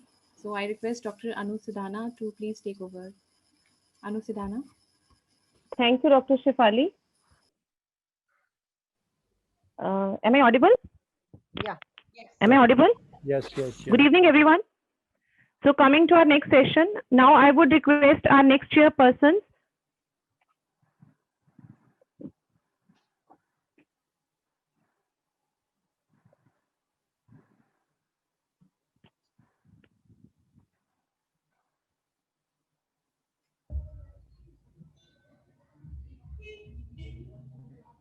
Dr. Anu, please continue. Dr. Ved Prakash. He is Chief Embryologist, South End Fertility and IVF Center, Delhi. Dr. Priya Kannan, Director, Clinical Embryology, Garba Fertility Center. Rajvi H. Mehta. Dr. Rajvi H. Mehta, she is Director, Academics, Trivector Academy, Mumbai.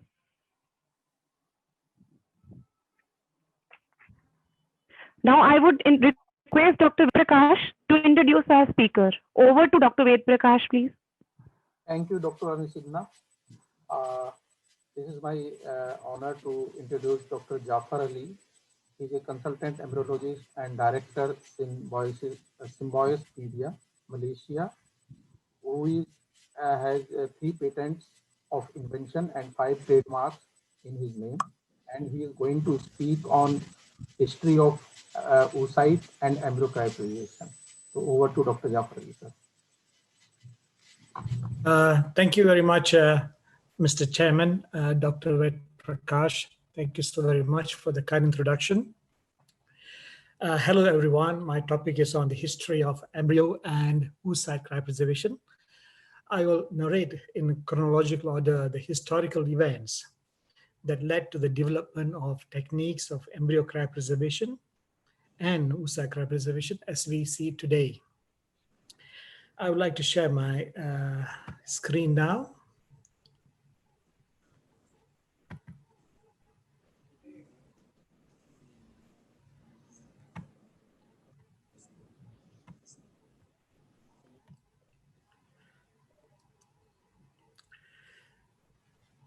I would like to pay tribute to the Indian genius, Aryabhatta.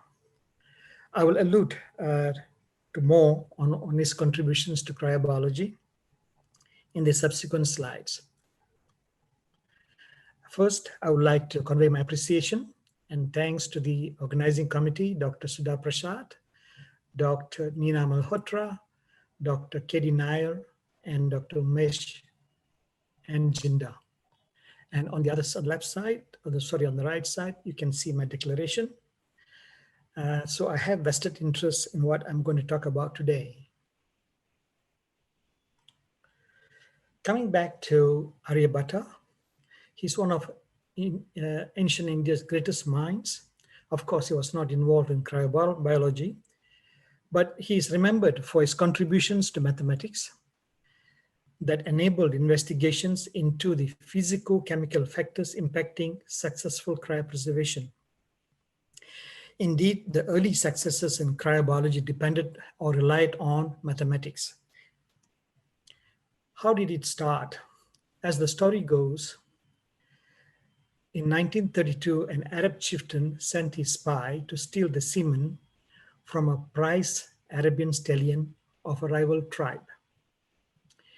You know, the Arabs, they valued their horses very much. The spy collected the semen in a sponge, diluted it with camel's milk, and returned home.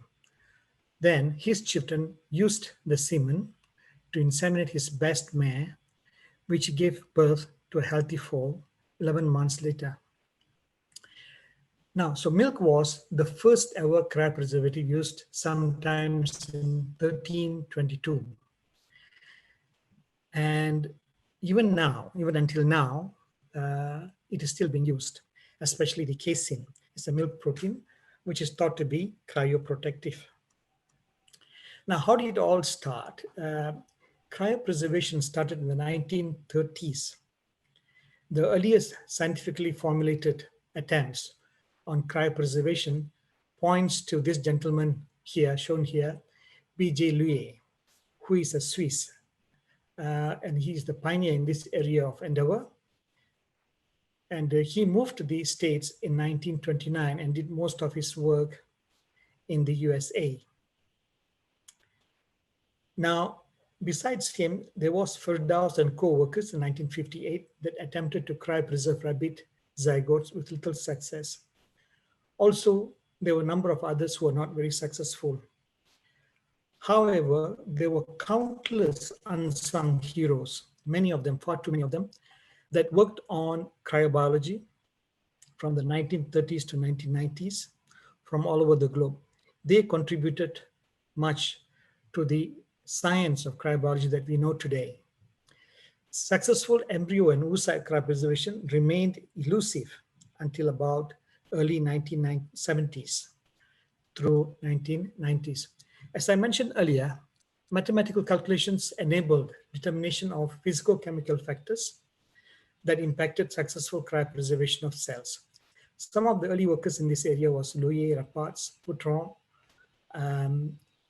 Renard, very well-known Renard, Wood, Mazur, Lebo, Prahl, and many others. Now, Mazur, for instance, suggested that for cells to survive cryopreservation, they must undergo intracellular vitrification, irrespective of the method of cryopreservation, whether it is slow or ultra-rapid. Now, this is very important. This is of critical importance to us. And this picture here on the right shows Mazur, Lebo, and Whittingham celebrating the first successful cryopreservation of mouse embryos in 1972. In fact, Whittingham started much earlier in 1971. He was able to show that he could cryopreserve some mouse embryos, but then the results were not dramatic. Real success ensued after Whittingham combined forces with Mazur and Lebo, where the skills of Whittingham in embryo handling were combined with the cryobiological know-how and mathematical prowess of Mazur and Lebo. Lebo calculated the cooling speed needed to avoid intracellular ice formation, and they successfully cryopreserved mouse embryos in a reproducible manner, meaning that others could then follow or reproduce what they have done. Around the same time, Ian Wilmot, he needs some mention because he did the same work independent of Whittingham et al., also in the United Kingdom in the same year. A few years later, on October 3rd, 1978, the first IVF live birth from frozen thawed human embryos, from human 8-cell embryos, was reported by the group of Subhash Mukherjee in Calcutta. However, the extreme ostracism faced by Mukherjee following his report and his subsequent unfair chastisement was felt to have led to his untimely and unnatural demise.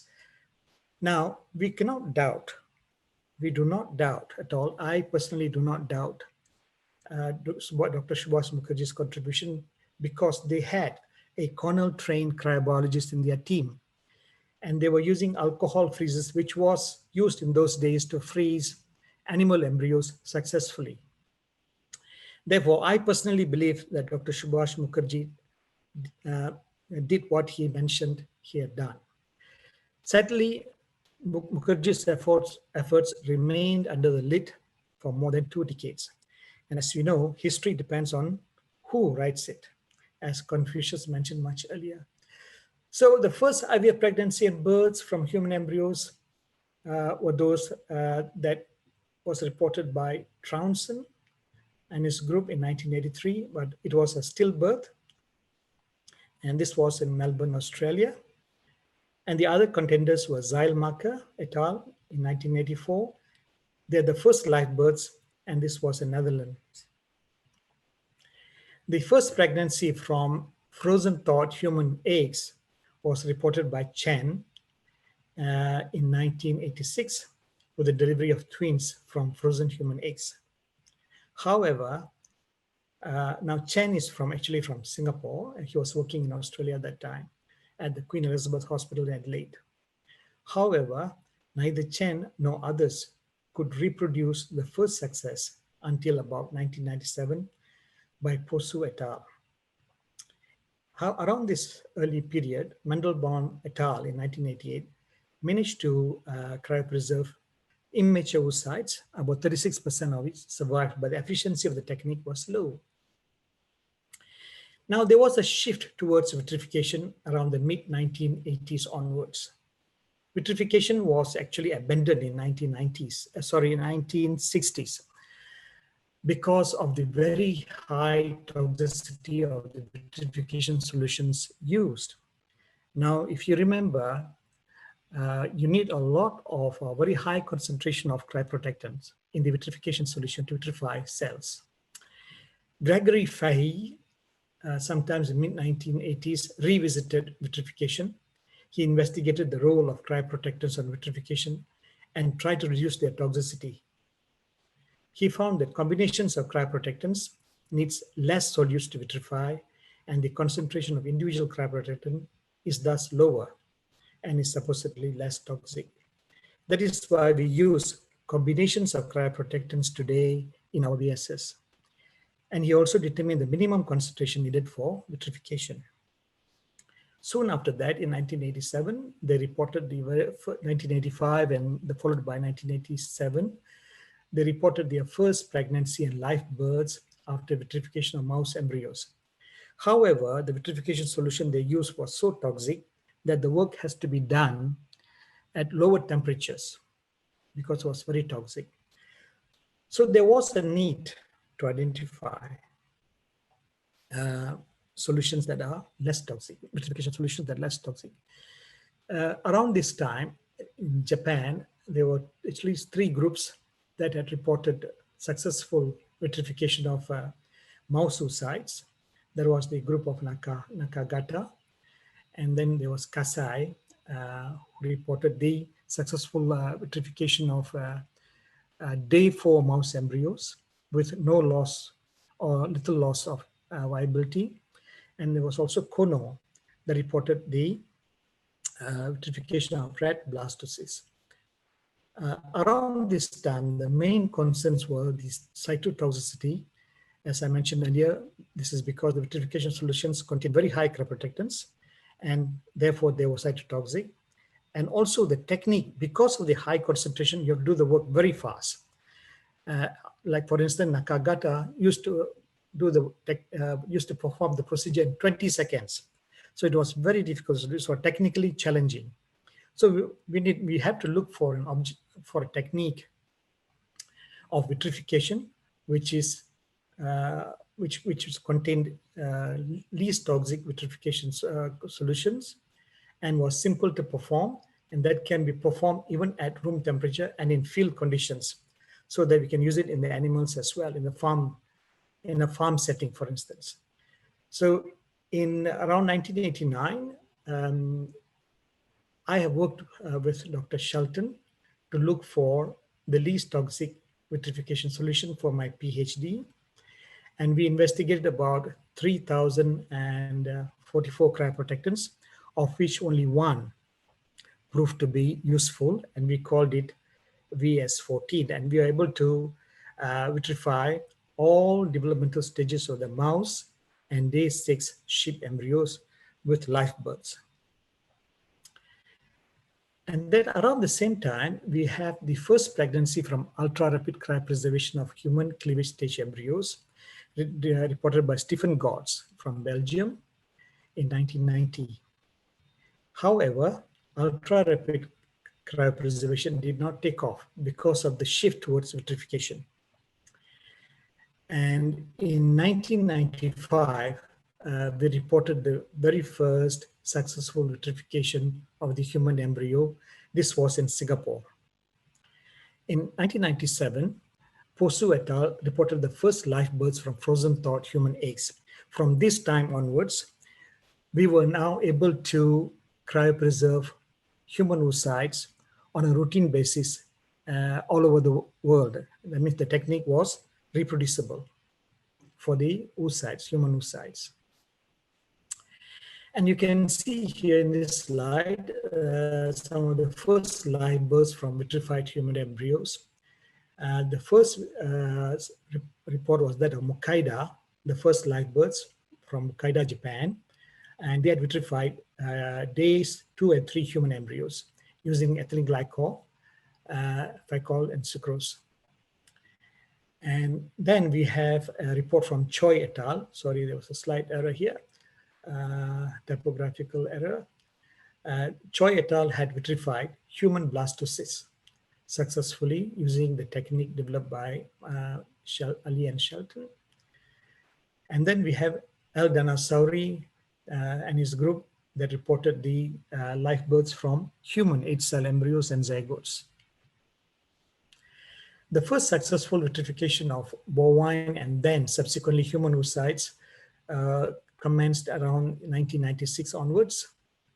The bovine embryos were first vitrified successfully by Martineau et al. In Canada, and subsequently the technique was used by others to cryopreserve human embryos. Kulishawa et al. In Australia had live births using a similar solution to VS14. The first births from embryos generated from vitrified oocytes were reported in 1999 by the group of Trounston et al. Of course, the study was done by Kulishawa in 1999. Now, this slide is rather busy, so I think I will avoid that. I do not have the time to go through these slides. The first live births from cryopreserved zygotes was derived from IBM oocytes was reported by Ri Cheng Chien in Canada. And they had an infant from cryopreserved zygotes. Subsequently, in year 2004, we had the first report of birth following ovarian tissue cryopreservation, reported by Donnes et al. From Belgium. Thank you so very much.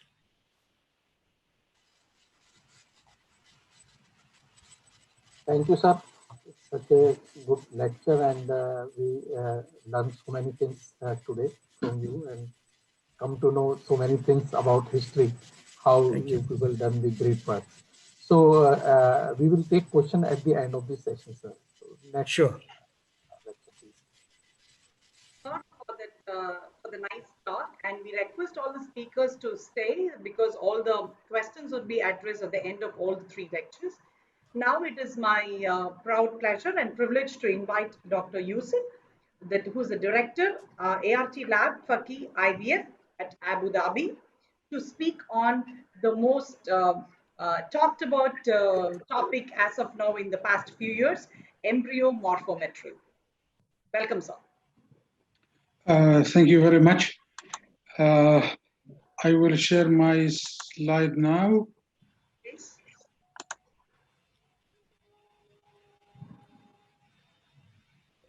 It says you cannot start screen share while other participant is sharing.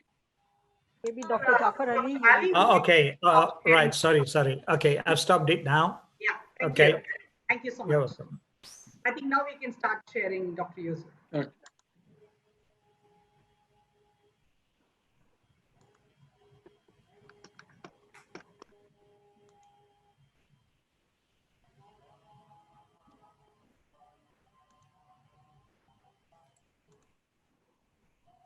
Yeah, is it shared now?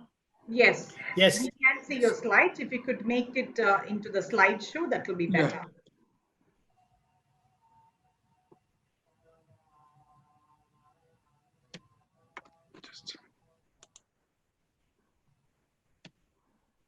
Just.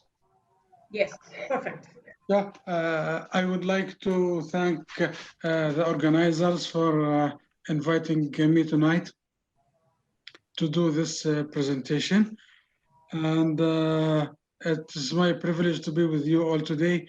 And I have been invited to several times to Indian conferences. and hopefully we'll continue this.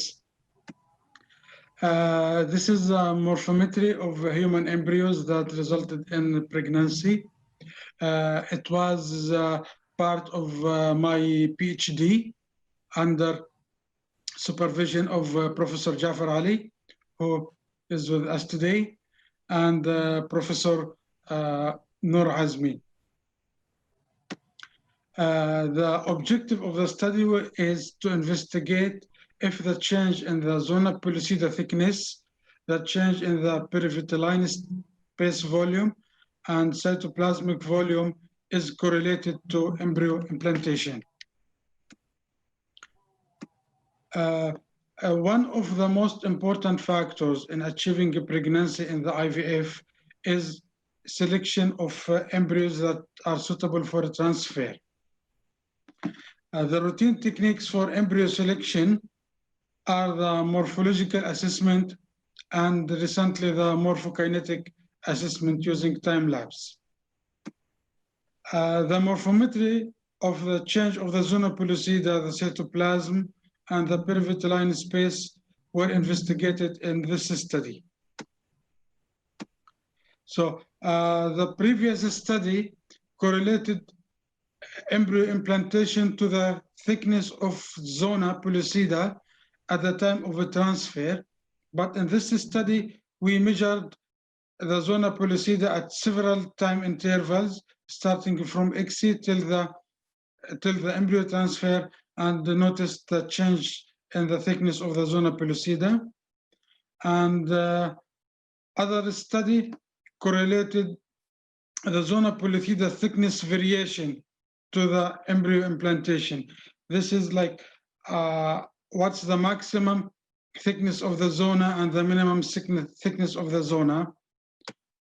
And there is data available about the change in the cytoplasm, but it didn't correlate this to the pregnancy. And there is rare data in the literature about the change in the perivitellina space. So this is a retrospective data analysis that investigated the morphometric characteristics of implanted versus non-implanted embryos. The investigated characteristics were first, the change in the zona pellucida, starting from the time of ICSI till the time of embryo transfer. So we measure the zona pellucida thickness immediately after ICSI and kept measuring it till the time of embryo transfer and notice the change in the zona pellucida thickness and the contraction of the cytoplasm from ICSI till the first cleavage and the increase in the perivitellina space from ICSI time till the first cleavage. The number of subjects were 149 patients with 2 embryos transferred that resulted in 20 pregnancy. This is group 1, and 132 patients with 2 embryos transferred that resulted in no pregnancy. The single pregnancy were not included in this study. The patient included in the study were women with regular menstrual cycle, normal uterine ultrasound, first or second IVF trial, and body mass index between 18 and 30 kilogram per square meter, and who got pregnant with the twins in the treatment cycle. The exclusion criteria were patients who got pregnant with a single gestation sac, where the male partner has total sperm of less than 5 million and age of the male partner less than 50 years, and patients with any uterine conditions, endocrinopathy or recurrent pregnancy loss, and patients under a treatment for any other medical condition. Material and methods. The controlled ovarian hyperstimulation was performed according to the standard method of short antagonist protocol using recombinant subcutaneous FSH from Merck and cetrorelix acetate cetrotide from Merck. And finally, a dose of 250 micrograms chorianogorodotrophin alpha were administered subcutaneously when the 3 follicles were 17 millimeter or larger, and ultrasound guided ovum retrieval was performed at 36 hours after HCG. After ICSI, embryos were cultured in embryoscope time-lapse incubators, and the thickness of the zona pellucida was measured at 8 different points. We'll see a picture. Every 10 hours, that done retrospectively using the distance function of the embryo viewer software. So the embryo viewer software is the software that is attached to the embryoscope time-lapse incubator, and it has a distance function that can measure the distances. And the area of the cytoplasm was measured using the ellipse function of the embryoscope viewer. So the cytoplasm area of the oocyte was measured every 1 hour from ICSI time till before the first cleavage, and the reproducibility of the measurement was confirmed by repeating the cytoplasm measurement 20 times for 10 oocytes. The results, though, the average zona pellucida thickness decreased by 32.7% at 70 hours. So from the time of ICSI till 70 hours, the zona pellucida thickness decreased by 32.7%. This is for group A, group 1, versus 32.6% for non-implanted embryos, the group 2. And the average decrease in the cytoplasm was 20.52% in the group 1 versus 15.06% in the group 2. This means when the cytoplasm shrinks more, it has a higher potential for implantation.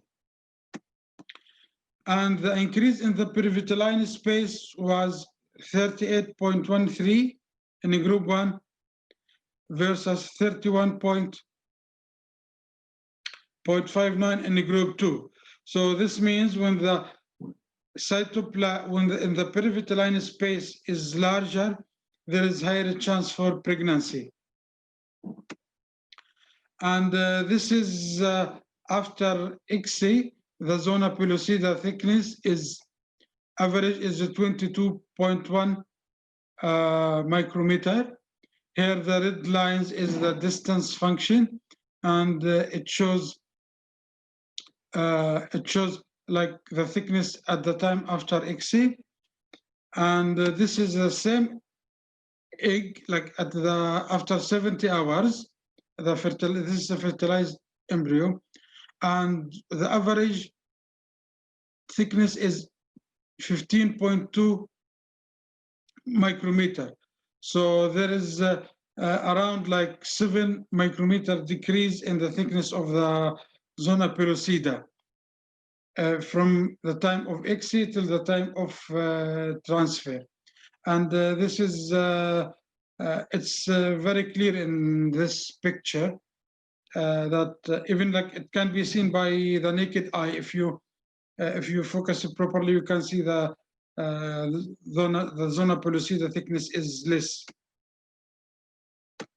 And this is cytoplasm measurement immediately after ICSI. It's 11,048 micrometer, and this is for the same oocyte. Cytoplasm is 9,184 micrometer. So around 2,000 micrometer less in the cytoplasm. And if you look, you can see here that the area of the perivitellin space is higher, is larger. Like there is a bigger area between the zona pellucida and the cytoplasm. So this is the result. Is there a change in zona pellucida? There is a regression coefficient. There is negative correlation, and regression coefficient of minus 6.101. This means when the zona pellucida thickness decreases, the higher there is a higher chance for implantation, and this is the p-value was 0.000, and there is the change in the cytoplasm volume is also negative correlation of minus 1.795.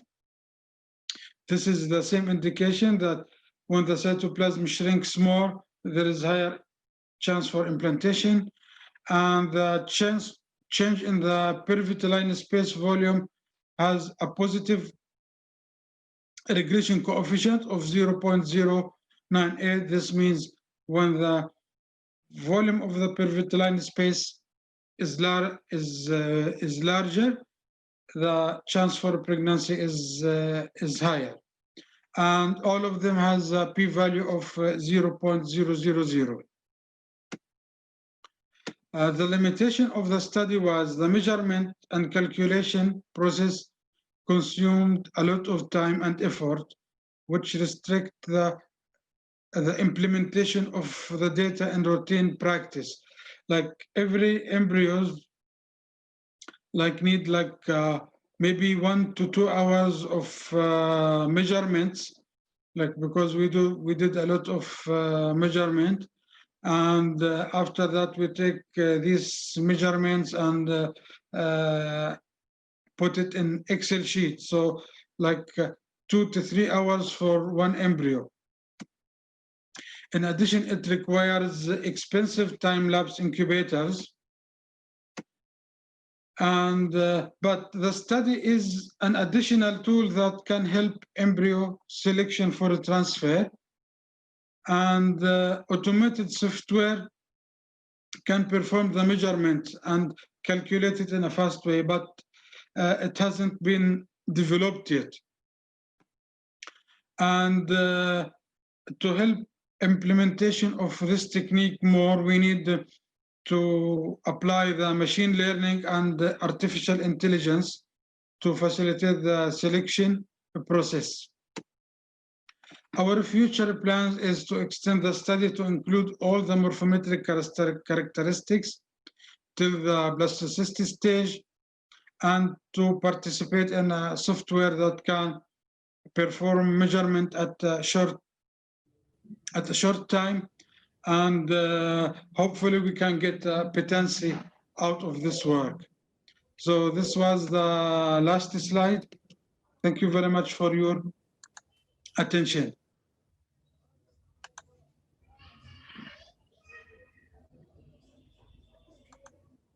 Thank you, Dr. Yeah, Pedria.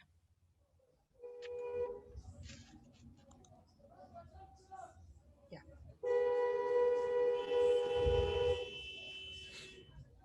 So, thank you, Dr. Yusuf. It was a very interesting, very interesting presentation. I'm sure there'll be a lot of questions in the Thank you very much. session. No, personally, it was very fascinating for me.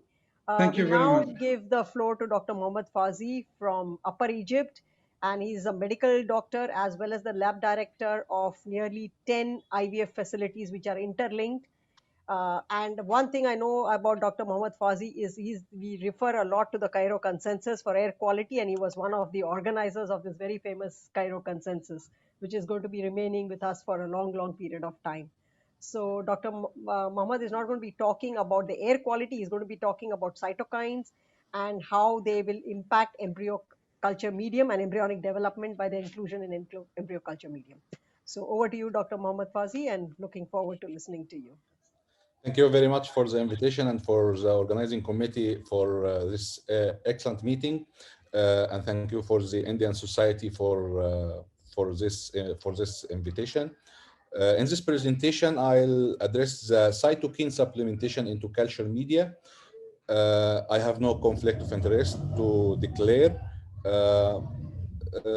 It is incredible to know that this photo since 1907 proposing how the blastocyst look like. And since Louis Brown, 1978, 8 million baby at least was born through IVF. It is Sorry to often said, interrupt. Can you please go to the slide share because we are seeing two slides on the screen here. yeah. Thank you. If you can please go to the slideshow in the PPT, then it would be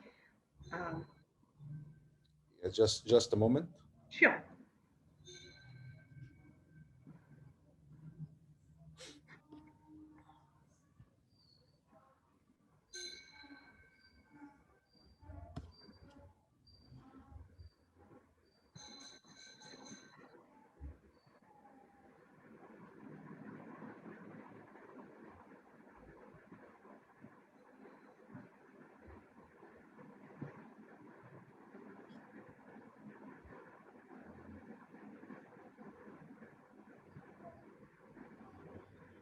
It's okay? Yes. Yes. Yeah. Perfect. Thank you. Yeah, thank you very much. It is often said that the goal of embryo culture is to replicate the conditions of the maternal reproductive tract. While it is true that the oviduct and uterus provide the best possible culture environment, the goal of in vitro embryo culture is to provide conditions that will lead to the production of embryo that have the same developmental potential as the embryo that develop in vitro.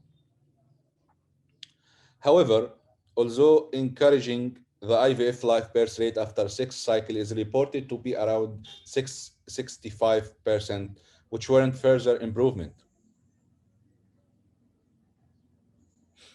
There have been 233 identified variables in IVF that lab IVF culture can affect IVF outcome and future health of babies at the heart of them in the culture medium.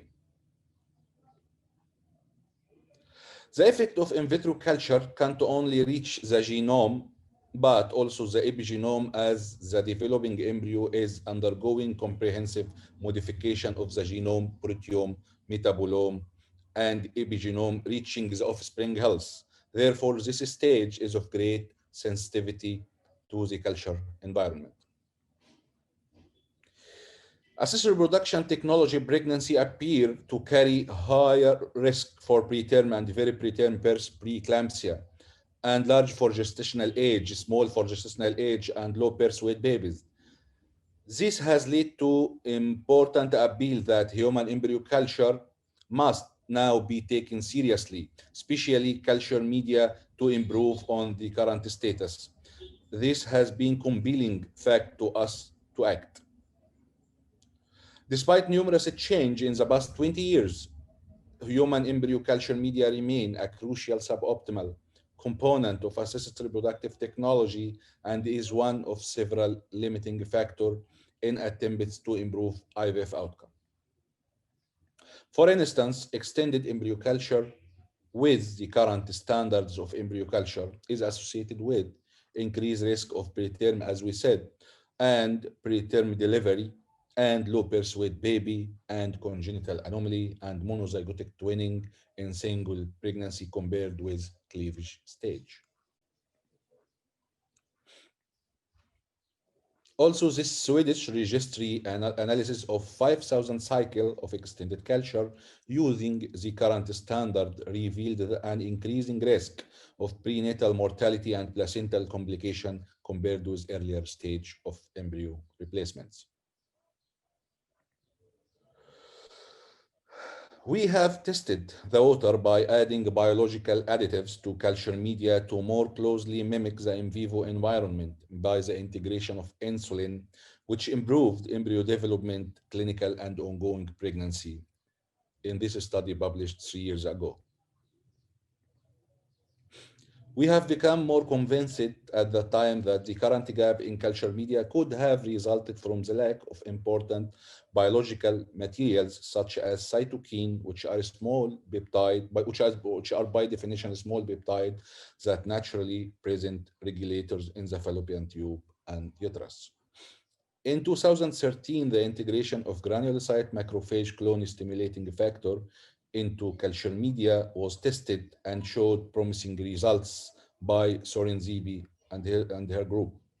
In 2015, we tested the addition of 500 nanogram of granulocyte macrophage clone stimulating factor for the transfer medium, and we have had promising results at that time.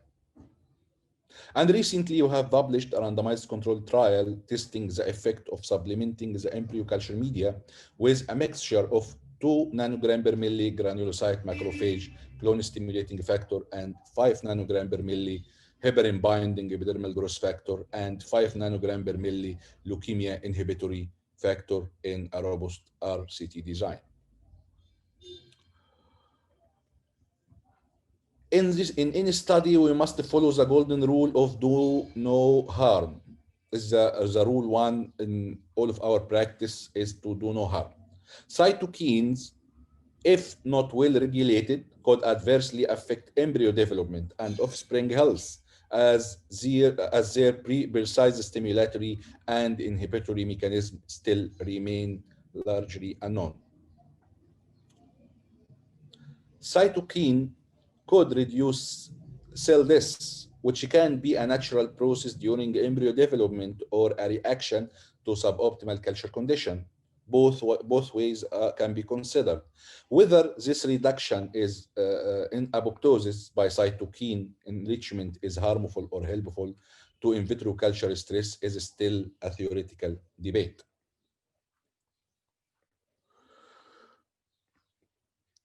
It is also debatable whether the lack of cytokine in culture media result in difference between the in vitro and in vivo produced babies, and this remain a possibility. Co-culture system contributes unknown cytokines and have produced the humans who are now 30 years of age with no specific problems. However, they are obsolete except for autologous endometrial cells. The current culture condition have adverse consequences for IVF babies compared to their in vivo counterparts. A lack of cytokines in the culture media can be a cause for adversely affected IVF babies because a disruption of cytokine during the pre-implantation stage in animal model has shown negative consequences. Therefore, it is plausible that concerns for using identified cytokines in human embryo culture appear theoretical, as co-culture system can give reliability and safety for clinical evaluation. Currently, information for the hypothesis-driven research in experimental studies and co-culture system can justify evaluating different mixture of cytokine in randomized controlled trial. And today, in his presentation, Professor David Gardner referred to his last publication that cytokine mixtures different than this one altered the embryo development but have some consequences on the birth weight on mice. Really, it is worth noting that the mice model is good to test, but many studies revealed that the human respond differently than the mice models. Granulocyte macrophage clone stimulating factor and heparin binding epidermal growth factor, as well as the leukemia inhibitory factor, appear in a harmonious combination and will qualify for evaluation in randomized controlled trial, as every one of them is tested in different studies. We choose conservative dosage of leukemia inhibitory factor and heparin binding epidermal growth factor to be 5% of those reported in the other preclinical experiment with human embryos. while granulocyte macrophage colony stimulating factor dosage was the same as reported previously in the randomized controlled trial of Solenzibi. Our study included 443 participants. The primary outcome was the ongoing pregnancy rate. It had complex two-level of randomization. We did a sibling oocyte split per woman for a one-to-one randomization for culture in the relevant medium. We also randomized the women to receive embryo developed in either cytokine enriched or usual medium. The study randomization was in block size of 4, 6, and 8, stratified for study site, and the study explored the live birth rate and cumulative live birth rate within 1 year of randomization. In contrast with most studies in clinical embryology, we were able to mask the embryologist who did the embryo culture and grading. We did that by assigning independent team to supplement the media with cytokines and prepare coded dishes representing the relevant medium. Overall, we concealed the allocation from participant, clinician, and the laboratory team who performed the culture grading and transfer, which can be considered triple blind design. The power of this study was set at 80% and 5% significant level, and the effect size was calculated by logistic regression and presented as relative and rate difference with 95% confidence interval, and we did the primary analysis on the intention to treat concept. 224 participants were allocated to the cytokine arm and 219 were allocated to the conventional medium. No between group differences were observed in the baseline characteristics in this study. Compared with usual medium, the cytokine enrichment result in decent improvement in blastocyst formation, quality, cryopreservation, and utilization, culminating in a high rate of all kind of implantation. The mixture of cytokines we used showed improvement in the rate of ongoing pregnancy rate, live birth rate, and cumulative live birth rate within a year of randomization, and showed a reduction in pregnancy loss without observation of detrimental effect on congenital malformation and deaths.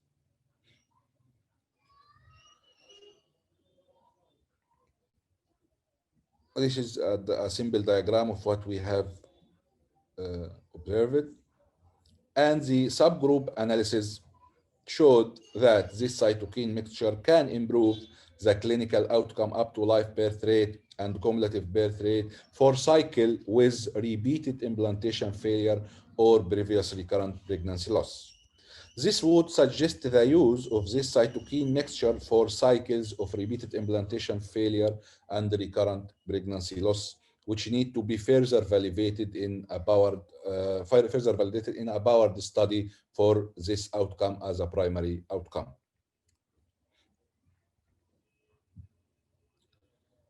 What were the strengths of this study? Two independent group of statisticians outside the trial site managed the data and performed all the analyses. The baseline medium was live global media for both groups, and we used recombinant human serum albumin to eliminate any uncontrolled cytokine introduction with the human serum albumin or complex proteins. The sibling oocyte split model accounted for the participant as a variable for evaluating embryo development in vitro culture, while it allowed for between group evaluation for clinical outcome. We used the Phyllis-Kappa test to account for variability between clinicians and embryologists. We used the intention to treat concept for analyze our data, and this trial identified the ongoing pregnancy rate as an advanced primary endpoint and explored the rate of live birth rate and cumulative live birth rate. Clinicians and embryologists who performed egg retrieval, ICSI, embryo culture, grading, transfer, were unaware of the allocation, which can enable this study as a triple blind design. This study also has some limitation. The study didn't consider the term or cumulative life birth rate as primary outcome. The trial didn't adjust for multiple comparisons of secondary endpoint, which might inflate type 1 error, which suggests they should be interpreted relatively cautiously.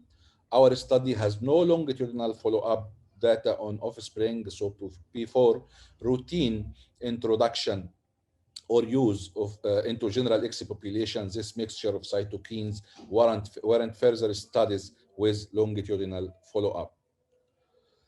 As someone has to enter this uncharted area, this trial has taken all the possible precautions before conduct, such as pre-registration, the unbiased approach of counseling, and the sufficient power plan prospectively as confirmed post hoc.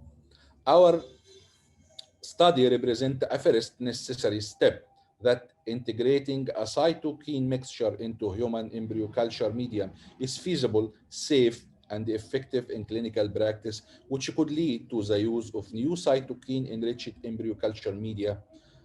If, as appear to be the case, enrichment of medium with granulocyte macrophage clone stimulating factor, heparin binding epidermal growth factor, and leukemia inhibitory factor can be a safe option to optimize the human embryo development in vitro. This would have implication for improving the IVF outcome.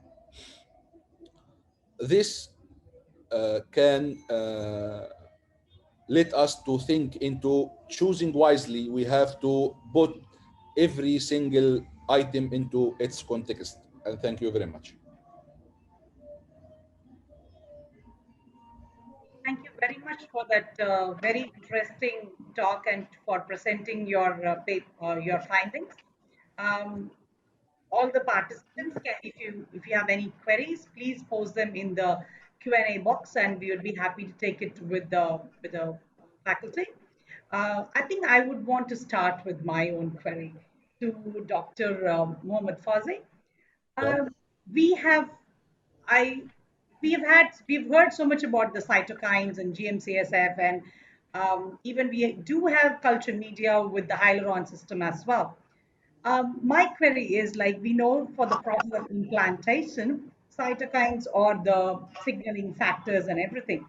But then when we add them to the culture media, are we do you, are we expecting that they would rescue a poor quality embryo? Yeah, we can't answer this question directly, but it can. I'm sorry, there's some noise. It can help rescue some poor quality embryo as it optimize the embryo culture.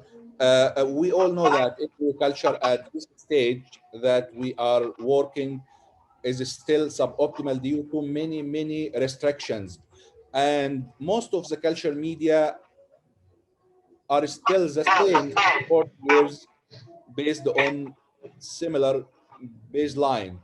The improvement that has been showed from co-culture system previously may indicate that this system, by integration of these biological materials that is we are already lacking in the current media, may have I'll not say rescue, but may can let the current embryo culture medium to closely mimic the in vivo condition, which is optimized for poor embryo development and good embryo development. And this can also empower to some media, as Dr. Gafar already endorsing from a media without protein. By integration of some cytokines, we can reach this stage in the future. That is something I think we are all looking forward to. Something to rescue or poor quality embryos, or prevent us from having poor quality embryos. That's something we are all looking forward to. And I'm so sorry, I have so many queries about the cytokines, because I do have used that media for like 3 to 4 months. I did try it out, and it was quite beneficial. But I tried basically not in all the patients who walk through the IVF lab, but then I selected the patients because it's slightly more expensive, actually prohibitively expensive. So I chose the patient where they had either had previously very poor quality embryos, or patients who had recurrent pregnancy losses or implantation failures, only 3 categories, and I used them. Do you suggest that, and let me say, I did have a fair amount of success as well. I have my stats, but I'm not ready as yet. But then, do you suggest that we use it for all our patients, or we use it in this subset of people who are specialized and who need special help? Yeah, we showed some promising results of using this cytokine mixture for although for the intention to treat for all cycles, but the subgroup analysis suggested that this cytokine use may help the repeated implantation failure cycle and pregnancy loss, as you are already doing. I think before the generalization of using this media for the general XC population, it need to be investigated for its safety on the offspring, or sorry, a longitudinal follow-up of either the study already have been done by Sorenzibi or our group, or another study that can implement a longitudinal follow-up because before its use in the general XC population. However, we have a very promising result about the safety can be drawn from the co-culture system, which already supplemented the medium with unknown and very high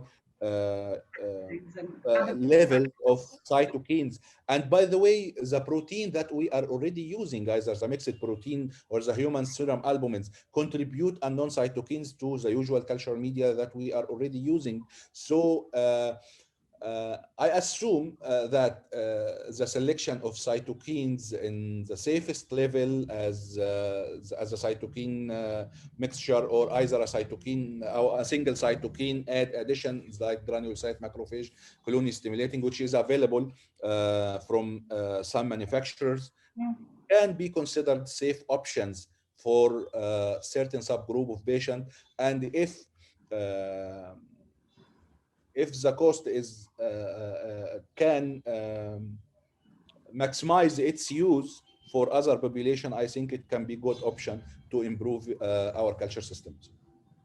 Thank you for answering. It's a wonderful and an exciting avenue to look forward to. Definitely, we would be very happy to. Anybody has any questions? I think I'm so sorry. I can ask many questions. There is one question for Dr. Jafar Ali.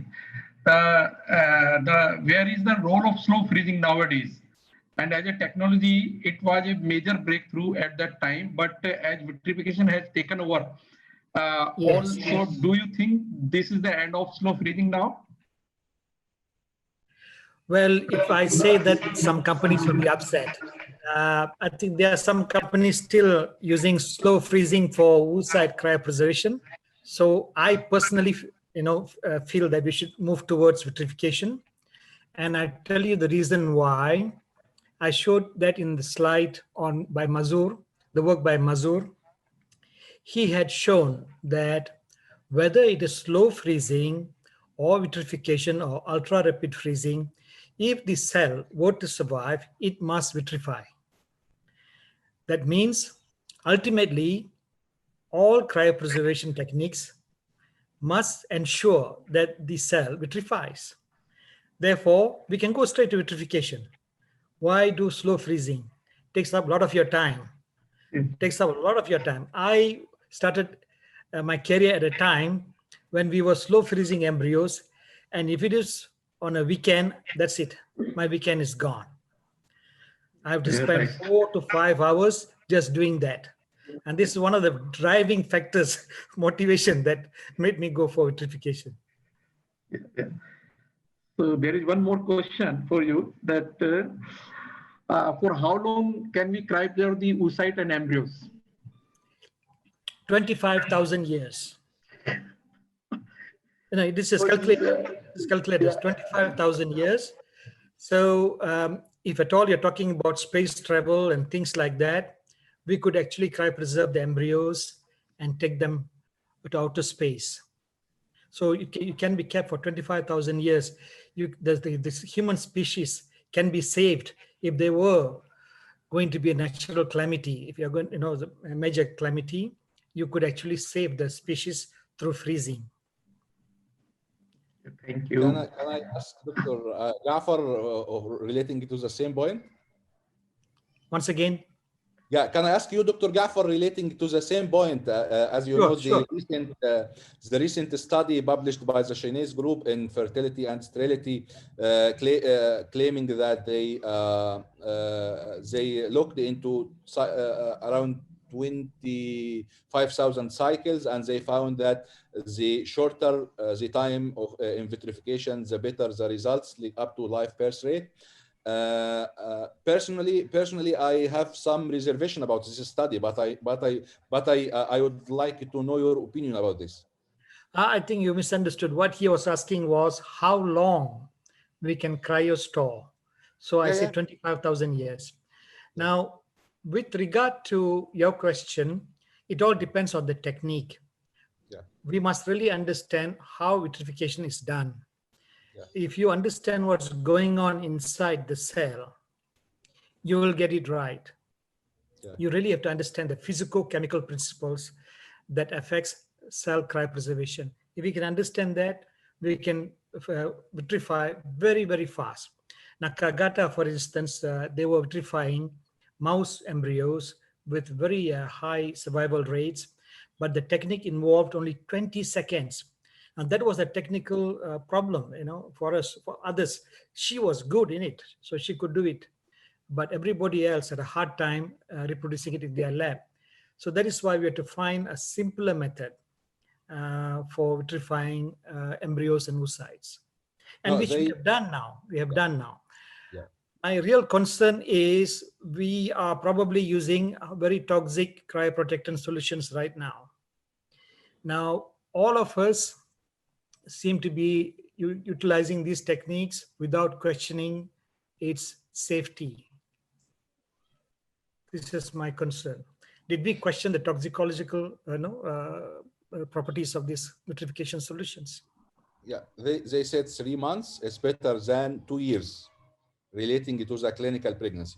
If they are using the same protocol of cryopreservation, vitrification, and the same composition and the same everything, and they said that if we transfer within 3 months, we will have a significantly higher results than moving to 6 months, 1 year, and 2 years. Yeah, like I said, it all depends on the technique you use. They are perfect techniques or techniques closer to perfection, with which you can keep the embryos going for years. For instance, sperm cells, they have kept it frozen for years now, I think up to 2 decades or so, and they got pregnancies with that. So it all depends on the technique. It's not isolated, like, just with this particular thing, it can, will not last beyond 3 years or so. No, it's not like that. I think it's the technique itself. Thank you, Dr. Muhammad, that paper, when they talked about 3 months, physiologically, it's very difficult to comprehend, because once it's vitrified in liquid nitrogen, why should time really matter? So whether it's 3 months, 6 months, 1 year, unless the maintenance is not good, and it has to do with something with the level of liquid nitrogen, or whether it's fully, the tank has been full. So maybe those are the factors rather than time itself. So it could be one of the things, because otherwise it's very difficult to physiologically explain these differences that what they have reported, because it became a big thing when that paper came out. I could add one point to that. That is, even under frozen conditions, senescence can continue. That means you can get old. The enzymes are still active. So if the cryopreservation was done very well, then you can slow down the senescence. Yeah, there is another. So the technique must be perfect. But do you mean to say at minus 196 there is some enzymatic activity on? Yes. There is. Senescence will continue. You cannot stop senescence, but at a very slow rate. But if your technique that you are using is not good, you may increase. I think this is my feeling. I don't have proof, of course, but this is my feeling. But for that particular baby, paper,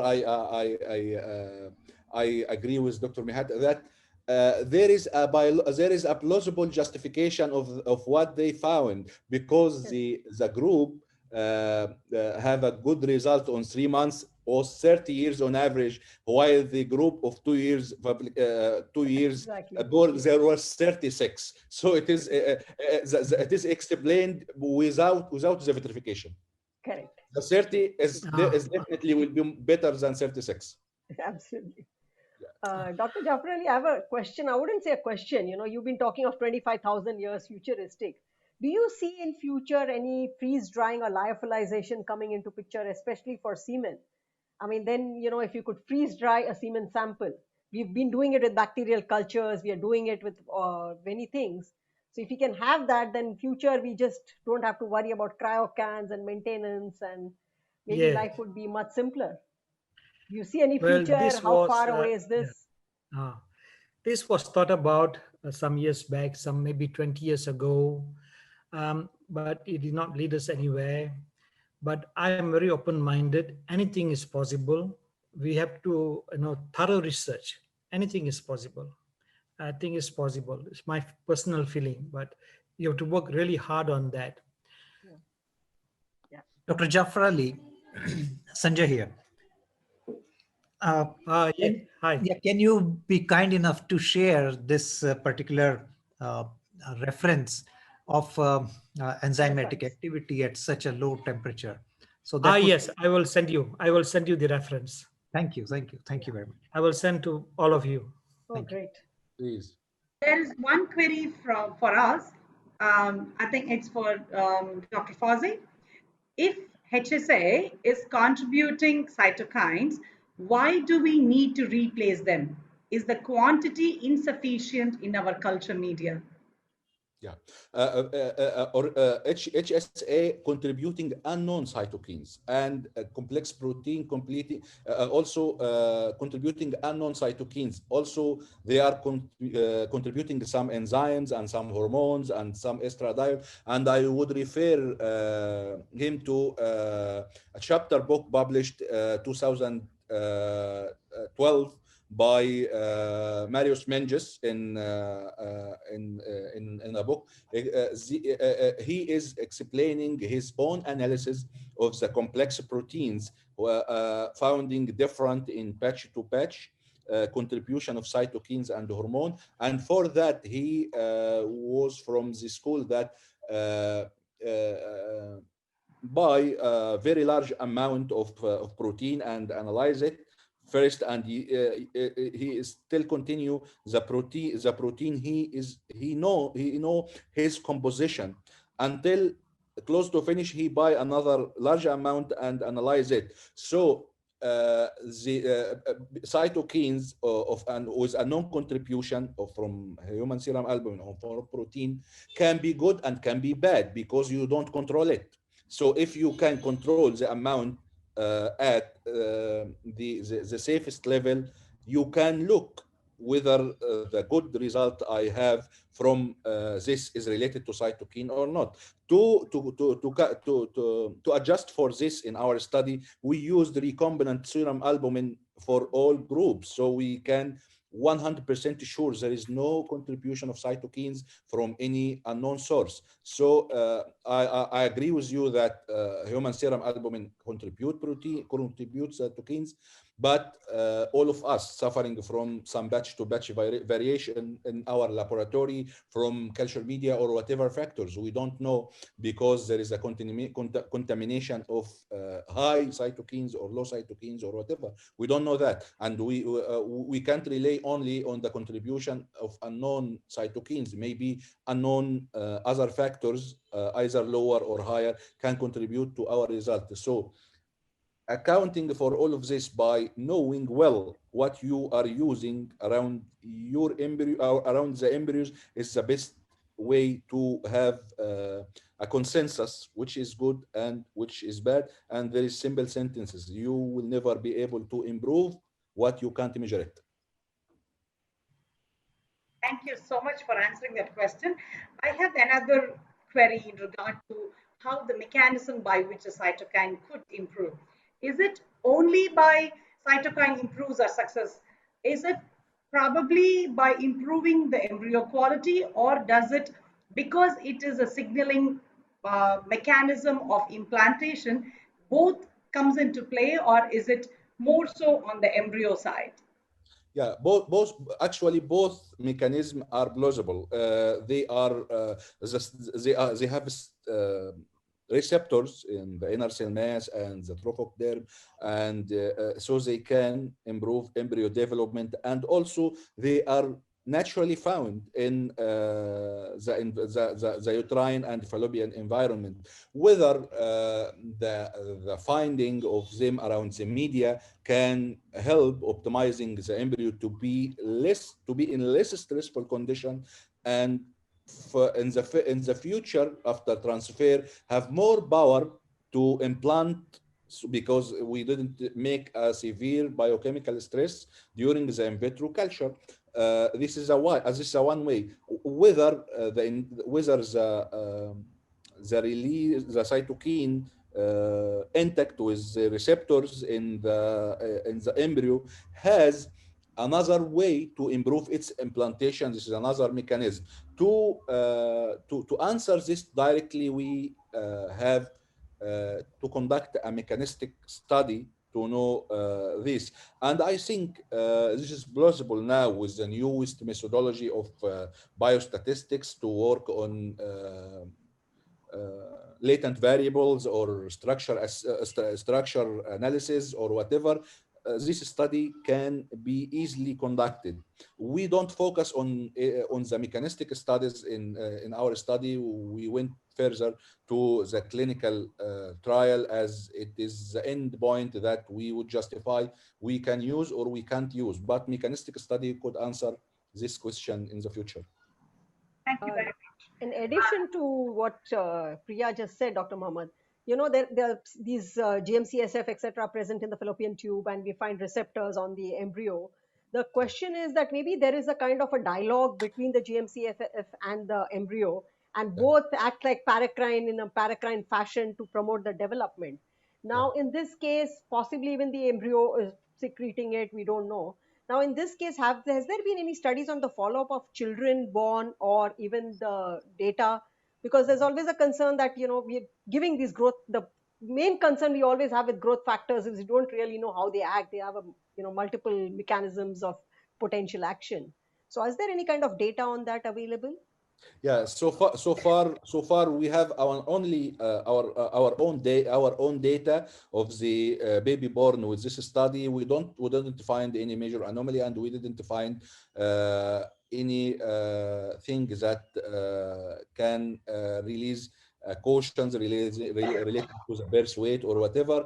And I think our earlier study done by Soren Zibi 2013, if they have this type of data, could shed some lights about this, because their study conducted 2013, I think 6 years earlier than ours. But I'm not aware if they published something like this or not. Okay, thank you. I have a question for Dr. Yusuf. I personally found your study very, very interesting, because when morphokinetics came in many years ago, we were really hoping that we would be able to identify the best embryo and do the selection and under controlled conditions. And I'm thinking a lot of people were let down when it didn't show any dramatic improvement in pregnancy rates.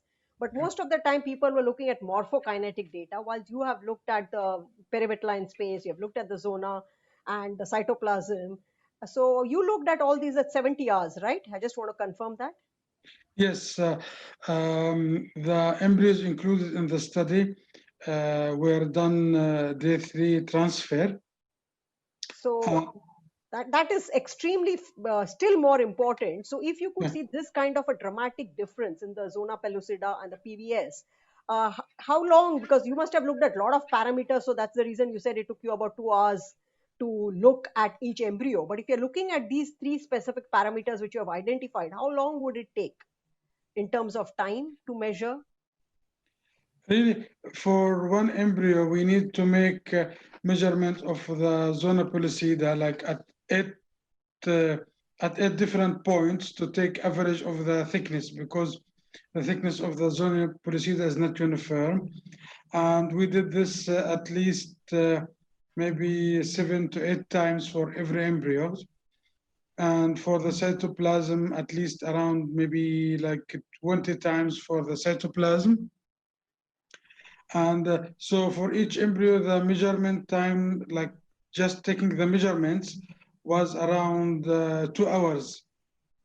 Okay. But I'm just wondering that it took because you took so many, but maybe in your future studies or wherever, if you can reduce and see whether you're getting similar results. So minimum measurements to be taken. The reason I ask is that at day 3 is where the major changes occur, where the embryonic genome gets activated.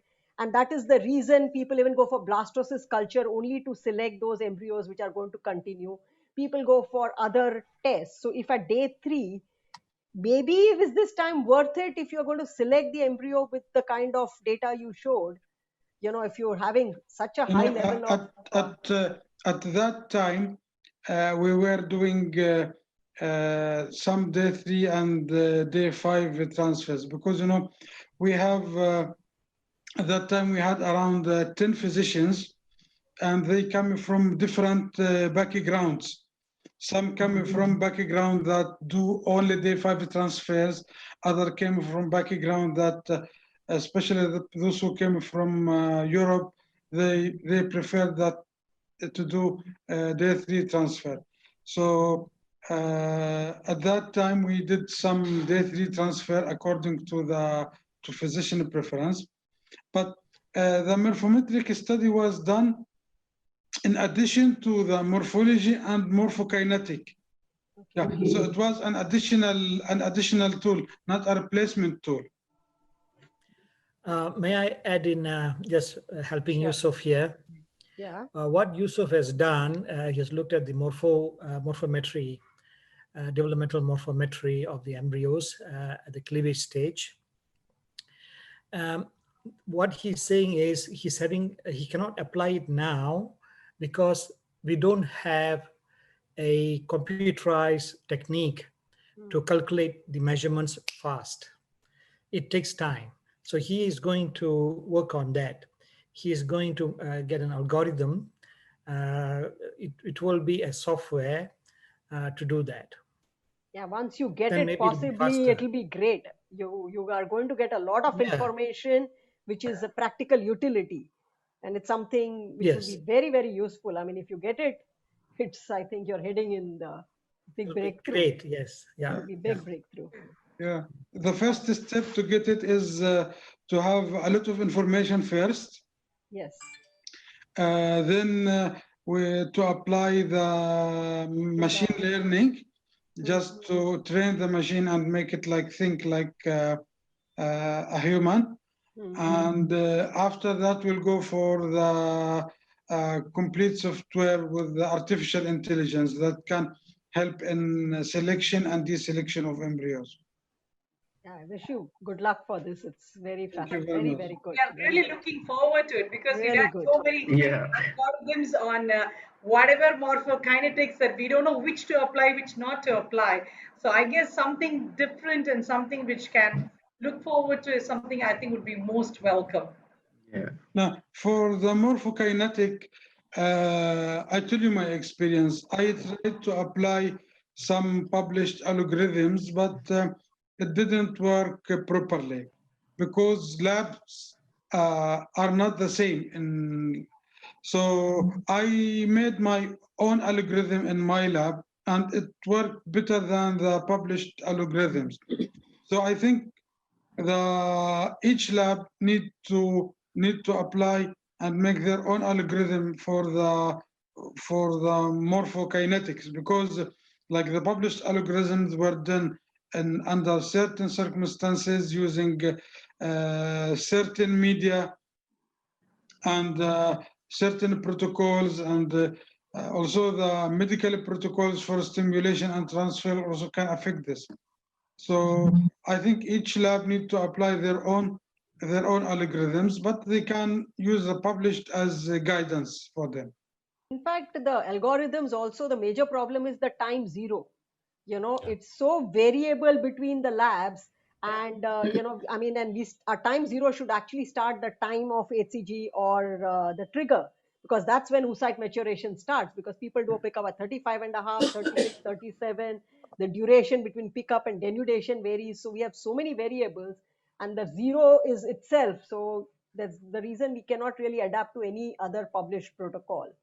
So I think morphometrics is possibly a more accurate way to go. Let's hope.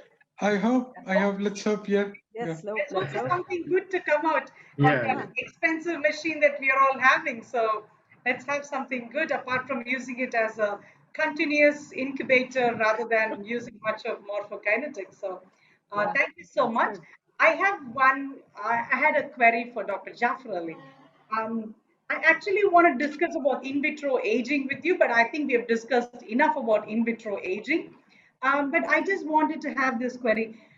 Is M2 oocyte the best stage in which to freeze the oocyte, or could GV be a better stage? Are we not doing a GV freezing because of the reason that our IVM is not robust? Yeah, I think that is probably the thing that's holding us back. With IVM, what we are having now is nuclear maturation, but cytoplasmic maturation is lagging behind. Probably that is why you could achieve vitrification with both, but with GV, the problem is, in my personal feeling, as well as what I've observed, is the lack of synchronicity between nuclear maturation and cytoplasmic maturation. If we can address that, I think we can go for GV. So GV might be a more stabler stage to freeze rather than the M2 with the spindle exposed. I should think so, but there are various types of GVs. There are some GVs which are very sensitive to freezing and cooling, and then yet there are others which are very robust. So it all depends on the quality of GVs that you get. Yeah, thank you so much. You're welcome. Dr. Fazi. I just wanted to, sorry? Yeah, please continue. Please continue. Now, I just wanted to comment on embryo culture. Over the last 40 years or so, we've come to a stage where we are getting about, in some good centers, well over 60% pregnancy rate. Now, that is 3 times the natural fecundity rate, and that too in under pathological conditions. So we are doing very well indeed. So I think overall we have done very well. So the additional things that we are going to do hopefully will increase, but I wonder how much more we can do. Can we make everyone pregnant? I think that is not possible. So we have to think about this very carefully.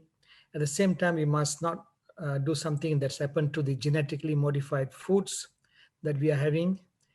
That's worrisome. So we have to tread carefully where we are heading. It really worries me at times at the pace at which we are developing in this area. Maybe this is a good time to stop, pause, and then go up again. So we just have to be careful, I think. Yes. So I was asking to Dr. Fazi. Yeah, please. Once I was listening to Sarah Robertson, and she mentioned about the practice of advising sexual intercourse just before or after embryo transfers, because seminal plasma do contain some cytokines. Yeah. So is it just a placebo effect, or does it really work? We think that it really works because it is natural and it is physiological. Going back to the physiology in any procedure will make things better. And Sarah Robertson is already a very experienced one in this area and started 30 years ago, I think, and he is one behind the cytokine integration in culture media. I think what she said is likely to be a reality rather than a placebo effect. Okay, so Yeah, yeah, I could add on to that. yeah. I could add on to that. What Fauzi said is right.